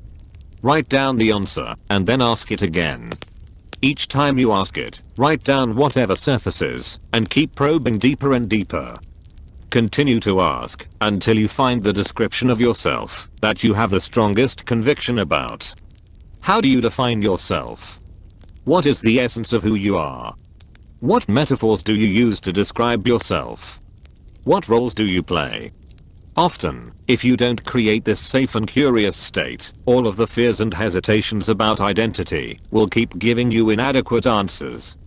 In fact, often if you just ask this question up front of somebody, blurting out, "Who are you?" without putting them in the right state, you'll get one of two responses. 1. A blank stare. This type of question throws many people into a tailspin because they have never been called upon to seriously ponder what their answer is to. A surface level answer. This is a first attempt evasion technique. This response can be defined as the Popey principle, where a person will simply insist, "I'm what I am, and that's all that I am." Often, what I find is that when you ask someone a question, especially an emotional one, they won't answer you until they've answered to questions of their own. First they ask themselves, "Can I answer this question?" If a person's not sure who he is, often he'll say, "I don't know," or give you the first surface answer. Sometimes people are afraid to ask the question for fear of realizing that they lack clarity in this critical area of their lives. And the second question they ask themselves before answering is, "What's in it for me? If I answer this question, how will this benefit me personally?" Let me offer you the answer to these two questions. First, you do know who you are. Yes, you can come up with the answer if you take a moment to brainstorm a bit right now. But you've got to trust yourself to let whatever answers come out of you just flow and write them down. Second, the benefit to knowing who you are is the ability to instantaneously shape all of your behaviors. Challenge, who am I?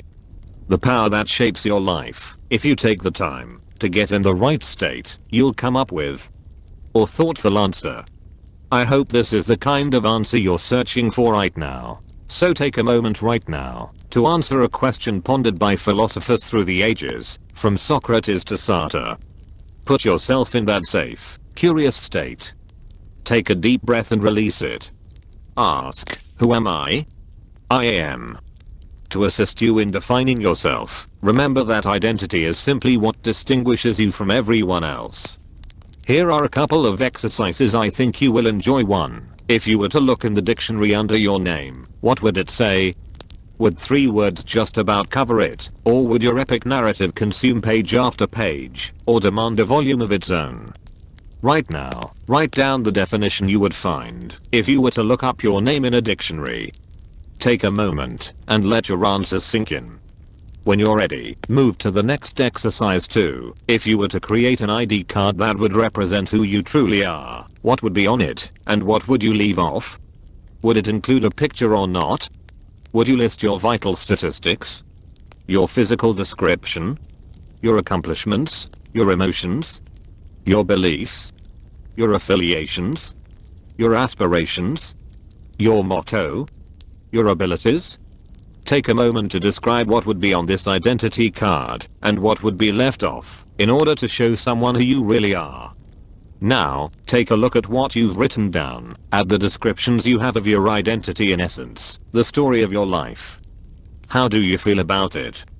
I hope you're taking a moment right now to really appreciate who you are, to feel the deep emotion that comes with recognition.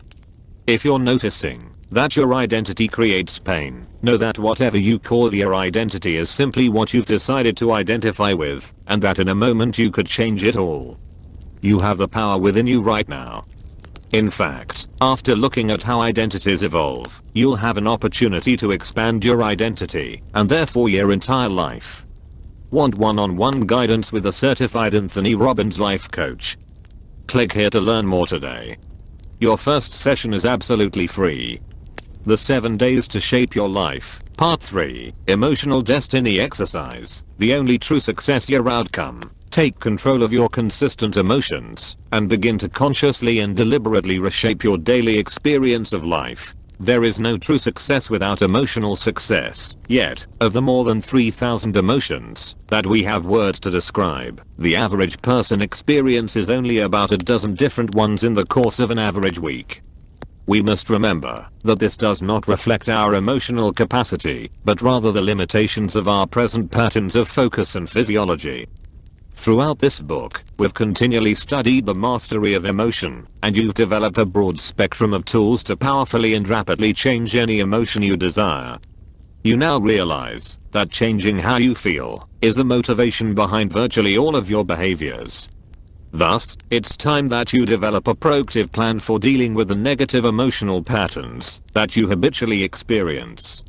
It's equally important to give yourself the gift of expanding the amount and quality of time that you spend in positive emotional states.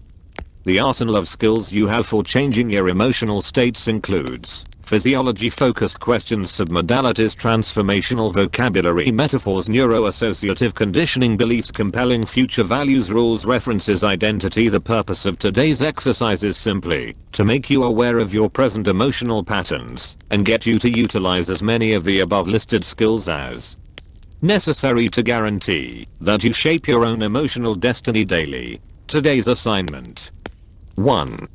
Write down all the emotions that you experience in an average week. 2. List the events or situations you use to trigger these emotions. 3. Come up with an antidote for each negative emotion and employ one of the appropriate tools for responding to the action signal. Do you need to change the words you use to describe this experience? Do you need to change what you believe about this emotional state? Do you need to ask yourself a new question? Be sure to consistently focus on solutions instead of problems.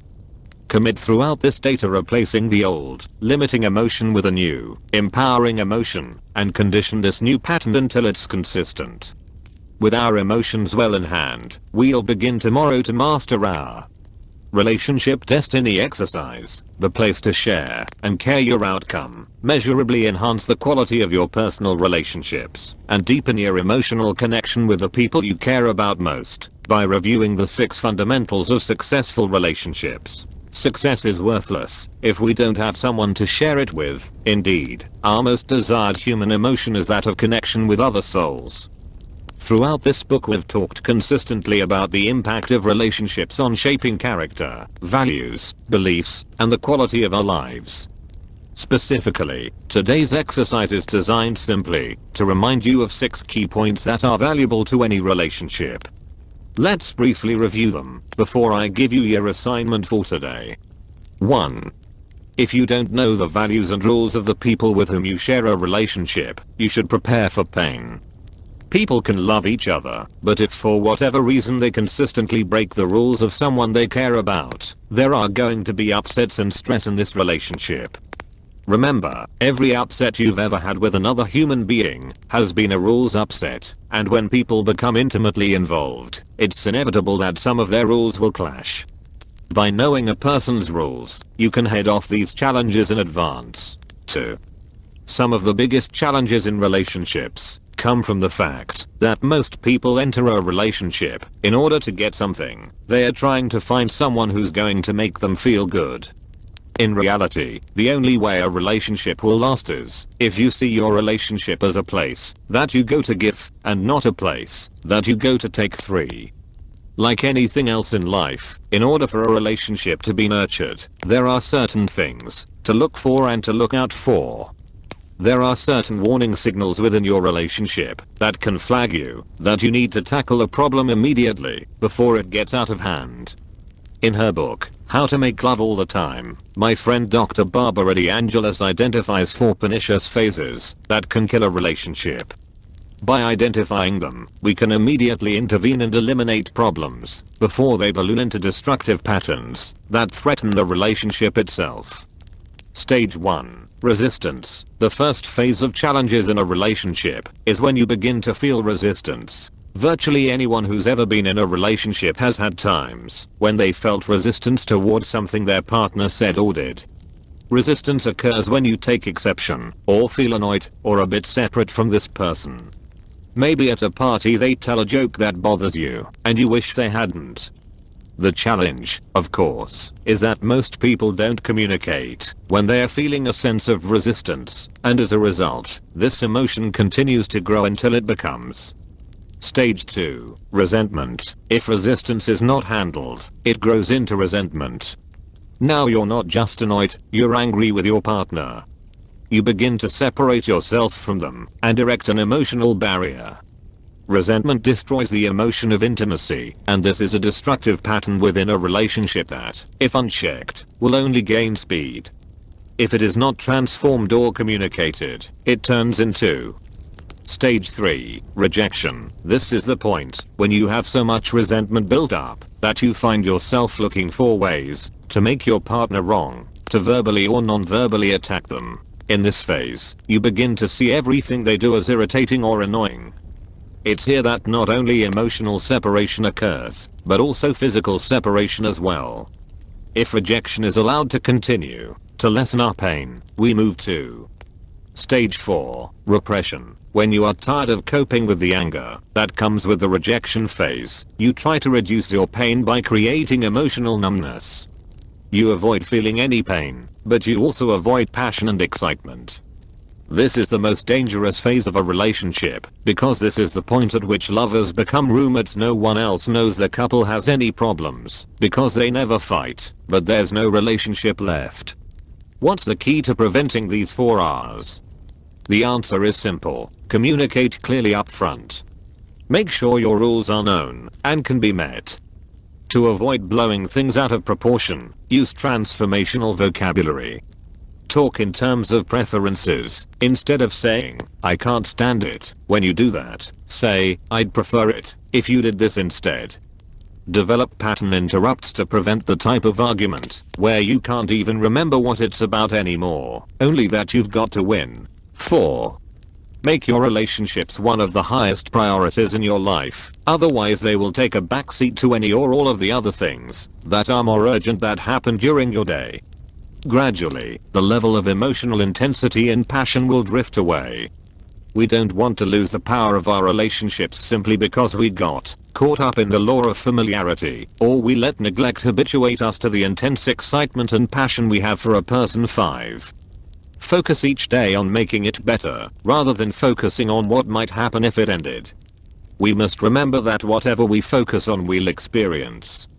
If we constantly focus on our fear of a relationship being over, we'll begin to do things unconsciously to sabotage it, so that we can extract ourselves before we get too entwined, and true pain results. A corollary to this principle is that, if you want your relationship to last, never, ever threaten the relationship itself. In other words, don't ever say, "If you do that, then I'm leaving." Just making this statement alone creates the possibility. It also induces a destabilizing fear in both partners. Every couple that I've ever interviewed with a lasting relationship has made it their rule, no matter how angry or hurt they felt, never to question whether or not the relationship would last, and never to threaten to leave it. Just remember the racing school metaphor of the skid car in the wall. You want to focus on where you want to go in a relationship, not on what you fear. 6. Each day, reassociate to what you love about this person you're in a relationship with. Reinforce your feelings of connection, and renew your feelings of intimacy and attraction by consistently asking the question, how did I get so lucky to have you in my life? Become fully associated to the privilege of sharing your life with this person. Feel the pleasure intensely, and continuously anchor it into your nervous system. Engage in a never-ending quest to find new ways to surprise each other. If you don't, habituation will set in, and you will take each other for granted. So find and create those special moments that can make your relationship a role model, one that's legendary. Today's assignment. 1. Take the time today to talk with your significant other and find out what's most important to each of you in your relationship. What are your highest values in a relationship together, and what has to happen for you to feel like those values are being fulfilled? 2. Decide that it's more important for you to be in love than to be right. If you should ever find yourself in the position of insisting that you're right, break your own pattern. Stop immediately and come back to the discussion later, when you're in a better state, to resolve your conflicts. 3. Develop a pattern interrupt that you both agree to use when things become most heated. In this way, no matter how mad you are, for at least a moment you can smile and let go of the upset. To make it easier for both of you, use the most bizarre or humorous pattern interrupt you can devise. Make it a private joke that can serve as your personal anchor for when you feel resistance. Communicate it with softness, such as, I know it's only my idiosyncrasy, but when you do that, it makes me a tad peevish. 5. Plan regular date nights together, preferably once a week, or at the minimum, 2 times a month. Take turns surprising your partner and dreaming up the most romantic and fun things to do. 6. Make sure you get a good wet kiss every day. These are your only assignments for today. Act upon them and enjoy them. I can promise you, the rewards are immeasurable. To make sure that we commit to constant and never-ending improvement, on a daily basis, let's develop an enjoyable plan in your master your time and life, exercise your outcome. Learn how to use time to your advantage, rather than allowing it to rule your levels of satisfaction and stress. If you've ever felt stress, and who hasn't, chances are excellent that it's because you felt you just didn't have enough time to do what you wanted to at the level of quality to which you were committed. You could be feeling this frustration, for example, because you're focusing exclusively on the demands of the moment, present requests, present challenges, and present events. In this stressed and overloaded state, your effectiveness is rapidly diminished.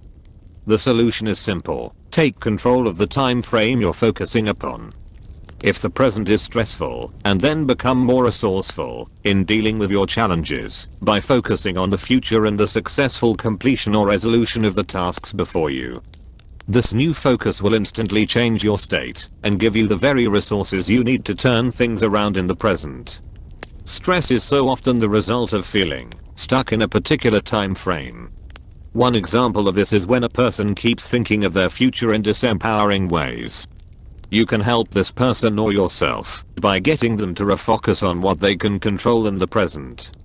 Or some people, when they are called upon to take on a challenge, begin to focus exclusively on their past poor performance. As they remain in the past, their stress increases. A shift to the present, or an anticipation of a positive future, could instantly change their emotional state. Our emotions, then, are powerfully impacted by the time frame in which we are operating at the moment. So often we forget that time is a mental construct, that it is completely relative, and that our experience of time is almost exclusively the result of our mental focus. How long is a long time, for example? It all depends upon the situation, doesn't it? Standing in line for more than 10 minutes can seem like an eternity, while an hour of making love can pass all too quickly. Our beliefs also filter our perception of time. For some people, regardless of the situation, 20 minutes is a lifetime. For others, a long time is a century.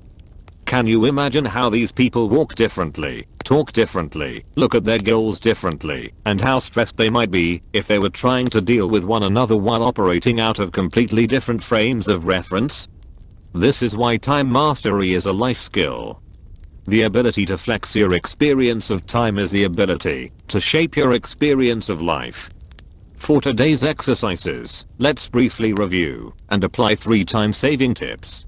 The ability to distort time. After you've mastered the ability to change time frames by changing your focus, you're ready to move on to the first major skill of time mastery, and that is the ability to distort time so that a minute feels like an hour, or an hour like a minute.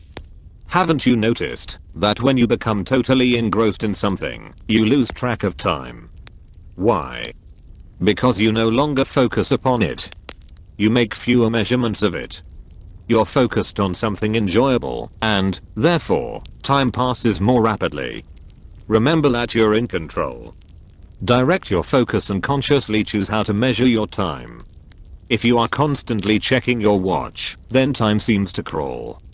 Once again, your experience of time is controlled by your focus. How do you define your use of time? Are you spending it, wasting it, or killing it? It's been said that killing time is not murder, it's suicide. Second. A matter of importance. The second, and perhaps the most critical distinction of all, is an understanding of how urgency and importance control your decisions about what to do with your time, and therefore your level of personal fulfillment. What do I mean? Let me ask you this: have you ever worked your tail off, completed every single thing on your to-do list, but at the end of the day still felt unfulfilled?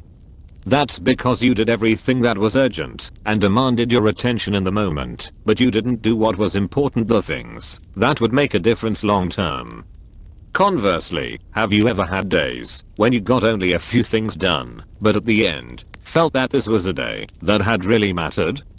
These are the days when you've focused on what's important, rather than what urgently needed your attention.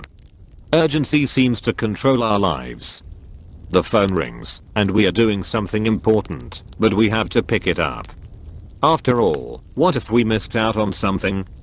This is a classic example of handling what's urgent. After all, you might miss out on a high-powered phone conversation with a computerized surveyor. On the other hand, we buy a book that we know can make a difference in our lives, yet put off reading it time and again, because we just can't squeeze it in between opening the mail, filling the gas tank, and watching the news on TV. The only way to truly master your time is to organize your schedule each day, to spend the majority of it doing things that are important rather than urgent. Third, save yourself years. The most powerful way I've learned to compress time is to learn through other people's experience. We can never truly master time as long as our primary strategy for learning and mastering our world is based upon trial and error. Modeling those who've already succeeded can save you years of pain.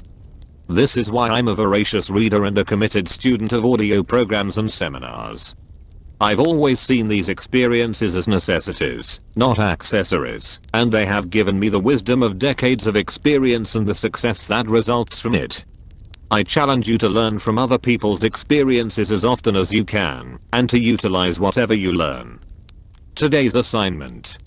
1. Throughout this day, begin to explore changing time frames. Whenever you're feeling the pressures of the present, stop and think about the future in ways that are empowering. For example, think of goals that compel you and become fully associated to them. Visualize the image, listen to it, step into it, and notice how it feels. Put yourself back into the midst of a treasured memory, your first kiss, the birth of your child, a special moment with a friend. The more you develop your capability to quickly change time frames, the greater your level of freedom and the range of emotions you will be able to create within you at a moment's notice.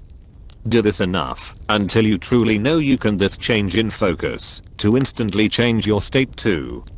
Learn to deliberately distort time. For something that normally seems to take a long time to complete, add another component that will not only speed up your perception of time, but allow you to accomplish 2 things at once. For example, when I'm running, I'll don a pair of headphones and listen to my favorite music. Or I'll watch the news or make phone calls while I'm on my Stairmaster. This means I'll never have an excuse not to exercise or not to do what's important. I can work out while I return my calls. 3. Write a to-do list that prioritizes according to importance instead of urgency.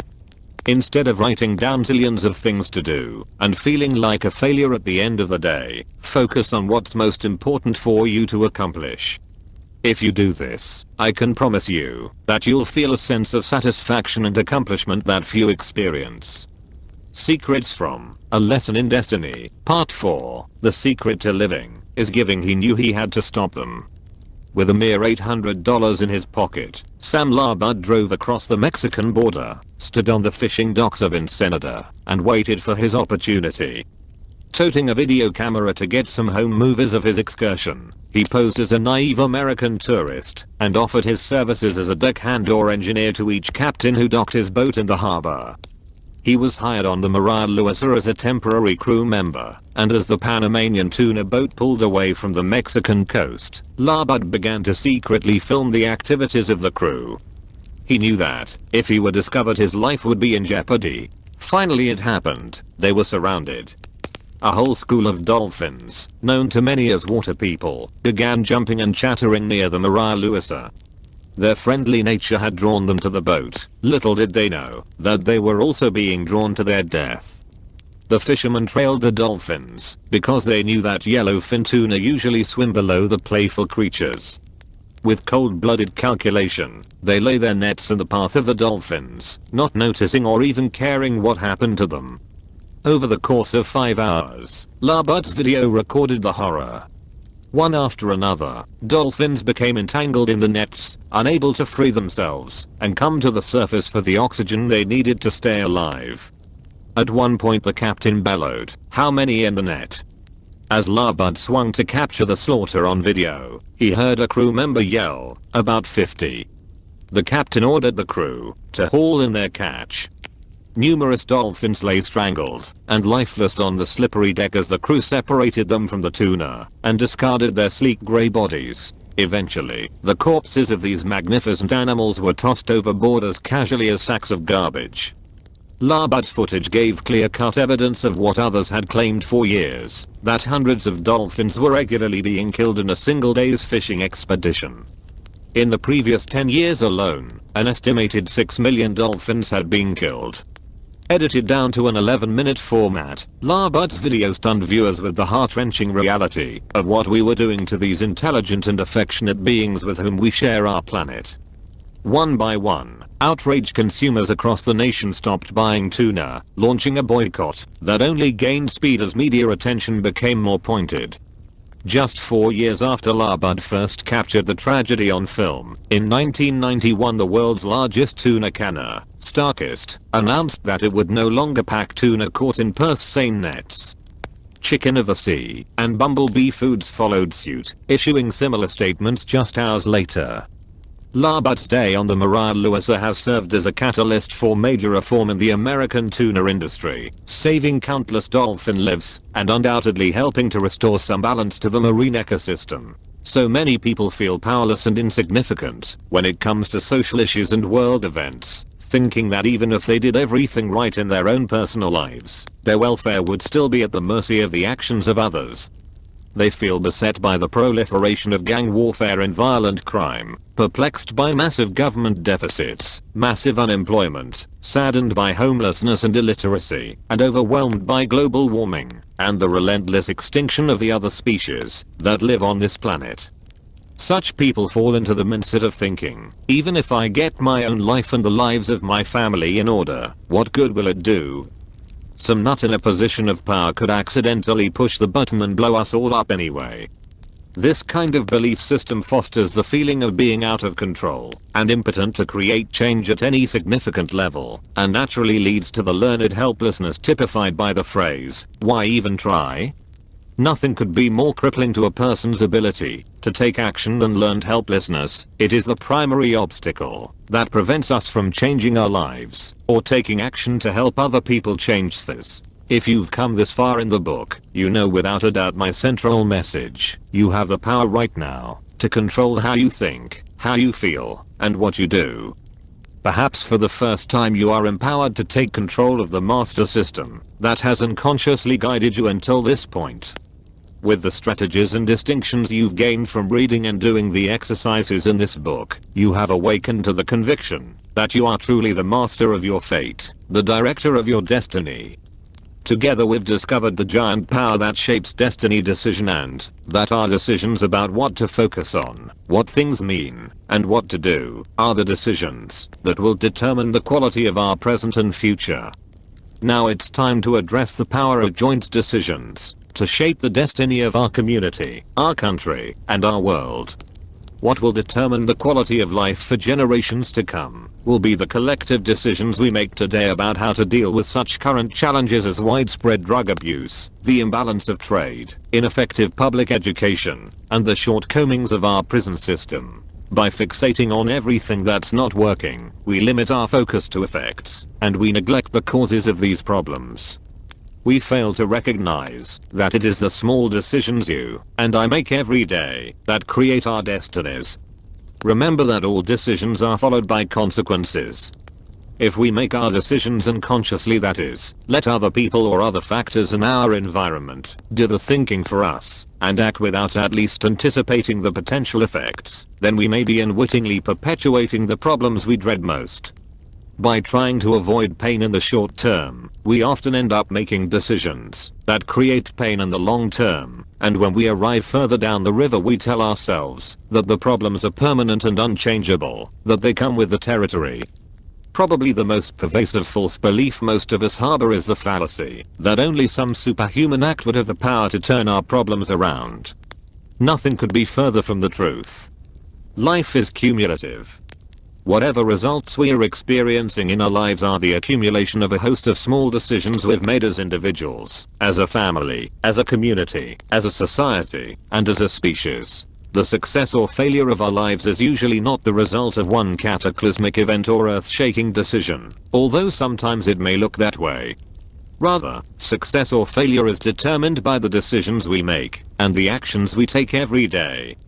By the same token, then, it is the daily decisions and actions of each one of us, taking responsibility on an individual level, that will truly make the difference in such matters as whether we are able to take care of our disadvantaged, and whether we can learn to live in harmony with our environment. In order to bring about massive and far-reaching changes, both in our individual and joint destinies, it is necessary to commit ourselves to constant and never-ending improvement, to the discipline of canny. Only in that way can we truly make a difference that will last in the long term. Challenge, contribution. Once you've mastered the element of this book, your ability to deal with your own challenges becomes a minor focus. What used to be difficult becomes easy. At this point, you'll find yourself redirecting your energies from concentrating primarily on yourself to improving what's happening in your family, your community, and possibly the world around you. The only way to do so with a lasting sense of fulfillment is through unselfish contribution, because the secret to living is giving. So don't look for heroes, be one. Here are some of the ways you can help. A small amount of time can make a big difference. Consider the possibility of committing a few hours a week or a few hours a month in one of the following areas within your community: programs for the mentally and physically disabled, voter registration, energy conservation, park maintenance, Big Brother/Big Sister programs, emergency aid, volunteering at a local soup kitchen. Another exciting opportunity for you to contribute is to work with me through the Tony Robbins Foundation. We are a non-profit organization formed to create a coalition of caring professionals who have committed to consistently reach and assist people who are often forgotten by society. We are aggressively working to make a difference in the quality of life for children, the homeless, the hungry, the prison population, and the elderly. If you'd like to join forces with us, consider joining our volunteer program, which has a variety of opportunities to choose from, including youth leadership, fundraising, and the Basket Brigade. Throughout the year, our Basket Brigade's volunteers deliver food, clothing, and hope to those who need it most, all based on a simple notion that one small act of generosity can transform the lives of many. What began as my individual effort to feed families in need has now grown into a force for good that impacts the lives of 2 million people every year in countries all over the world. And remember, you don't have to take the weight of the world on your shoulders. More people would contribute if they realized that they didn't have to give anything up to do so. So do a little and know that it can mean a lot.